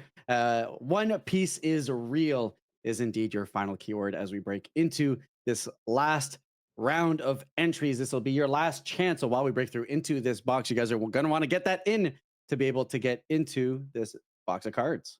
So while we're opening the box, you guys can keep on rolling in with the entries. One Piece is real. That is your key word. All right. And with that said, here is the box 500 years in the future. And let's see how we break it here. Prayers Yes. up, energies up. Let's give all we've got into this box, all hoping for that manga boa. Channel your energy in because one lucky winner will be receiving the entirety content of this box next week when the set releases. Yes, absolutely. Continental US only, just to keep that in mind. As much as we love our international for players, got to play with the rules of how it's set out. There's the two columns of packs. And then we're going to make sure to save the nails here and just have them showcase the packs as they get cracked off screen. Yes, yes, yes, yes. All right, here we go. First pack. Got the blue gem there. Gizmodo. Dogra. And Bugger. So So slow. body roll no what Zolo. Pythagoras. I love that the robots are called the different scientific names. I know, I love it. All right. Karenina and Margaret there for our first two rares of Yes. the box. Yep. We'll be showcasing the box as we go, and then as we go on, we'll be showing you the hits primarily. So it will not be all 24, but you will be getting every single pack for sure. Yep, absolutely. So going riffling through here. Don't forget, One Piece is real. You guys don't need to do it multiple times, but if you haven't done it once, then you do need to put that into the chat to get your entry, and you still need to be here when we do the raffle at the end of the box to be able to claim Yes. your prize. Frankie, one of the key yellow cards that you'll be needing this set if you plan on playing Anel. Plenty of Or playables Vegapunk. here. Vegapunk would be great. I love it. Absolutely. Yeah, hey, gotta get those egghead cards as well if you're looking to play into that. Yes. I do want to play the deck. It looks so fun. Yeah, I love the joy of messing around and like regardless of like meta relevancy, the fact that we can expand and play new ways to play. I know that we have some competitive players here. Hey, Our first SR is Basil Hawkins. very nice there, playable. And like I was saying, there's a number of decks that Basil Hawkins very specifically can go into depending on the deck. And just the fact that there are new ways to play. I know competitive players are like, oh, this leader is not as competitively viable, this and that. But nevertheless, it opens up ways to play at your locals, tons of different ways. And the new introductions of way to play are going to bring new people into the game, which for Yes. that person, maybe Vegapunk is like, oh my God, now is my chance to get into the One Piece card game. Exactly. Like you can't just toss a deck aside. I mean, look at it. Look at this regional. We have Odin in top 64. Like when was Mhm. would you expect it to make it top 64 and make it that far? No, but he made it that far because he was able to became like come up with the curveball and make it through. Same Yeah, with Queen. He came up with the curveball. His rounds, his matches matched up, and he was able to make it through and got to make it as far as he did as well. Exactly. So OPO7 provides a bunch of awesome new leaders and awesome new strategies and some throwback to some legacy support, like we just saw there with the Croc. Anything that we can do to support things like Blue Dofi and other strategies we'll be looking forward to. Yes. One SR cracked in the box thus far. Many more hits to go. We still have our potential alt art, our secret rare, potentially alt leader as well. And of course, maybe a manga boa. Don't forget our SP rares as well. I believe this is True. pack number 5.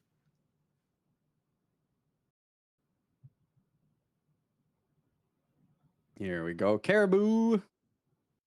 Hamburg. Humbug. I always forget that that counts as a Monkey D. Luffy, but there we go. Porsche here. Porsche.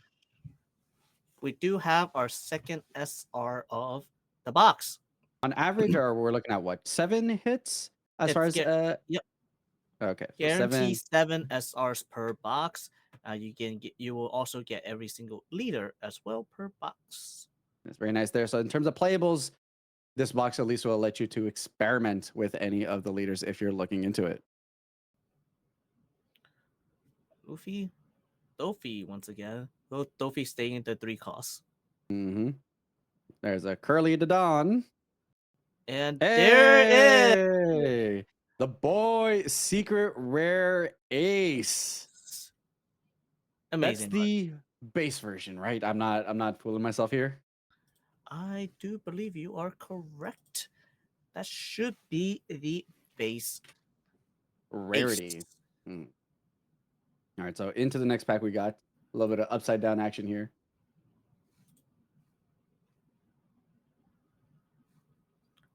Oh, focusing. Oh, we Doing our lost it. best.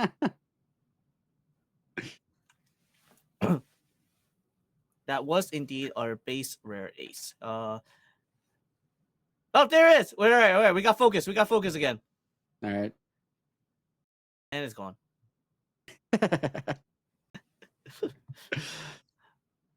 Gotta balance out having those cameras for gameplay there, so naturally break our way through some clarity here.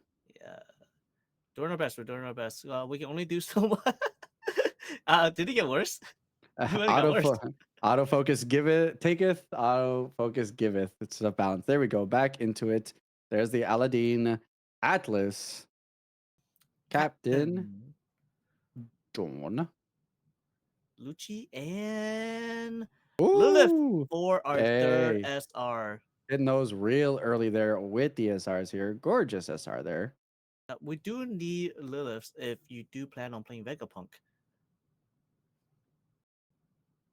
And I, for one, do plan on playing Vegapunk at least once, so I do want Yes, Liliths. absolutely. I love jamming the decks. Always worth trying out the new decks. A lot. I can't count the amount of times that as a community, we've looked at a deck, be like, no, that's not it. And turns out it has a little bit more legs than we want to give it. So I always love giving decks at least a try, so I can know what's going on, and maybe it plays out a little bit differently than I expected. Absolutely. Dragon Breath. Nico, Robin. Outlook. Into Oh!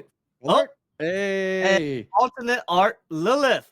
So we there. got Lilith and another Lilith. Back to back. Here we go. Love to see it there. Parallel foil Lilith. Very nice. That is our FA hit, but hey, nevertheless, still have the odds. Never know. Manga Boa. Maybe something's in there. Maybe some works There towards can the be a ratios. third. There can most definitely be a third. So we can only wait for it. I mean, it could be more SR. There are more SRs to hit as There well. are more SRs to come. I mean, pre-release weekend, people want to get their hands on boxes, get your hands on playables. Just get yourself on some fancy cards here. So Tony Chopper to finish off this pack. Yes. Because one of the SRs that you really want to hit in this case would be Rocket Luffy as well as Sanji. Those two are very key SRs for the meta. 100%. We've seen the power of RP log going into the set, and the fact that Sanji is like, just to give you guys an idea, Sanji is a 6-drop 6K, happens to have 2K counter, and then has the effect that if the number of Dawn cards on your field is at least 2 less than the number of your opponent's field, which with Law happens quite often, then this card becomes a 3 cost, and then it's just a 6K blocker. Very nice numbers that lines up very well with the deck is trying to do. Exactly. Well, nothing that of a pack, but we do have another one coming your way with And there's the Foxy Leader, Foxy. rare, and another rare. All right, there we go. The Kaku to wrap up the pack.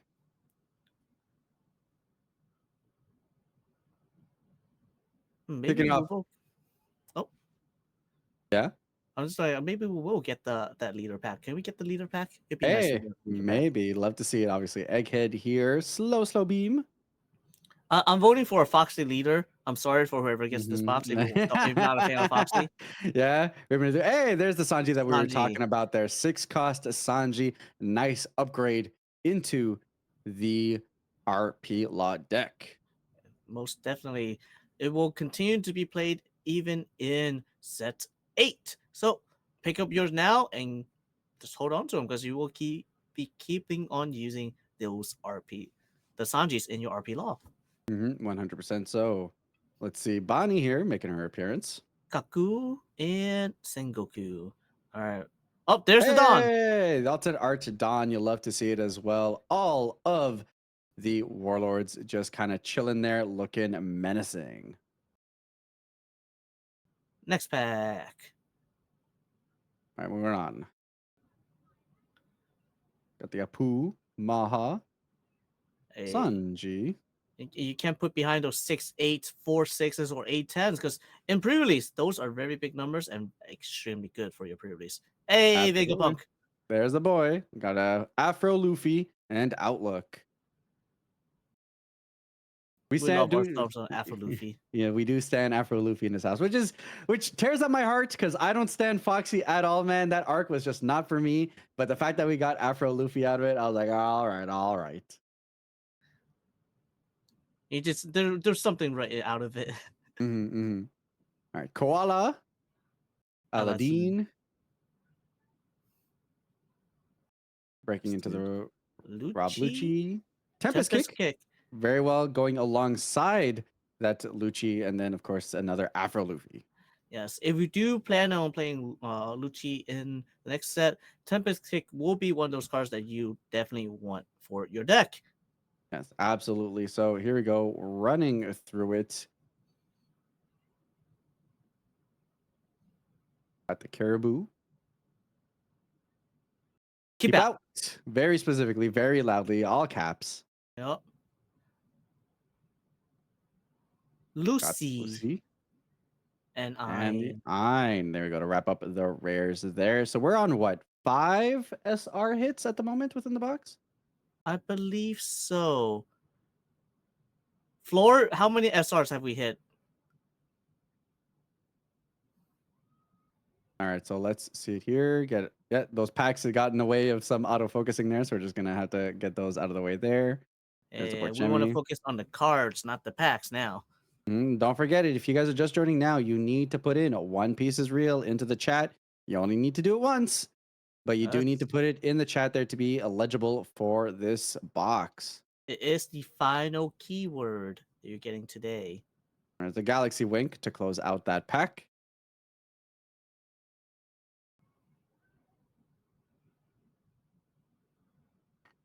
Mordia, Jinbei, Egghead, Kuribo, Khalifa, Aladdin. Mastus, Nico Robin, Crocodile, Another Chopper. Chopper, Hey. Stussy. Stussy here as our 6th SR. Yes, Wrapping that round for Blackpool. yes. Stussy, if you do plan on playing Perona, especially the Wano Perona, Stussy is a very key card for the deck as well, as you have a multitude of one cost or low cost characters that are in play that you don't use. All you do is trash one of those, and then you KO one of your opponent's character.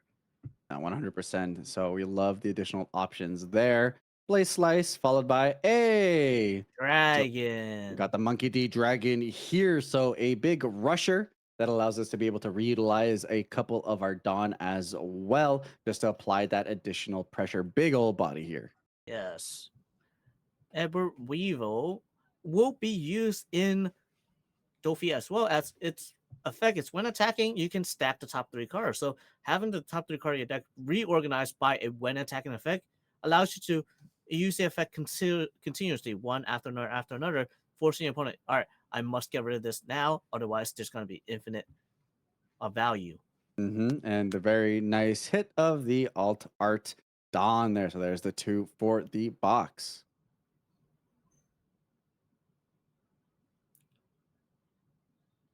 Is it just me or is there kind of creepy? A little bit. All right, so you got the Morgan, Hamburg.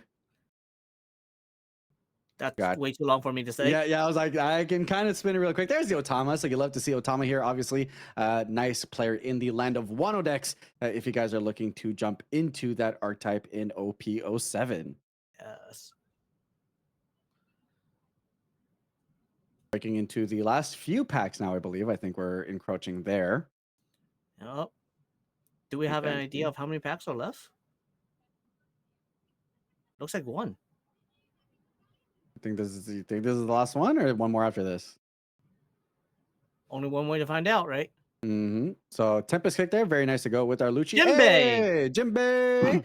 Been talking about this card a lot. Huge upgrade to Dofi in being able to play Jinbei into Croc into a bunch of different things. From the looks of it, that'll be our last pack here to be opened. So let's see. All right, prayers up, energy's up. Let's see if we get the potential here. It looks like it might be a little shiny, a bit of a blue trim there. I'm not seeing what we're seeing on the rim. Trying very carefully not to reveal anything from the back. I mean, it looks a little shiny. Maybe. Just hoping. Just maybe. Hopium. We're hoping. Baskerville. Or Chemi. Keep out. You got this. You got this. And yeah, Quasar. More pizza. Always need more pizza. There's the Boa Hancock. There's the blue that we were seeing. Ace. And all right, the Foxy. Foxy. Hey, you did say Foxy, just didn't specify which Foxy, I guess. So there we go, Foxy to wrap up that box. All right, so we do have our hits. Yes, absolutely. Here. So in terms of this box, we got ourselves the secret rare Ace, We have followed the Lilith, by Bear Lilith. Another Lilith. Nope.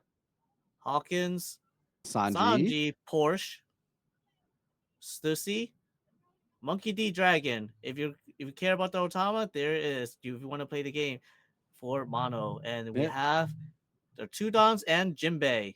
Yeah, so this is very much a playables box. A lot of stuff in there, you know, between the Sanji, between the Ace, and naturally there's the Otama there as well. So if you guys are looking for a box that has a bunch of juice to help you guys elevate and play your game, you know, in the rare slots, we also had a few Tempest kicks to kind of go with Lucci. If you guys are ex-Sakazuki players trying to just be able to feel something when we go into OPS7 as you reach out into playing some Lucci, then there's those as well. So One Piece is real. Keyworded in the chat is going to be that entry as we pull, and you got to claim your prize if you get pulled. Yes. Yeah. Once you get pulled, you got 1 minute to all right, so we're choosing a winner in the background who got the technical team on board. So praise up, energy out. Hope that you guys get in there, and let's see what name is going to be pulled for this OP07 500 years in the future box.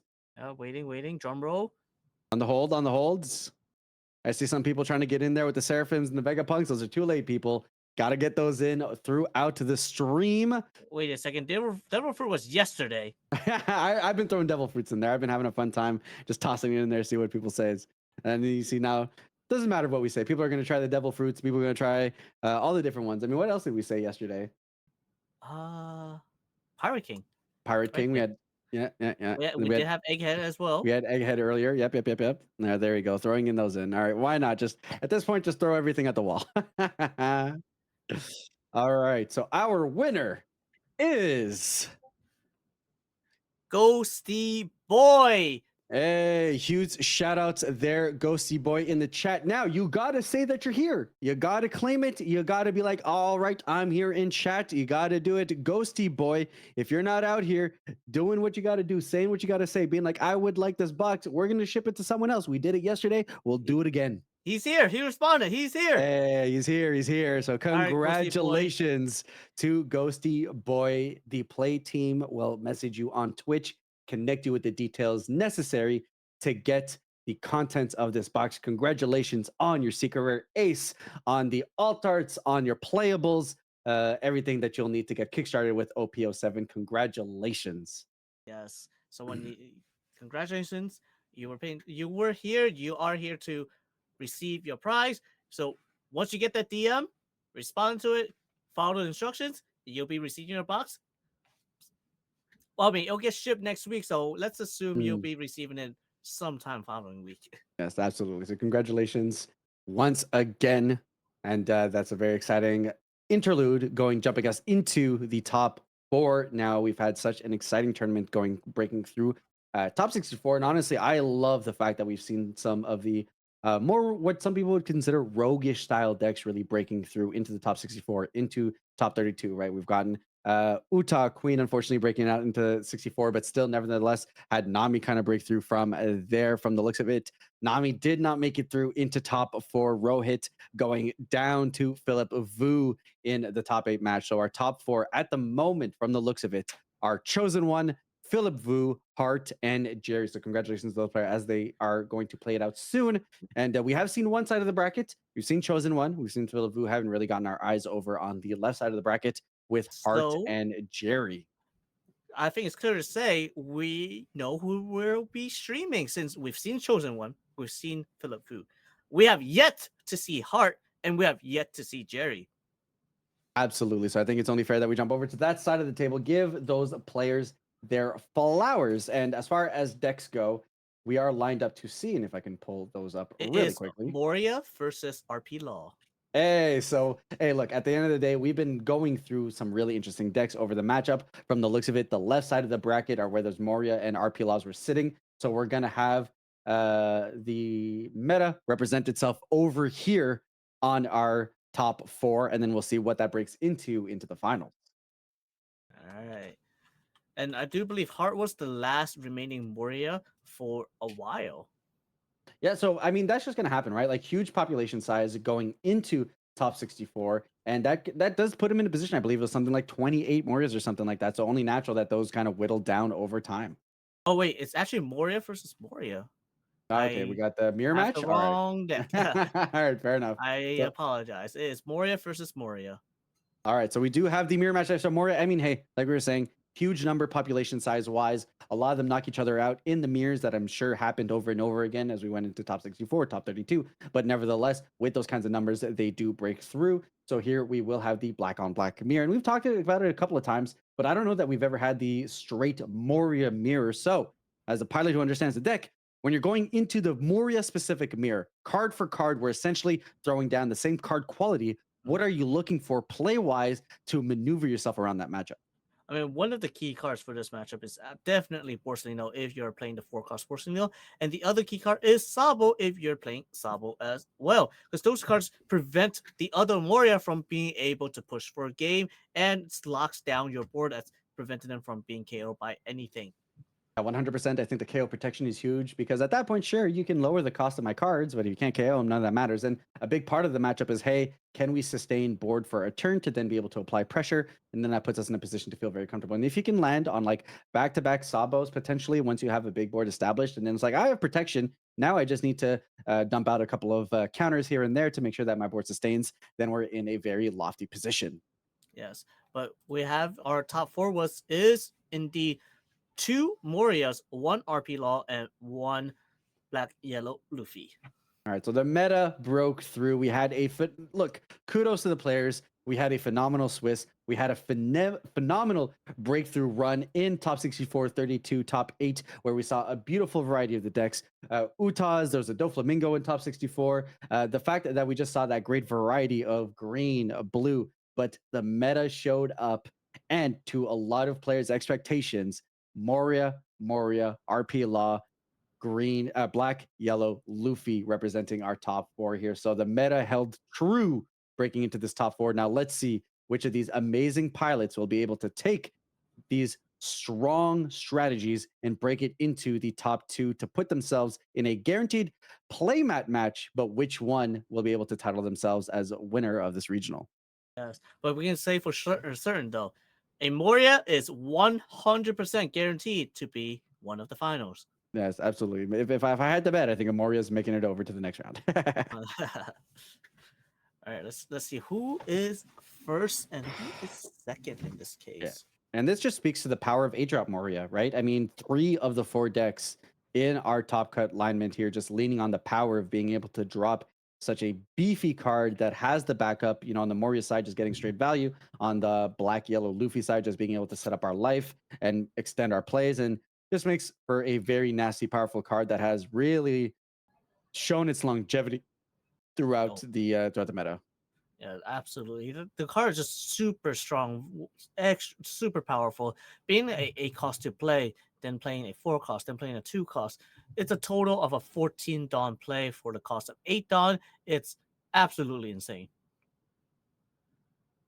All right, and here we go, getting ourselves a shuffle, which, of course, remember, players do get themselves a little deck check in between the rounds. So just got to make sure that we do get that separation there. Get a little bit of shuffling also, make sure it's all well randomized, and then we'll be able to break it through. Does seem like our Gecko Moria player here has, or well, that's not very indicative of much. That heart here on our right has decided to keep, and let's see where this hand takes Jerry. Yes. So it really depends on whether you're first or second, what kind of hand you want to keep in your keep as well. And one of the strongest card in this matchup is actually Hina.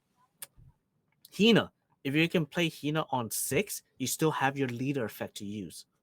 All right, and there we go. There's the bump, and let's fire it off here. Jerry starting it off. 1 does actually have the play to be able to send 5 to trash here, setting it up for future lines.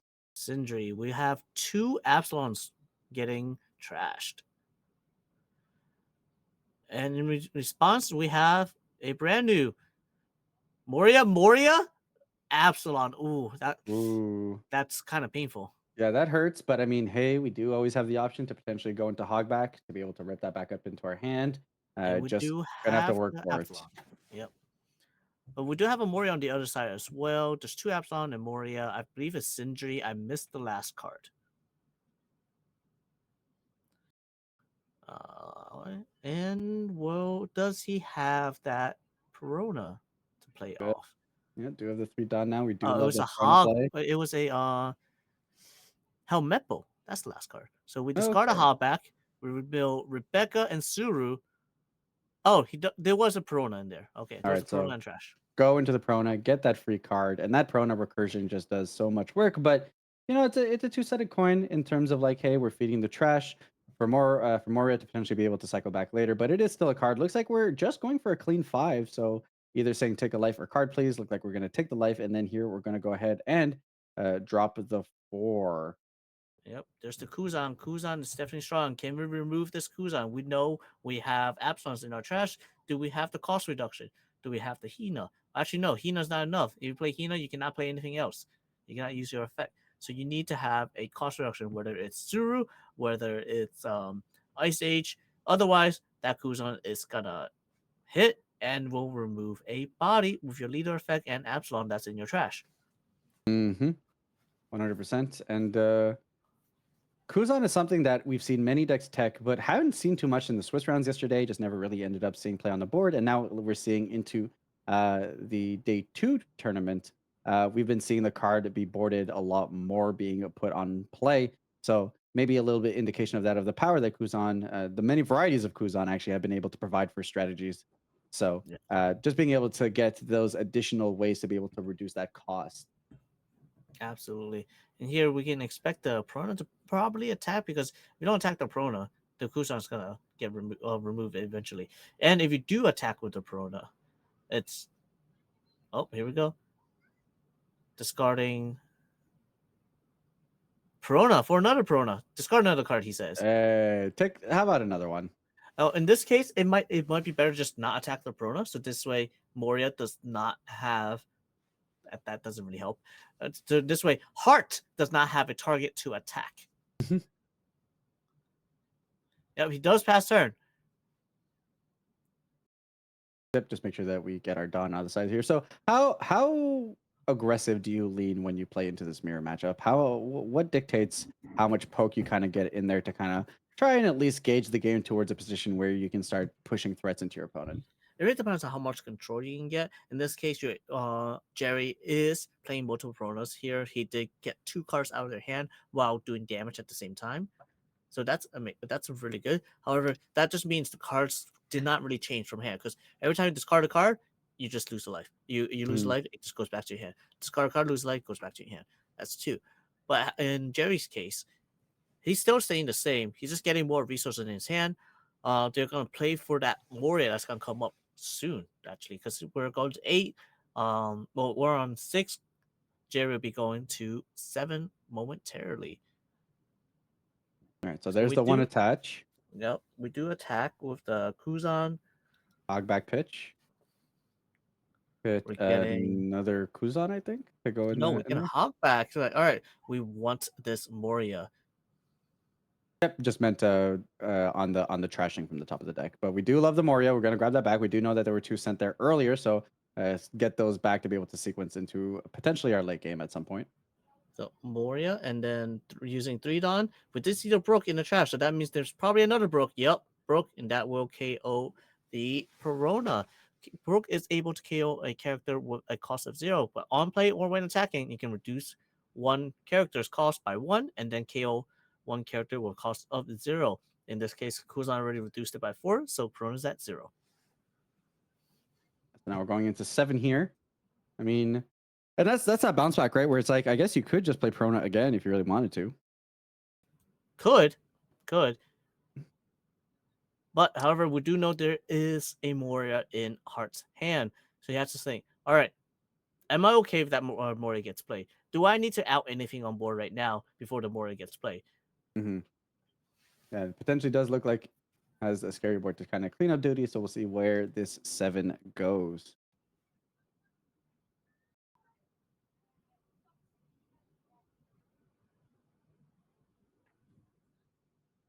Starting with a 5 at the Kuzan. 1K counter. Hina on the Brook.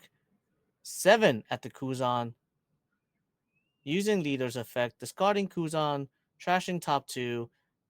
And we have the Absalom to KO the Brook, I'm presuming.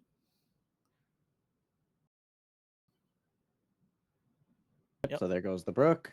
And there goes the Kuzan. Double hit. Right, so I'll do a little more cleanup there. And then passing it on over.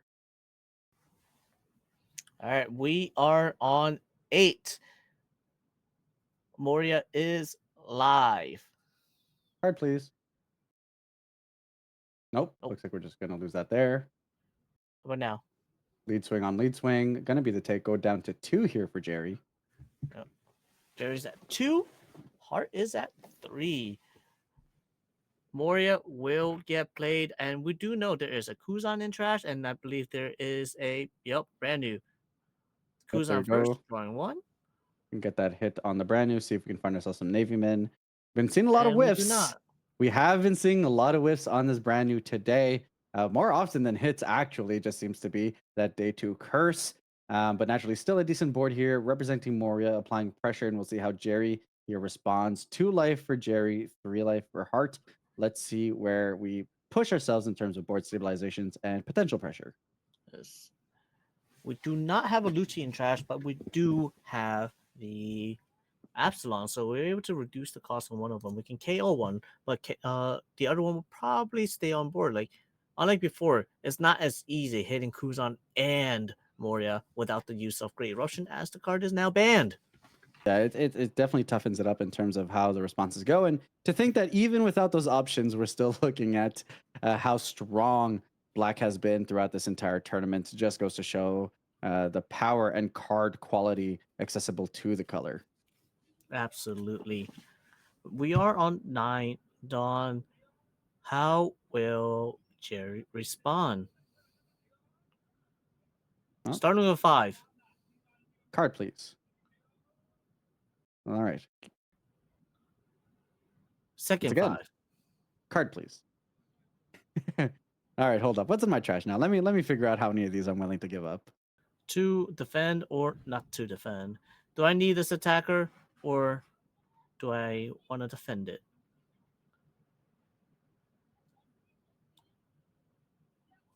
Let's go. All right, Hogback went, and now 6. into 6 into the lead. Life parity, 2-2. Got 8. There's the Moria. There's the boy. Rebecca and Helmeppo. Helmeppo does the -3. Kuzan is now 1 cost. Rebecca is going to be able to go ahead and give something minus, and then there's the Brook for the final pop off on the Kuzan. Yeah, Kuzan is now KO'd and passing turn. We have a blocker here with Rebecca. We have Hina, Absalom, Brook, and his own Gecko Moria, and of course the leader. Yep. All right, let me look at that second hand of yours. Let me know what you're playing with, just to give me an idea. Yeah, because right here he definitely has a wide board he has to deal with eventually. If he doesn't deal with this board, this is going to be trouble. Yep, thankfully on his side, at least he's got a Moria here that can attack, so that 9k of pressure can at least go somewhere to do some damage. As far as board control goes, could also potentially go face if we're trying to make it kind of a race situation, though that could be a little bit suspect. The two brand news there not being phenomenal, but hey, you don them up a little bit, maybe they can apply a little pressure. But let's see. We start swinging 4 at the Brooks. All right, let's get rid of the Brook out of the way first. All right, we still have 9 Dons available. What are we doing with this 9 Don? Do we have Ice Age? Is Ice Age enough? Do we have a cost reduction of some sort? Do we have Hina? Do we have another Absalom to play? I do believe we do have another Absalom to play. We just throw down another Moria? I don't know. Let's figure it out. Nope. Looks like we're going to go for the 4. Prona to reduce the Moria cost. Hey, if we can get rid of that, Moria will feel in at least a better position, knowing that we won't have to face a 9k worth of pressure at a minimum going to the next turn. Looks like we're asking the judge a quick question there just to clarify. Do we have 5 cards in the opponent's hand? I think we've got 4. Okay. Nope, we do have it enough. All right, and there we go. Another negative cost there. So he's at 2 cost now. And then looks like we're going to strap on the 1 into the Moria, swing, pay the 2, and probably play off an Absalom from our trash. Yes. So swing 6. What are we targeting? We'll find out in a bit because I don't know where he had targeted his attack. Yep, but there we go. Absalom gets played. Ended up trashing a Rebecca from the top of the deck. Make sure we just ship 2 cards to the bottom here.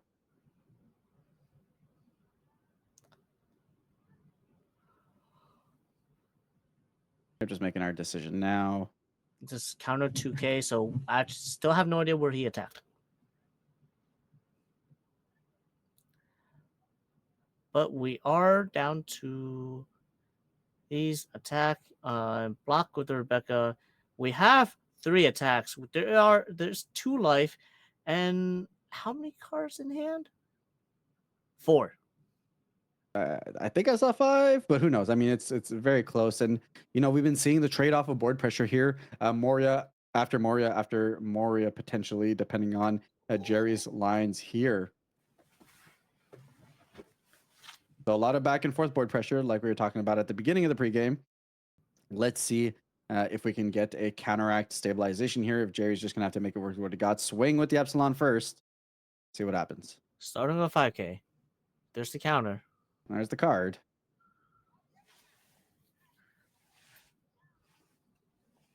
Yes, no, maybe with the Hina, considering it. Hina goes another 5. Card, please.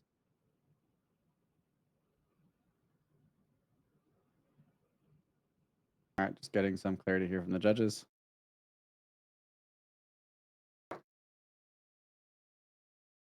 Now we're in the tank. To defend it or not to defend it? Because a 5 is very small, and if you don't defend a 5, that's a lot of damage you're giving to your opponent. Jerry working with 5 cards in hand, 2 life each. And especially now that he's down to 3 cards, the number of resources in his hand is so minimal. Yeah, well, yes, we do know there's another Moria in Heart's hand. I do believe we had a glimpse of it earlier.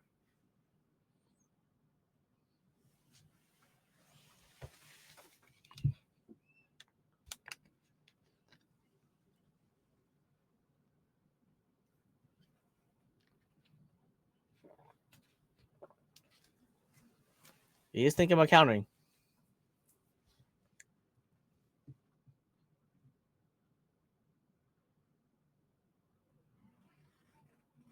Maybe not. He takes it. All right, down to 1 for Moria here. And then 7. 7 over. No triggers from the looks of it from Moria here. We're just going to chill on that 7. Maybe play an 8 to play our own Moria. And that's the take to 0. All right. Heart going down to 0. This is telling me Hart wants to try and go for a game next turn with his board. He has 2 5k attackers. He has a Moria and his leader. How much of the board can Jerry clear? Or how many blockers can Jerry set up? So let's a see double here. board on here would be absolutely insane. That would be very solid in terms of just having something to be able to sit there. Let's see what the lineup is. Surprisingly enough, neither of these guys on something like Sabo from the looks of it. So we are really only leaning on Borsalino here. Yes. Our players are playing the Sabo. Yeah, and Borsalino's only a 2 of here in Jerry's list. So let's see if he's got that in his grip. And if not, how is he going to maneuver the matchup otherwise? Is Rebecca enough?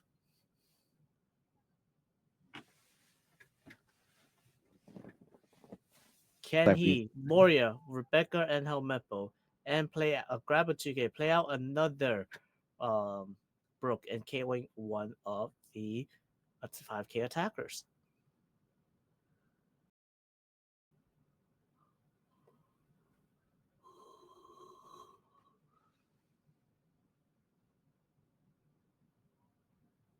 Okay, looks like we're lining it up. Yep, it's the Moria here. Play the Rebecca. Line up our next play into the, was that Brenu? Get that trigger. Ice Age. And then Rebecca will get back. Now we're trying to figure that out. A 2K. All right, just get ourselves a little counter power. Nope. Nothing to we're going to sit on that. So blocker here. Huge board on Heart's side. No cards in life, but working with Helmeppo, brand new, Perona, Moria, Absalon. So some decent attackers here to kind of chip away. And Jerry doesn't have the biggest hand. I think after this play, he's got 4 potentially. Actually no, because of the brand new replace. So it does look like it'll probably still be 5. So however, we have to think of this way. Brand new replace self with an Ice Age is essentially a non-counter. True. So I'm sure there's going to be some level of board control here, but also a little bit of pressure. See if we can kind of close out the game. Starting with a 5. And I have to assume if we're continuing counting here, it's to the leader. So that does get the card.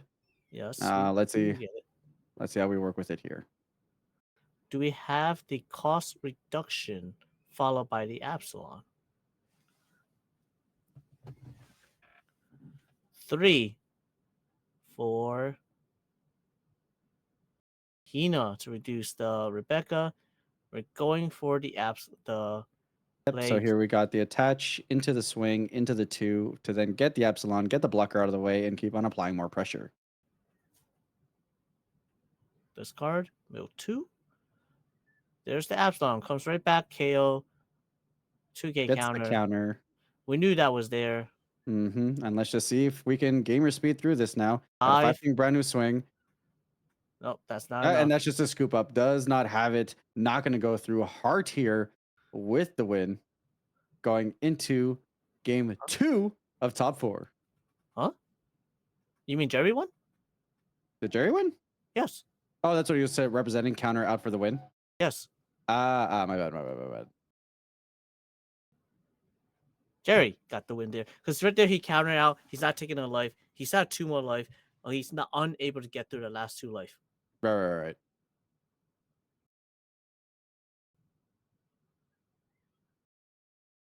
All right, so 1-0 for Jerry here, breaking into game 2 of top 4. All right, giving our deck a little bit of a shuffle here. Just give a little quick count out. Of course, we're going to have to randomize our deck sufficiently after that, but nothing wrong with kind of giving a quick count. Just make sure that we're running with the appropriate numbers within our deck. Mm-hmm.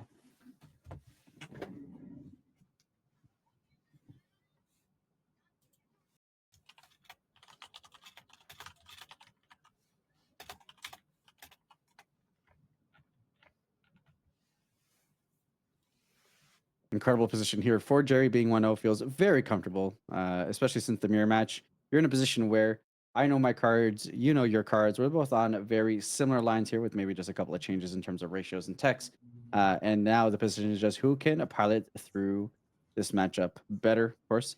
Here, Hart will be able to have his optimal start going into this game, having the choice to be able to go first or second, and then hopefully be able to adjust the gameplay to compensate into a hopeful game 2 win to push this into game 3. Mm-hmm. But we are going to game 2. I don't know what's going on. Yeah, I think maybe we're just clarifying here game positions, just talking to the judge a little bit just to make sure that things are going on. And yep, does look like we can go ahead and start. So players checking out their opening hands here.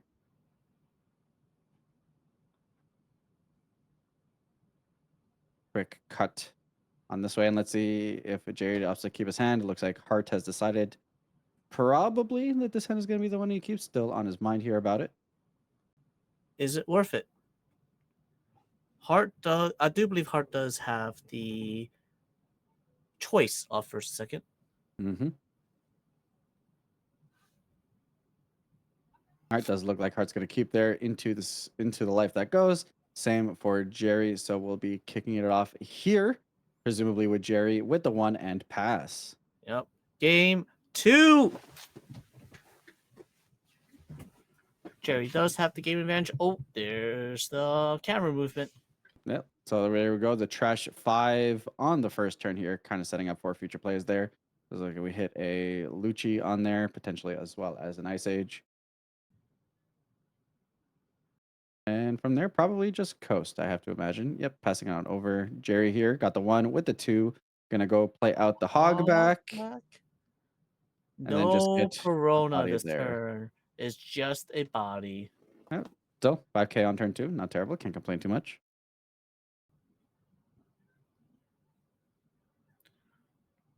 And then we have a 7 go back at Jerry. Do we have the Perona play? Or we do? We do. From the hand, here we go. Get the Prona. Play the Prona. Discard a card from hand, sir. Almost like an additional attack. Here will probably be the take here for both players.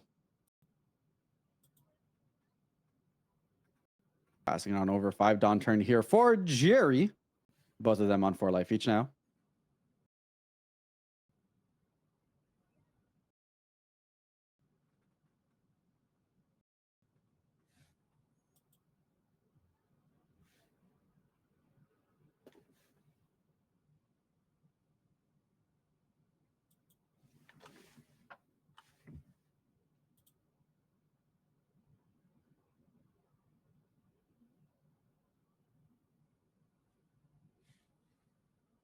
We're in the tank here. Looks like that's going to be a take going down to 3 here. Hey, there's that tech Borsellino that we were talking about. 2 of over here in Jerry's deck can put in a good amount of work. It was chilling on board, just hanging out, and going to be very clutch when the time comes in terms of serving as some defense. And if not, I mean, hey, Borsellino still kind of stands there as being a lofty 5K attacker. Yep, there's the reduction on the hogback, followed by the Absalon. We knew it was there the moment that was played. Yep, there we go. So Hart in a position of constantly, unfortunately, shoving Navy cards into his trash, but at least he's got those in hand to be able to kind of play those out. Back into the tech goes that Kuzan and Ice Age, and then establishing our board presence before passing it back. Yep. That's a huge board now. We have 3 5K attackers. He's just waiting. All right. I don't need to turn these cards sideways because if I turn them sideways, they're going to get attacked. I'm going to have to pitch cards from my hand to protect them. We don't want to do that. We want to pitch cards to protect our life if we need to, or just take the hit from our life and add more resources to our hand. 100%. So let's see how Jerry is going to respond.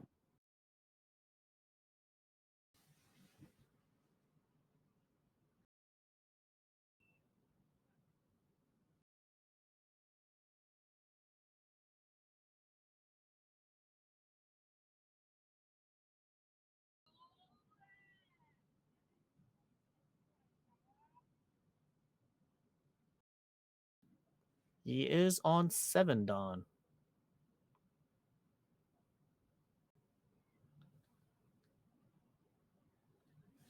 Thinking through the lines. Ooh, attach onto the Borsellino. Yeah, all right. Looks like we're going to swing for 6.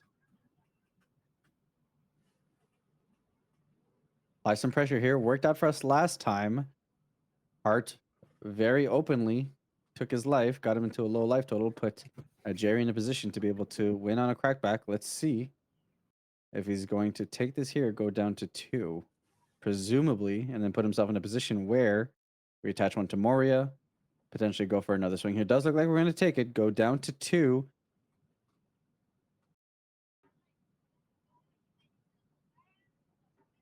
All right, getting into the Hina. Get that swing, get the attach, get the play. We're going to go ahead and toss. I think that was a brand new there. Get ourselves an Absalon here. Absalon are going to go ahead and pop out that Hina, and then we are going to counter out of it. Heart at 2 life, passing on over from Jerry's side. Yes, but we do have the Borsellino. It is a 6K, so meaning Hart will not be able to attack the Borsellino if he plans to play playing the warrior this turn. So now the question is, how much do I want to preserve board control versus just kind of establishing my board more so into the next turn? Understandably, there obviously we potentially need to poke a life or at least poke a card out of hand here to put ourselves in a position to be able to kind of crack back on a win after that.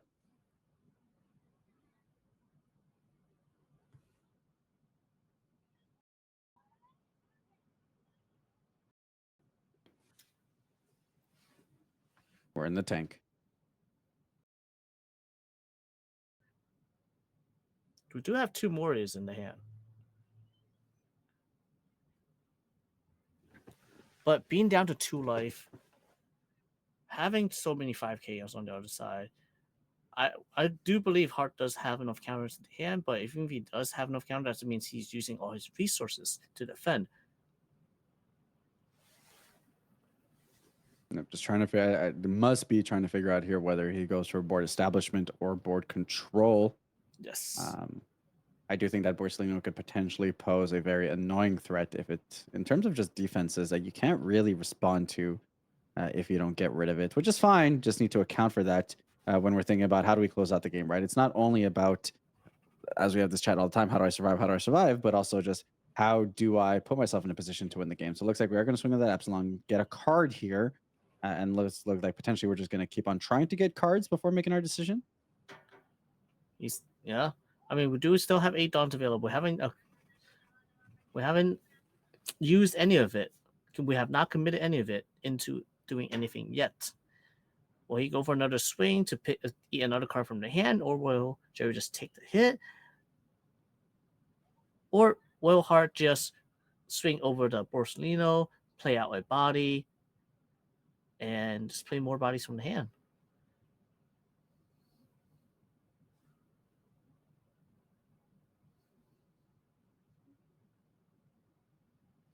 He's thinking really long and hard for this. Because playing more does not necessarily mean you're winning the game. Yep, so going for another 5K swing. Card, please. Looks Takes like that's gonna be a take.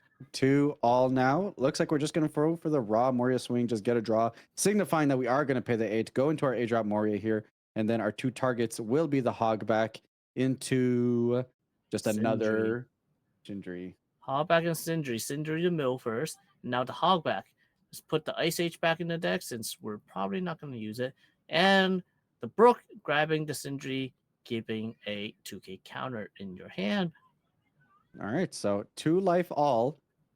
Passing it over, and now Jerry needs to make a decision. Very similar positions that we were finding ourselves in the previous game where, hey, back-to-back, Moria is able to establish board control and apply some pressure. So we'll have to see how much board cleanup Jerry opts to do here, and then how much of that will also lean him into establishing his own board to be able to threaten for potentially game next turn.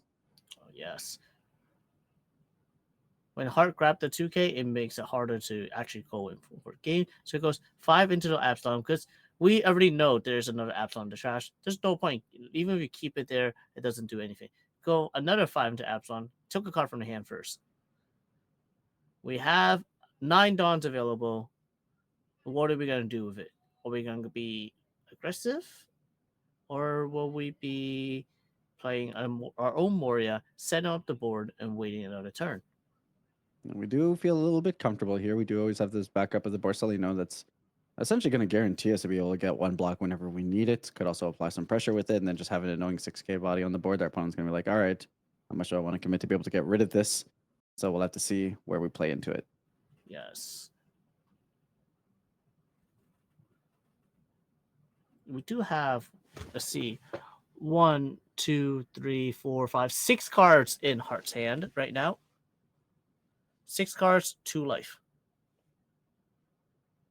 Good amount of counter power if necessary. It does look like we're going to have the attach one swing. Swing at the Prona. We know there's a 2K in Heart's hand. Yep, opting out of the pay 2 here. We are going to counter out protect the Perona.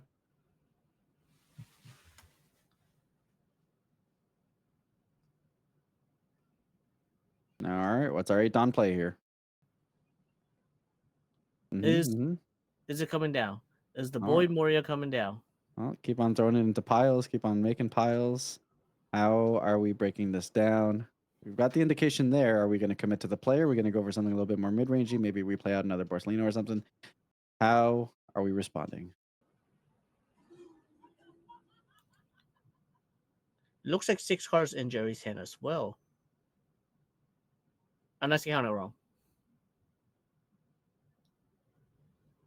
But this is the board where, all right, there is a lot of offensive guys on the other side. How do I deal with this? Do I need to turn this Borsellino sideways? Do I need to eat another card from your hand? Am I able to survive if I turn this Borsellino sideways? Mm-hmm.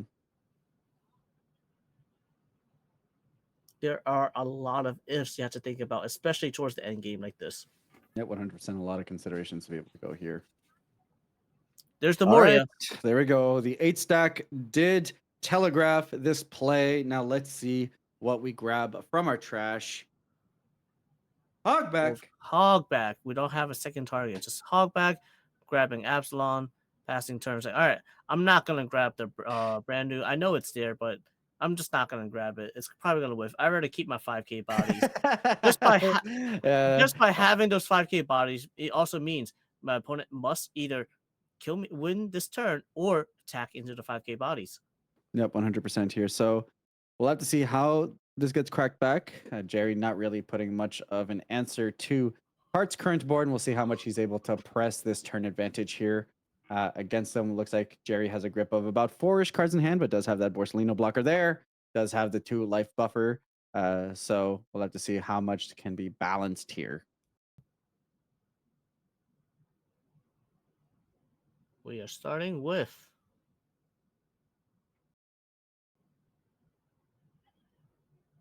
Yep, just some clarity here. Don stay attached until the next turn. 6-2 Hina. Hina goes.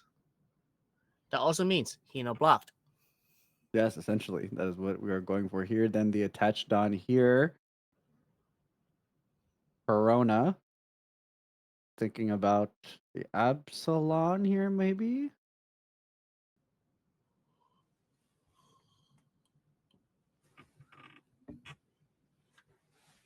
All right, little rewind there into the tank.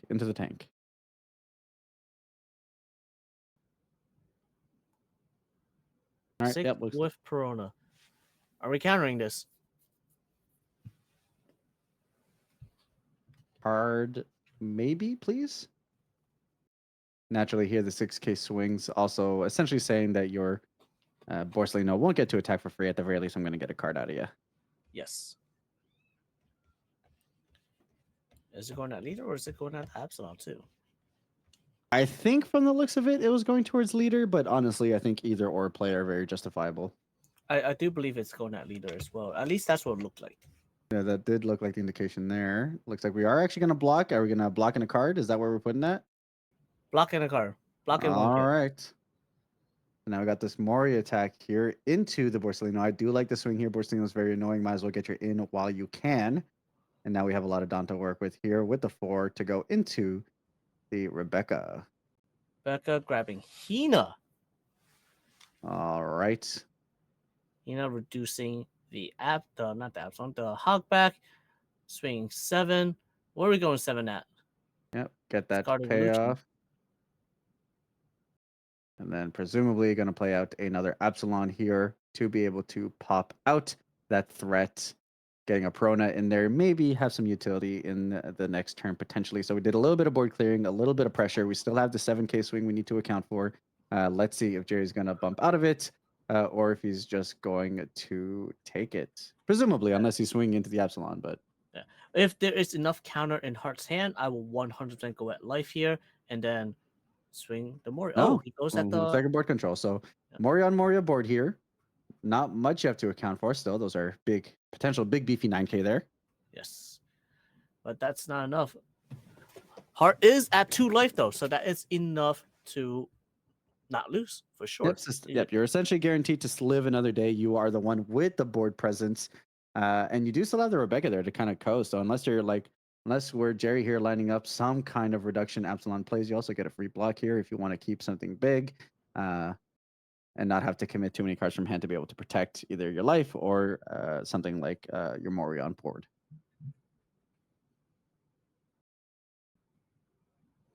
Counteracting options like, hey, what's in your second hand? I don't know. What's in your second hand? Does look like we get Moria into the hog back here.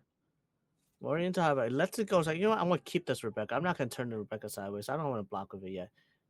Yep, Then Moria into Hina. Now you block with Rebecca. You have 8. Here we go. Second Moria. Hey, now we're on a triple Moria board between the leader and the 2 8-drops here. We are going to go into the brand new now and into the Borsalino. So Borsalino comes back. Very annoying threat, but hey, at least our opponent had to pay for it. And now let's see if we can find our ways around it. That thing's going to sit there. It's going to block. It's going to do its thing. Absolutely. So let's see if we can't just line up some 6K swings to at least have to force a card out to maybe get rid of it. But now, double Moria. Very scary here. 2 9Ks just chilling, coasting. That could do a lot of damage here. So the end of Brandon was able to grab a 2K counter by the name of Suru.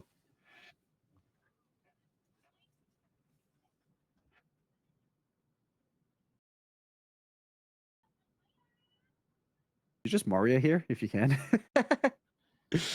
All right, does look like we're gonna go Hina into the brand new. Let's go.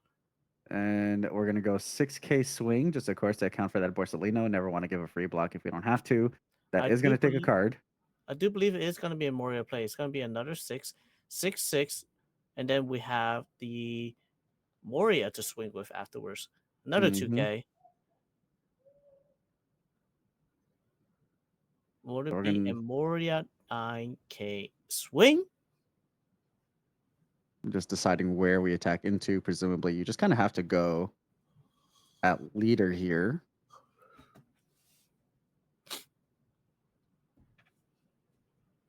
We got 4 cards in hand from the looks of it on Heart's side versus Jerry's 2. I believe is what I saw. It looks a lot more than 2. Jerry, it has to be at least like it's not that much more. It has to be 2 or 3 or something like that. We'll find out once he pick up his cards. Yep, in just a moment.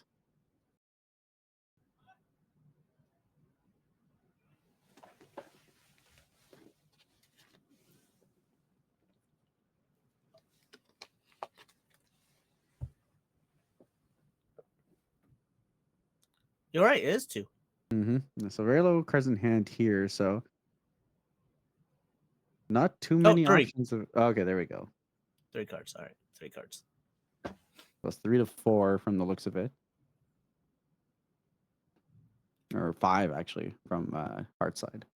Yeah, if I'm gonna tell, Jerry might be trying to go for a game next turn. Potentially. Oh, I have 5 cards in Heart's hand.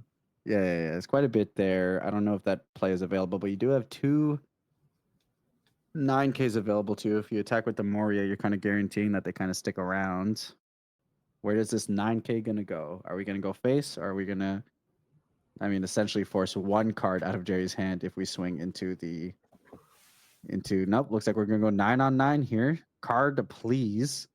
Yep, and that gets the card every single time. Here's the 8. Here's the second Moria here. Gonna go into the Rebecca. Do we have a searcher as well? No searcher. Just grabbing a 2K. All right, I have a 2K counter in my hand. I now have 5 cards in my hand. One of them is a 2K. Are you able to go for a game? Very, very unlikely, unfortunately. So what do? Are you going to try and clear the board? What do we have in hand? Do we have a way of removing that Rebecca? To kind of let our attacks go in more cleanly. Do we maybe have any like Hina lines available to us to maybe be able to deal with one Gecko Morio while we're applying pressure? A lot of questions here, but at the very least, on Jerry's side, we've got that Borsalino there that gets the coast. Looks like we're going to go 9-on-5 to get it kickstarted. Another 9. Presumably, this is just let through. Could be a world in which we block with the Rebecca, but no, looks like that's going to be a pass over here. Then we're going to go 7 swing here, not use our leader ability. So is it a third Moria? Are we about to see another? I mean, he's setting up his trash. Or is that what's happening here? Is it Moria? It is. Oh my lord! All right, 5 8-drop Morias on board at the moment, 3 of which are on Jerry's side. Here, getting the hog back on the board, being able to get another card back into the hand. A little bit more defensive power here, a little bit more defensive juice. Gonna be the pass. Borsalino chilling there to just guarantee those defenses. Not Yep. easily removable by black, almost impossible. Yep. So we know Hart cannot go for game here because of the existence of the Borsalino now. Just holding the line.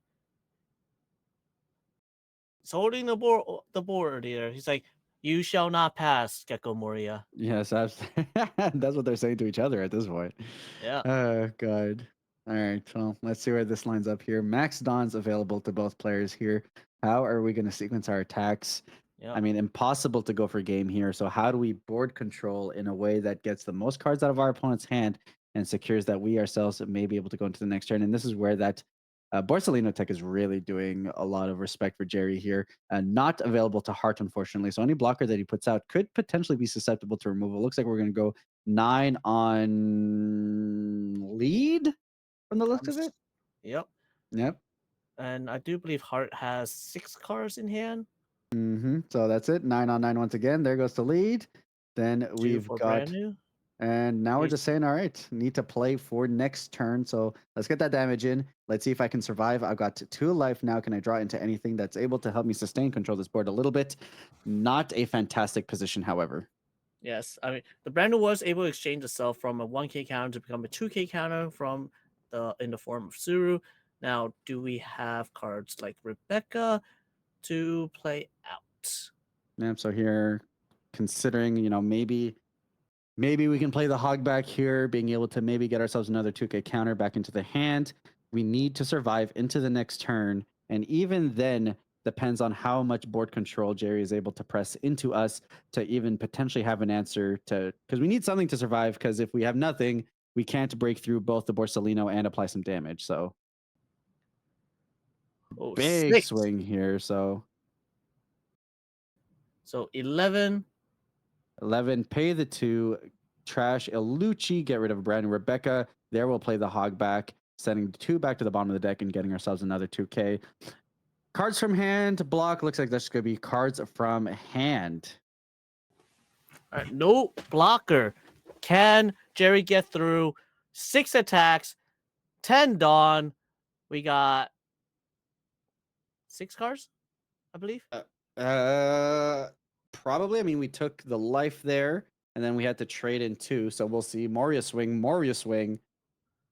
2, 2, 1. Yeah, and out. that's just going to be Moria swings out here. It. Swings. And No there triggers, is leader swing. Hey, so Jerry will be one of your finalists going into this regional 2-0 Moria over Moria Mirror.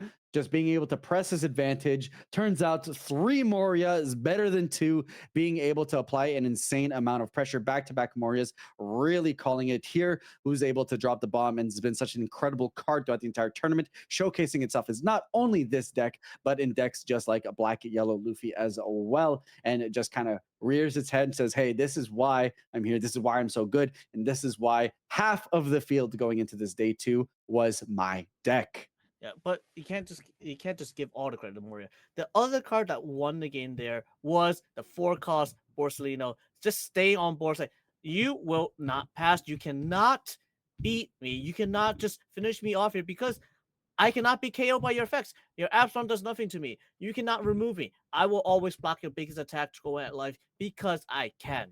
Yes, though one of two Borsalinos in Jerry's decks were fantastic. This was not an option available based on the other deck list, which really puts Jerry in a position to be able to say, hey, no matter what, I'm going to have something that says you're going to have to at least have two to swing, which means even if he played the board control game there, we didn't have to because he got three 9K swings. But the fact that if he did, then it forced Moria to have to like, all right, well, now I need two attackers. So it is legitimately impossible for me to be able to break through in this next turn. Puts Jerry in a really sweet spot. And the fact that, hey, did you deal with it once? All right, that's fine. I'll play my Moria to be able to get it back again. Puts that just such a good spot in terms of having that additional guaranteed defense. And, with many other decks that we've talked about, how one life is actually two. In this situation with Borsalino, zero life is actually one when you have to consider the ability that you need two attackers to break through. Yeah, especially Borsalino. Just Jerry recognizing, all right, my opponent Hart, he's about to go to 8 Dawn. What I'm gonna do, I'm gonna turn this Borsalino sideways because it's 6K. Unless you commit Dawn to your attack, you will never be able to attack the Borsalino. That means you will not play your Moria. So if you want to play Moria, you cannot attack the Borsalino. It is safe to turn it sideways. Yeah, 100%. And that's that headspace game, knowing your opponent's sequencing. And plays into, hey, by playing the deck, you understand the lines the best, and understanding that, like, if I were on the other side of the table, this is what this would limit me. And that's where that game knowledge comes in, where, like, if you're looking to beat Moria, play Moria, because those are how you're going to understand that, like, oh, if I have a 6K on my opponent's board going into 8, him having to play into it will deny him his optimal play. So very smart play here from both players. Of course, congratulations to both of them for breaking into the top 4. But for Jerry, guarantees himself a playmat now and plays for the title of regional champion, which should be a very exciting match.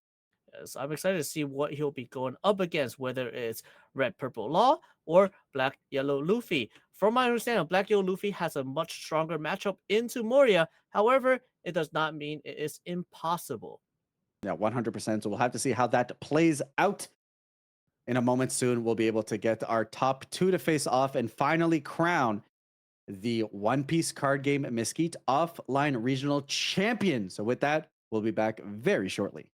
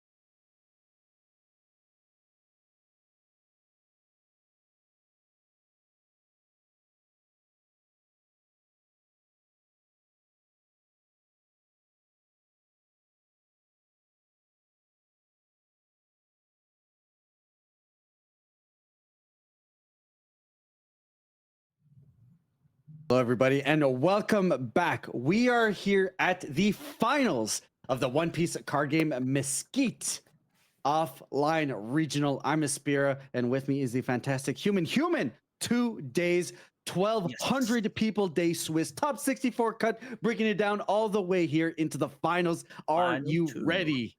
I'm ready. I'm very ready because this is the final two. These two players are very well known, actually. They have accolades behind their back. Both players have made it to finals of regionals before. However, both players fell short and got second in their respective regionals.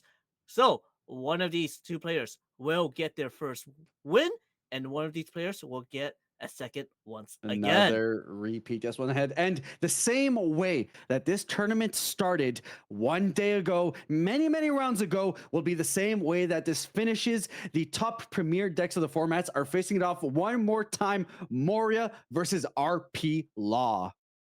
They are the top deck, and they're expected to be a top deck. This will define which will reign supreme over the other, at least for this week. Yes, absolutely. So the players are sitting down. You guys send your energy. Who do you want to take it down? Who do you want to be your regional champion as we jump over to the table and watch this finals game? Chat, there you have it. Please type in who do you think is going to win, Gecko Moria or RP Law? Are we standing chosen one? Are we standing Jerry? Choose your champion as we kick it off. Gecko Moria here going into his second turn here, getting that brand new, getting the hit and firing it off back into RP Law's hand. All right, we're going to a 5K swing. That means we have a 3 cost to play. We have Shiraya. So unlike before, when you had Great Eruption, you will always just Great Eruption, draw your card, swing for a 6, play the Absalom, KO Destroyer. Now you don't have that luxury anymore. So, it's like we saw the first time, Red Purple Law has a fantastic ability to apply pressure to clean up on board, but Jerry does have that Borsalino, which means that he's just going to be able to at least have some defense, be a 6K. He's going to have to line up some sequencing here from Law to be able to bottom deck it. So, it's got that circumvention. We're going to have to change up the tools a little bit about how we go into this matchup. Yes, we do have the Kuzan that's landing in play. Now, the only to really remove this Kuzan is you either have your 4-cost Toy Law now or a Gordon Race Max to remove the Kuzan and play another body. But that also means you cannot play your 5-cost Useless Kid at this moment. hmm So see here, we're now at 5, and this is where the plays line up. You play the kid, you're essentially getting yourself to lose it. So can we line up a play here that'll make sense in terms of getting rid of this Kuzan? Looks like we were setting aside the 1, and we're doing a bit of math here, going with the swing What are you thinking with about it? Dutchie, with the Shreya. Not too sure because we do have a Hallback, a Brook, and an Absalom in the trash of Gecko Moria. So we know the Absalom's there already. Yep, so we're gonna get the swing here, and of course Shreya does have the when attacking, gains the gaze power of your opponent's the leader, so this will be a 5K swing here. Yes. And that effect does last until the end of your opponent's turn. So while on your opponent's turn, that stays 5K. So Kosi there, then we've got the card out of hand. And now we've got this 1. Are we going to play the 1? All right. So just going to be a 6K swing here into the lead. We take the 6. We have 4. Bond Clay. Okay. For 1. Bond And play. there's the Raise Max. There, All all right. right. Into the raise max. All right there. So maximizing the usage of our Dawn here. Then we're going to go ahead, use that ability pop, get rid of the Kuzan here, and then opening up for our turns after that. The play is going to be Reiju to draw fixing up our 2. hand here. Let's go. All right. We are back down to 3 Dawn. That meaning on your next turn, you'll be going back to 5. You cannot do a Kid into a Gordon again, as it's you do need 6 to do so. All right, so shifting it back over to Moria, how are we going to counteract the current threats present on board? We are on 6 right now, meaning next turn we are about to be on 8. That is your Gecko Moria turn. We There's the start Hina. with the Hina, swinging 6 at the Shiraya, discarding 1, Presumably, this is trashing going to be an 2. Absalon play here. There's the Absalon. And we do have the Ice Age that's going back to the deck. And we know there is a Helmeppo in there already. And yeah, It I was the do think that. Sindri. All right, so Shindri down, and then that's the swing. We're gonna protect our card and then pass on over here. So we have Bond Clay chilling. We've got the Soraya chilling. We got the leader chilling. Going into what is that? Our 5. 5 dawn turn. Yeah. 5 down So turn. could play a kid here potentially. Uh, what's the sequencing going to be here? How much pressure can we apply? We have Brook, we have Absalom, we have Hogback, and Helmepo. 4 key cards for Gecko Moria. All right, 4. Thinking about it. Start with some swings. No, looks like we're just going to pay the 4 here. Or is it? Wasn't one thinking about it. Sitting at 3 life at the moment. Starts with a law. Hey, all right. Toy Law here on play. Go to one of your opponent's characters minus 2k for the turn, and then he sits there as a cool 5k. Then we're going to Goes use our for leader Hina. ability. Okay. All right. Proc our leader ability, bottom deck that. And what's going to be the follow up play? Another Bond Another- Clay here for the ramp, and just saying, like, hey, at some point, you're going to Gecko Moria, and that's going to give me multiple swings, of course. Good odds Yes. are one of those Bond Clays might end up not surviving till the till that subsequent turn, but at least we got one set up, and at least we're still ramping while establishing board presence to make sure that we're always chilling around that 4 or 5 dawn to be able to continue making our plays. We go for a 6-6. The first 6 gets countered out by a Perona. Second 6, Cherry takes the hit. We are now at 8 dawn, which is the magic Moria number. But do you want to play the Moria now? We do have the Helmepo, we do have the Brook, we do have the Absalom. We are able to remove the one of them, at least one of the Bond Clays, Mhm. if you choose to do so. Let's see what the lineup is here.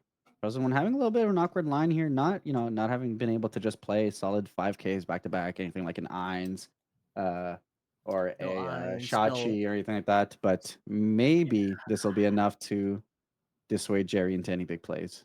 Yeah, he definitely needs those Shachi and Penguins, especially early game if you plan on using your leader effect multiple times.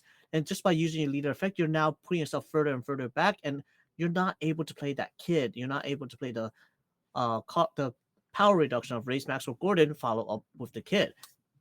Yep, and here we know if he plays the Moria, you're only gonna have to defend twice here to be able to keep your Shariah around for another turn. So do I want to sacrifice 2 cards here to be able to keep that card around if my opponent goes swing, then leader swing, and then potentially into Moria after that? Does counter 1.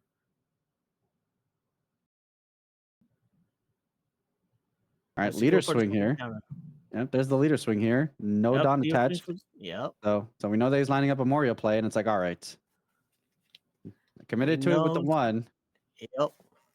Question is for the Moria play, will you play the Absalom with the Helmepo or you play the Brook with the Helmepo? Both ways are able to KO one of the Bond Clays. We do counter out as well. Discarding a Queen. All right, saying that we're not going to get to be able to play Queen. There's the Gecko Moria. We all knew it was coming here. Trigger looks like we're going to go for the Brook line here. So Helmepo, Brook, get rid of one of those Bond Clays, rip it back over to RP Law. RP Law going into his 5 Dawn turn here with a Soraya, a Law, and a Bond Clay on their side. That Bond Clay representing 9k swings here because of the Yes. opposing Gecko Moria. Yes. Right here, you will choose the Brook over the Absalom because you want to keep some cards in your trash. Because when you play the Absalom, you need to remove cards from your trash in order to use the effect. Yep. So going for a 6k string, we counter. Do we have multiple multiple Race Max, multiple Gordons to Yes. remove this Moria potentially? Or are we gonna go 7 at lead? Looks like we're going 7 at lead. Looks like that's what we're lining up here. 3 cards in Jerry's hand. We're going at 7 at lead. We take that 7. All right, go down to 2. Looks like we're going to attach here. Just go to law. Another 7k swing over at lead. 7 Saying, number hey, 2. looking to potentially close out the game here. I'm going to swing for 9 after that. So what are you going to do about that? and representing like, hey, I may just have the hand to get there. I do have 3 life. We've got a sizable hand here, be able to counter out against any big attacks. So where do you want to put yourself here? We're what, Yes. 4 cards in hand now, I believe. 4 cards in hand. We can go for another 7k if there is a kid killer in the hand for the last life before going 9k with the Bond Clay. Yeah, potentially. Hey, maybe it's a swing bond clay. We still have our leader ability. Maybe we go into a kid killer here and then just saying like, hey, let's start ripping some cards out of hand. And then I still feel comfortable enough to be able to go from there. So let's see what happens here. We're in the tank. Doing some math, chewing some gum, figuring out what we want to do.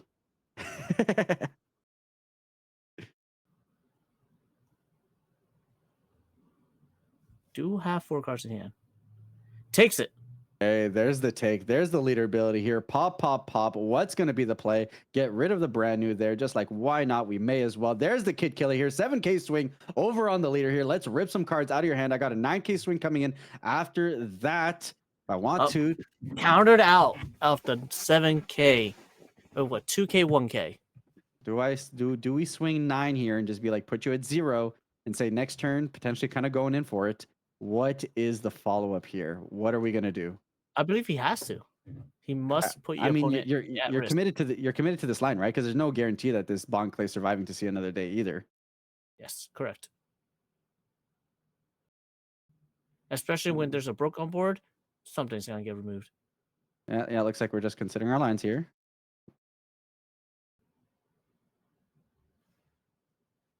You know, you want to do it.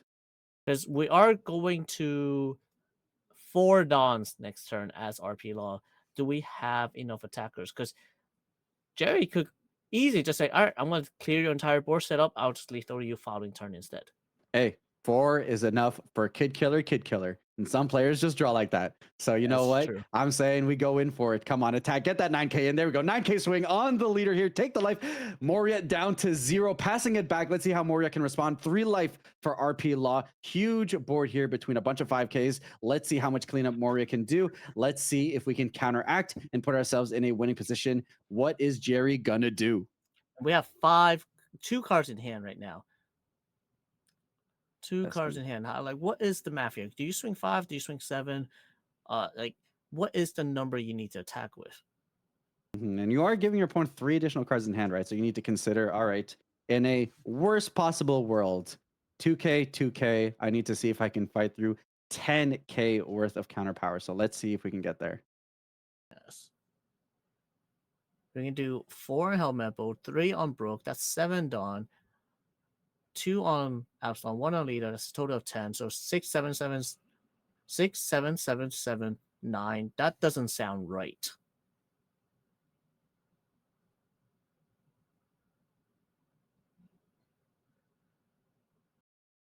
The question is, can Jerry survive an extra turn if he goes for the board clear instead? It depends what Chosen One's got in his hand. Yeah, that is the Because biggest question. like if those are 2 kid killers, I mean he's dying. Odds are if those are 2 kid killers, then Jared decides to start turning cards sideways. But like we also go for board control instead. I don't know. And we've seen Chosen One here draw himself out of sticky situations, being able to draw gas. I would not want to face Chosen One in a scenario where I'm asking him to top deck the out because he has proven time and time again in this tournament that he is capable of doing as such. Yes, he is. But that's what we're thinking. We're in the think tank of, all right, do I go for game? Do I go for All right. start with a 5? Absalom sideways, card out of hand here. It's 1 card out of hand. Lost ourselves a Reiju. Let's see what the follow-up is.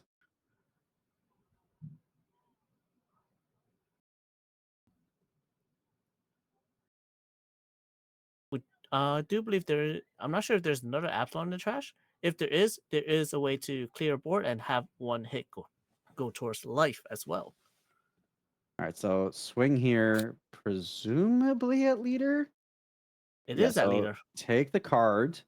2 cards in hand. 5K swing. 2 cards in hand, 2 cards in life, indicating you don't have much. And this is gamer speed. Swing. Yeah, we're playing. Oh, no. Looks like we're going for board. Okay, looks like we're opting for board here. It looks like he's going at life and then doing a Doing the -1. minus. Yeah, yeah, yeah, yeah, yeah. Yeah. So, I mean, we're at gamer speed here. Is like, oh, you took that 5K hit. All right, that's every indication I needed to know that I need to go in here. We've got to this last swing and doubt that that's a bait. 9, And then we're just strapping everything into this Helmeppo. Huge swing here. And it does look, 10. that's it. Looks like we're going to go into game two here. Jerry swinging out here, looking at Chosen One, saying, you do not have it. You will not be able to have it. And pressing through. All it took was that one take. Oh, my 5 got through. Well, now I understand that I have every opportunity to be able to go in here. Yes. And there was a Kid Killer in hand. Yes, sir. As I said, that was the lineup. Kid Killer into Kid Killer, just saying you got to have it. So here we go. Gecko Moria 1 over Red Purple Law going into game 2. Now, this game, Chosen One does have the choice of going first and second now. I definitely opt to go second because I want to have that even curve. I want to be able to play. All right, on my 4, I want to ramp. All right, now I'll go to 7 Dawn. 7 Dawn, I get to play a card. Or if anything, I can 4 ramp. And if there's a body on my opponent's board, I can play the Gordon, remove it, and then Sachi Penguin goes back to 4. Mhm, That's the mhm, ideal. That's the perfect life if you have that perfect life. mhm. So we'll see what Chosen One ends up lining up to do. Did have a bit of an awkward kind of turn 3, turn 4 there. Hitting those Monclaves, which is fine, but didn't line up those advantageous turn as much as he would want here. So let's see if he's able to line up anything that can, one, present a solid board, two, allow him to potentially answer a Moria, and if in doing such, put himself at least in a cozy position to be able to press his advantage. All right. Our players are shuffling up, getting ready. We are getting another power shuffle.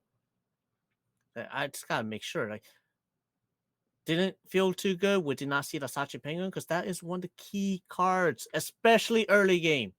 Hmm, hmm. So we'll see how it plays out here. Both players done shuffling. Let's see if they end up keeping their opening hands here. Here we go. Game 2, first hand. Will we mulligan? Will we keep? All right, looks like both players are comfortable with their hands there. Down to the life we go. RP Law at 4 life, Moria at 5. Play the one on RP Law and pass turn. That was an instant keep from both sides. Oh, Hmm. RP Law actually opted to go first. Yep, got his one Don and passed it over. Uh, so it goes first. So I don't hate it as well because going first, you're also able to play the Zoro Zero. You're also able to play the strike. Hey, There's the that one. Zoro Zero. Start ramping. There we go. So 3 cost, Zoro Jiro here, 4K power. When attacking, if you have 3 or less cards, 3 or Life. less life, add up to 1 Dawn card from your Dawn deck instead it as active. So getting that additional ramp can definitely help with the extensions here, and could potentially punish Moria from saying like, hey, if you want to go for your one attached to swing, well then we're gonna punish that a little bit. Yeah, and so that's why Jared said, you know what? I'm just not gonna do that and just hard play the Perona. I can wait and pass Yep. turn. Yep. There we go. So 5 now here for our law player. See what the lineup is. Could potentially play a kid. Could potentially play out into some advantages. Maybe kind of let something like a max sit on board as well. Looks like we're going to go 1 leader swing for the 6 into the lead.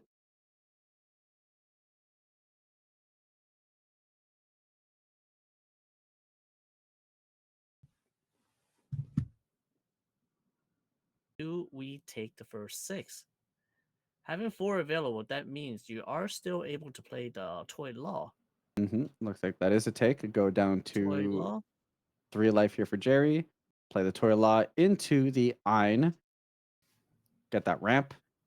Pass turn. Yep, that is a board presence if I've seen a board presence. There's 6 Dawn on Jerry's side. There's the Hina saying, all right, I can't let that Zoro Zero Hmm. stay because that's a ramp. So we're going to swing 6, discard the Absalon, going to KO the Zoro Zero. You're not getting the Zoro Zero value. You can attack those 5Ks, but you're not ramping at the very least. Yep. So restabilize some board. Not the most dangerous threat on the board, but it's just an annoying to know that that additional 1 Dawn in lock can go a long way in terms of solidifying him sustaining at those 5, 6. And if Law gets to play within that 7, 8 Dawn realm, like he's in a really, really, really comfy spot. There's a lot of play extensions that he may have available to him. So just the fact that we're able to play a bit of that slower game, get ourselves in a position to be able to play bigger, is very much a welcome here. So let's see what that lineup is going into our 7 Dawn turn. No, looks like we're just getting it over to 5. Yep. Draw 2. Swinging 6. All right, all right. I'm not removing anything this board. I'm just gonna draw cards. And Jerry here will be going to his 8th Dawn turn. You know what that means? A Moria. And there is no Bond Clay on the other side to take advantage of the Moria being played if it is gonna get played.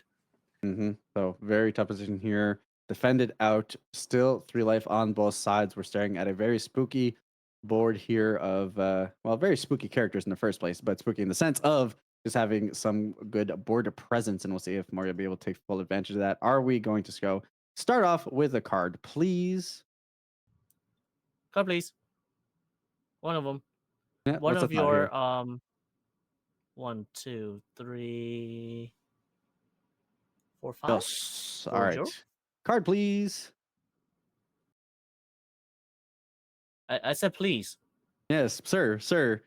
If you may. There's another 5. This is telegraphing a Moria is coming down. Card, please. Pretty please. All right. There's another card, and there's the 8 Dawn, Gecko Moria. We do have the Helmeppo, and we do have the Rebecca. So Helmeppo, Rebecca. Play out the Brook, and then we're just gonna replace our teeny 1-drop there. And now we have a very established board. We've got a little protection from Rebecca as well. And Law's gonna have to put a lot of work here to kind of bring this all together. We have 3 5K swings if we're not donning anything up, but we do need to start pressing on some board control here. Moria, very scary. We know what those 9K swings can do. So how are we gonna respond to that? Well, Kid is a start, something phenomenal, but does mean that if we go into a turn, we're gonna be able to replace some Dawn and get some additional plays there. And going -3, getting rid of the Rebecca. All right, let's get that out of there. Everything else is rested. At least we can attack into everything else. What will we play off of the card? Let's What are see. we considering here?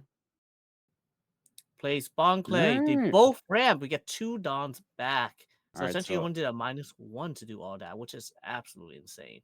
yeah, so very nice there, especially when you consider that you're getting a lot of refresh on that. Then it would have been better, a turn where potentially we could get able to copy that Moria, but now it's just going to chill there and can't really be left ignored. So at the very least, you have a bit of a distraction there. And now the decision just comes: how do we make something like this happen? A lot of stuff that we can play in the 4, but first, let's see how our opponent responds to us poking and asking for some cards. So here we go. Rage with the swing card, please. 1 card. There it is. All right, and we're gonna go again. Yes, sir. Here we Another go. one. Yes. Card, please.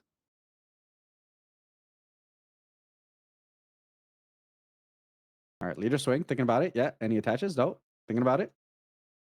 Not many cards. Only working with 4 cards here on chosen one side. You swing 5. Do you swing 6 and play a body? Play 5, play a body. 7, you don't get to play a body, but you can try and kill a body. He's going 6. It looks like he's going to Not. play a 3-cost body, most likely. All right, so 6 swinging here. I mean, I do not feel super strong about chosen one's position here.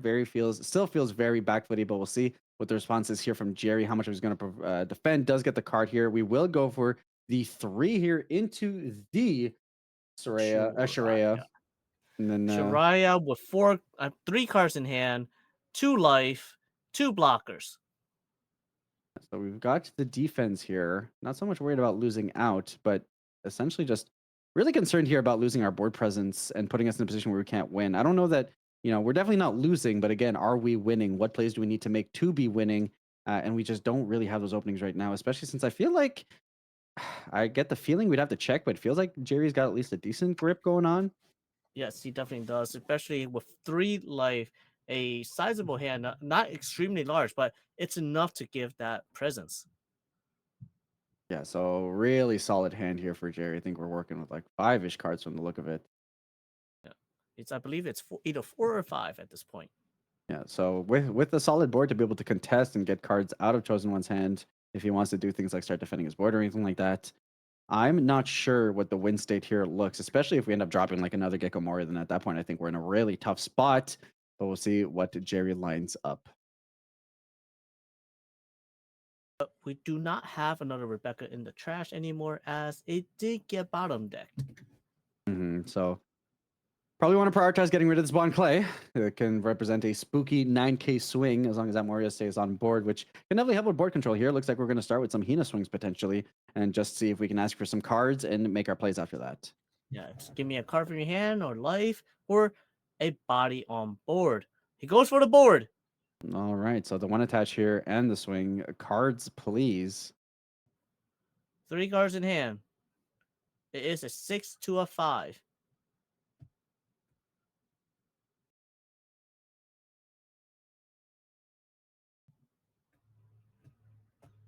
Reiju All right, goes. Rager goes.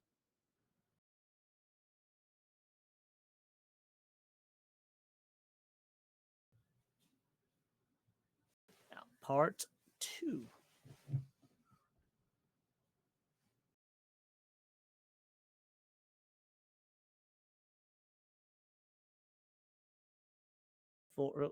There's the Kuzan. I'm Okay, going to draw cards. All right. Kuzan. All He's right. missing pieces. What are my options? What can I clean up with my hand? At the very least, little sigh of relief here, knowing that you're not going to have to face down another Gecko Moria, but nevertheless, I'll 5 Dawn to be able to make quite a few plays happen here. Still have the leader ability available to you as well. Yes, and that Bonkley is still sticking around. It's definitely very, very scary. All right, thinking about the attach. Yep, there's the 1 swing, pay the 2. Target the law for the swing here. Looks like we're going to pitch the brand new, get ourselves a Rebecca and a Kuzan into the trash, and now we're going to go ahead and play the hog back and get ourselves a little something back from in there. Looks like we're going to grab ourselves. So returning brand new, returning Kuzan, grabbing a 2K counter. All right, let me get a defensive card. All right, so 6 here.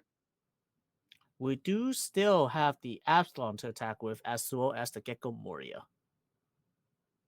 So just clarifying board, indicating which ones can and cannot attack, and the law goes. 7K lead.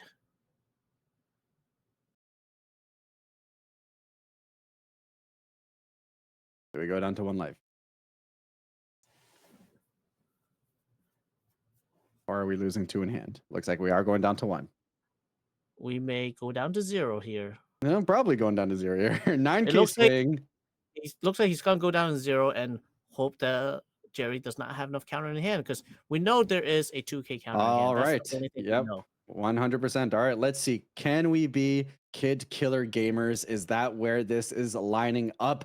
We've got 5K swing, 5K swing, and 9K swing. We've got our leader there as well. What are the plays lining one? Is he the chosen one? Is he going to be able to force out a game 3 situation? Let's see if he's able to bring it together. Jerry does have a big hand. He's got a lot of life. Very tough position. Not impossible. Unlikely. Let's see if chosen one can turn this around. Yes. Let's see.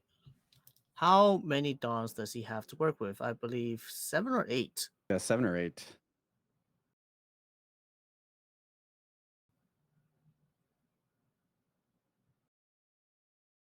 Not looking too confident here. See what our play is.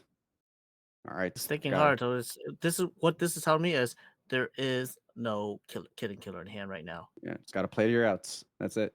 Just play to your outs. Close it out. Make it a show, and maybe, just maybe, if the stars are aligning, you can get there.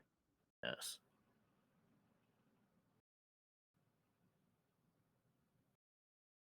We know for certain last swing will 100% be that 9K swing, if not more, depending on what you have. Yep. Chosen one, just in a very precarious situation here with no life, has to make the play here to bring it together.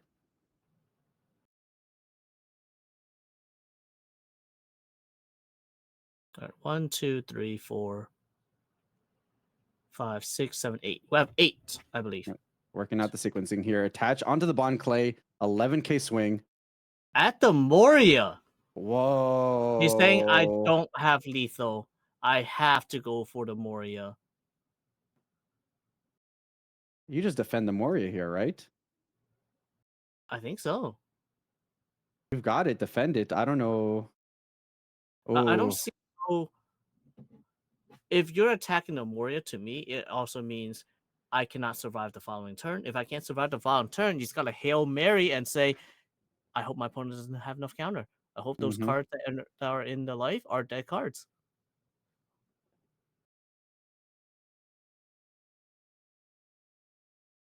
Could be a bait also, right? If we're forcing a bunch of counter power out of the hand, then we go like Kid Killer, Kid Killer, Kid Killer. Yes, we'll get the 2 cards here. Let's see if that played right into Chosen One's hand.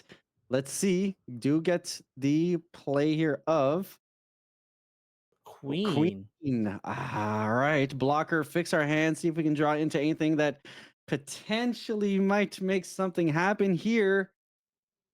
We lose a law. We get back in active, have 2 up. Very tough position here. Raise max. We are going to be able to clean something off of the board. We're going to bottom deck that. What are you targeting? Right. And there goes that. And play out. And Another there's the, Shiraya. yeah. 4 blockers. All right, so 4 blockers here. Is the defense going to be sufficient to be able to get there? We have the swing here on the Hina.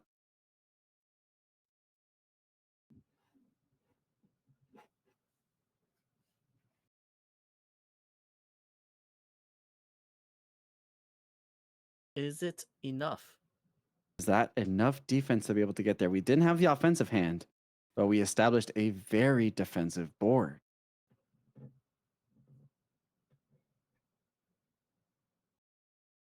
All right, looks like we're Saves going to it. protect the Hina. I think that's the correct call here. You just kind of need the board pressure to be able to push through. Yep.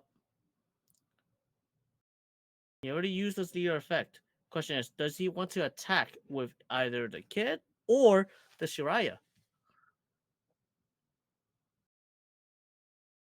We've seen players math out in interesting ways when when we deploy a massive defense like this. Maybe there's going to be a certain misplay. Maybe someone's going to consider one too many things. Maybe the abacus math doesn't come out. The variable you tossed into the quadratic formula doesn't make sense. Here we're just going to go for the swing. Having the swing here is almost like if it blocked, if you negated an additional attack. We still have 3 blockers back here. He attacks Shiraya. with the Shiraya. There's just a 1K counter. That just gets defended. Lost right. over a defense here. So now we have 2 blocks, 4 4 potential attacks. swings here. And we Tough have position. Yep, started there's with the 9. 9. There's the 9. You're probably gonna have to block this. Too many cards out of hand. Yep. And I believe it's 8, 8, 9 for the last swings. So the last 4 cards in his hand have to be 2Ks. Yeah, so there's the queen block here. Got the Shiraya still chilling there. Is there 2 or is there 3 or is there 4 cards in hand? If there's 4 cards in hand, all 4 must be 2Ks. If there's 3 cards in hand, It's 4 cards in hand. 4 cards in right. hand. All right, so is this going to be the 7 closeout? Swing with the lead here. goes for a 7. 799? Takes Yeah, 2 gets the cards. 2 cards, gets it out there. There's the swing with the epsilon.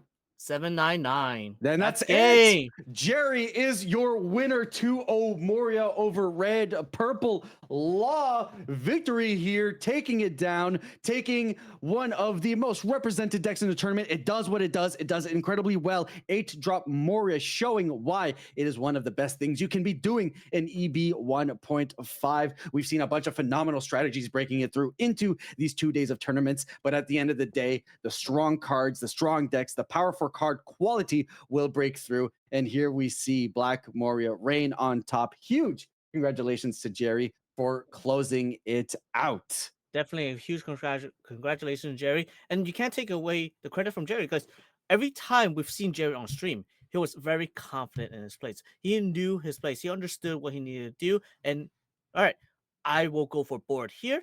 I go for face now. I go for face here because you cannot kill me and you cannot win. I can win though. I'm Yes, putting under pressure, so I'm just gonna take control. Yes, absolutely. And kudos to Chosen One has shown us time and time again, very precarious positions, draws themselves into outs. Even here, presented a four blocker board, which, give us a pause. And we're like, where can he take this? Where can he cook? So at the end of the day, wasn't able to get there this one time, but honestly showed a fantastic showing. Like you were saying, second time here over to finish second for the two-peat on him. And then Jerry finally with that win. Both fantastic players. Congratulations to the both of them for the phenomenal performance that they showcased. Yeah, I can't wait to see what else these players will have for us in the future tournaments. Because if they're able to perform well now, they will be able to perform well later. And we know for sure they already performed well even prior to this. That means they're consistent performers. Yes, 100%. So well done to the both of them. Both of them played it out for the phenomenal playmats that are exclusive to the second and first placement players. So congratulations to the both of them for winning those gorgeous mats, for ranking on top. Jerry for finally winning out on a title to give himself regional champ.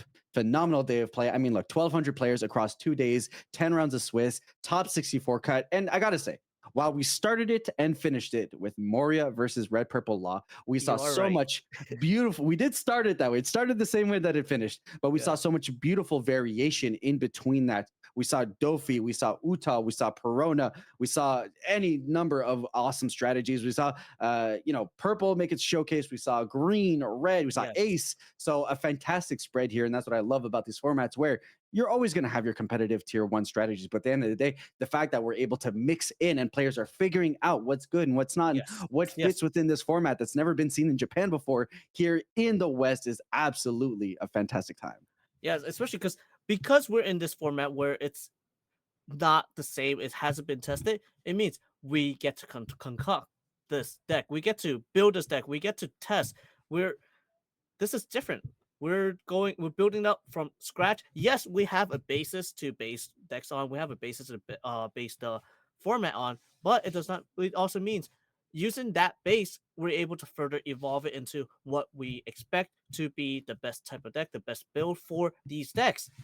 Yes, 100%. So huge excitement here. And if you want to be a part of the excitement, if these regionals have inspired your competitive drive, we have so many tournaments coming down the line, some of which the signups have already gone up. But of course, more to come down the pipeline. So, you guys are interested in Gen Con. We're going to have a ton of tournaments there. You guys want to participate, spectate that, see what's going on with all the action there. We had a significant wait list over here in this tournament. These large tournaments, sometimes you still have the opportunity to get in there if you're in the right spot. And otherwise, we have fantastic tournaments throughout, from August all the way through the summer. So if you guys want to jump on the One Piece card game website, check out the events there. See if you can get yourselves into some of these regionals, and maybe you too can carve your name in history as a regional winner.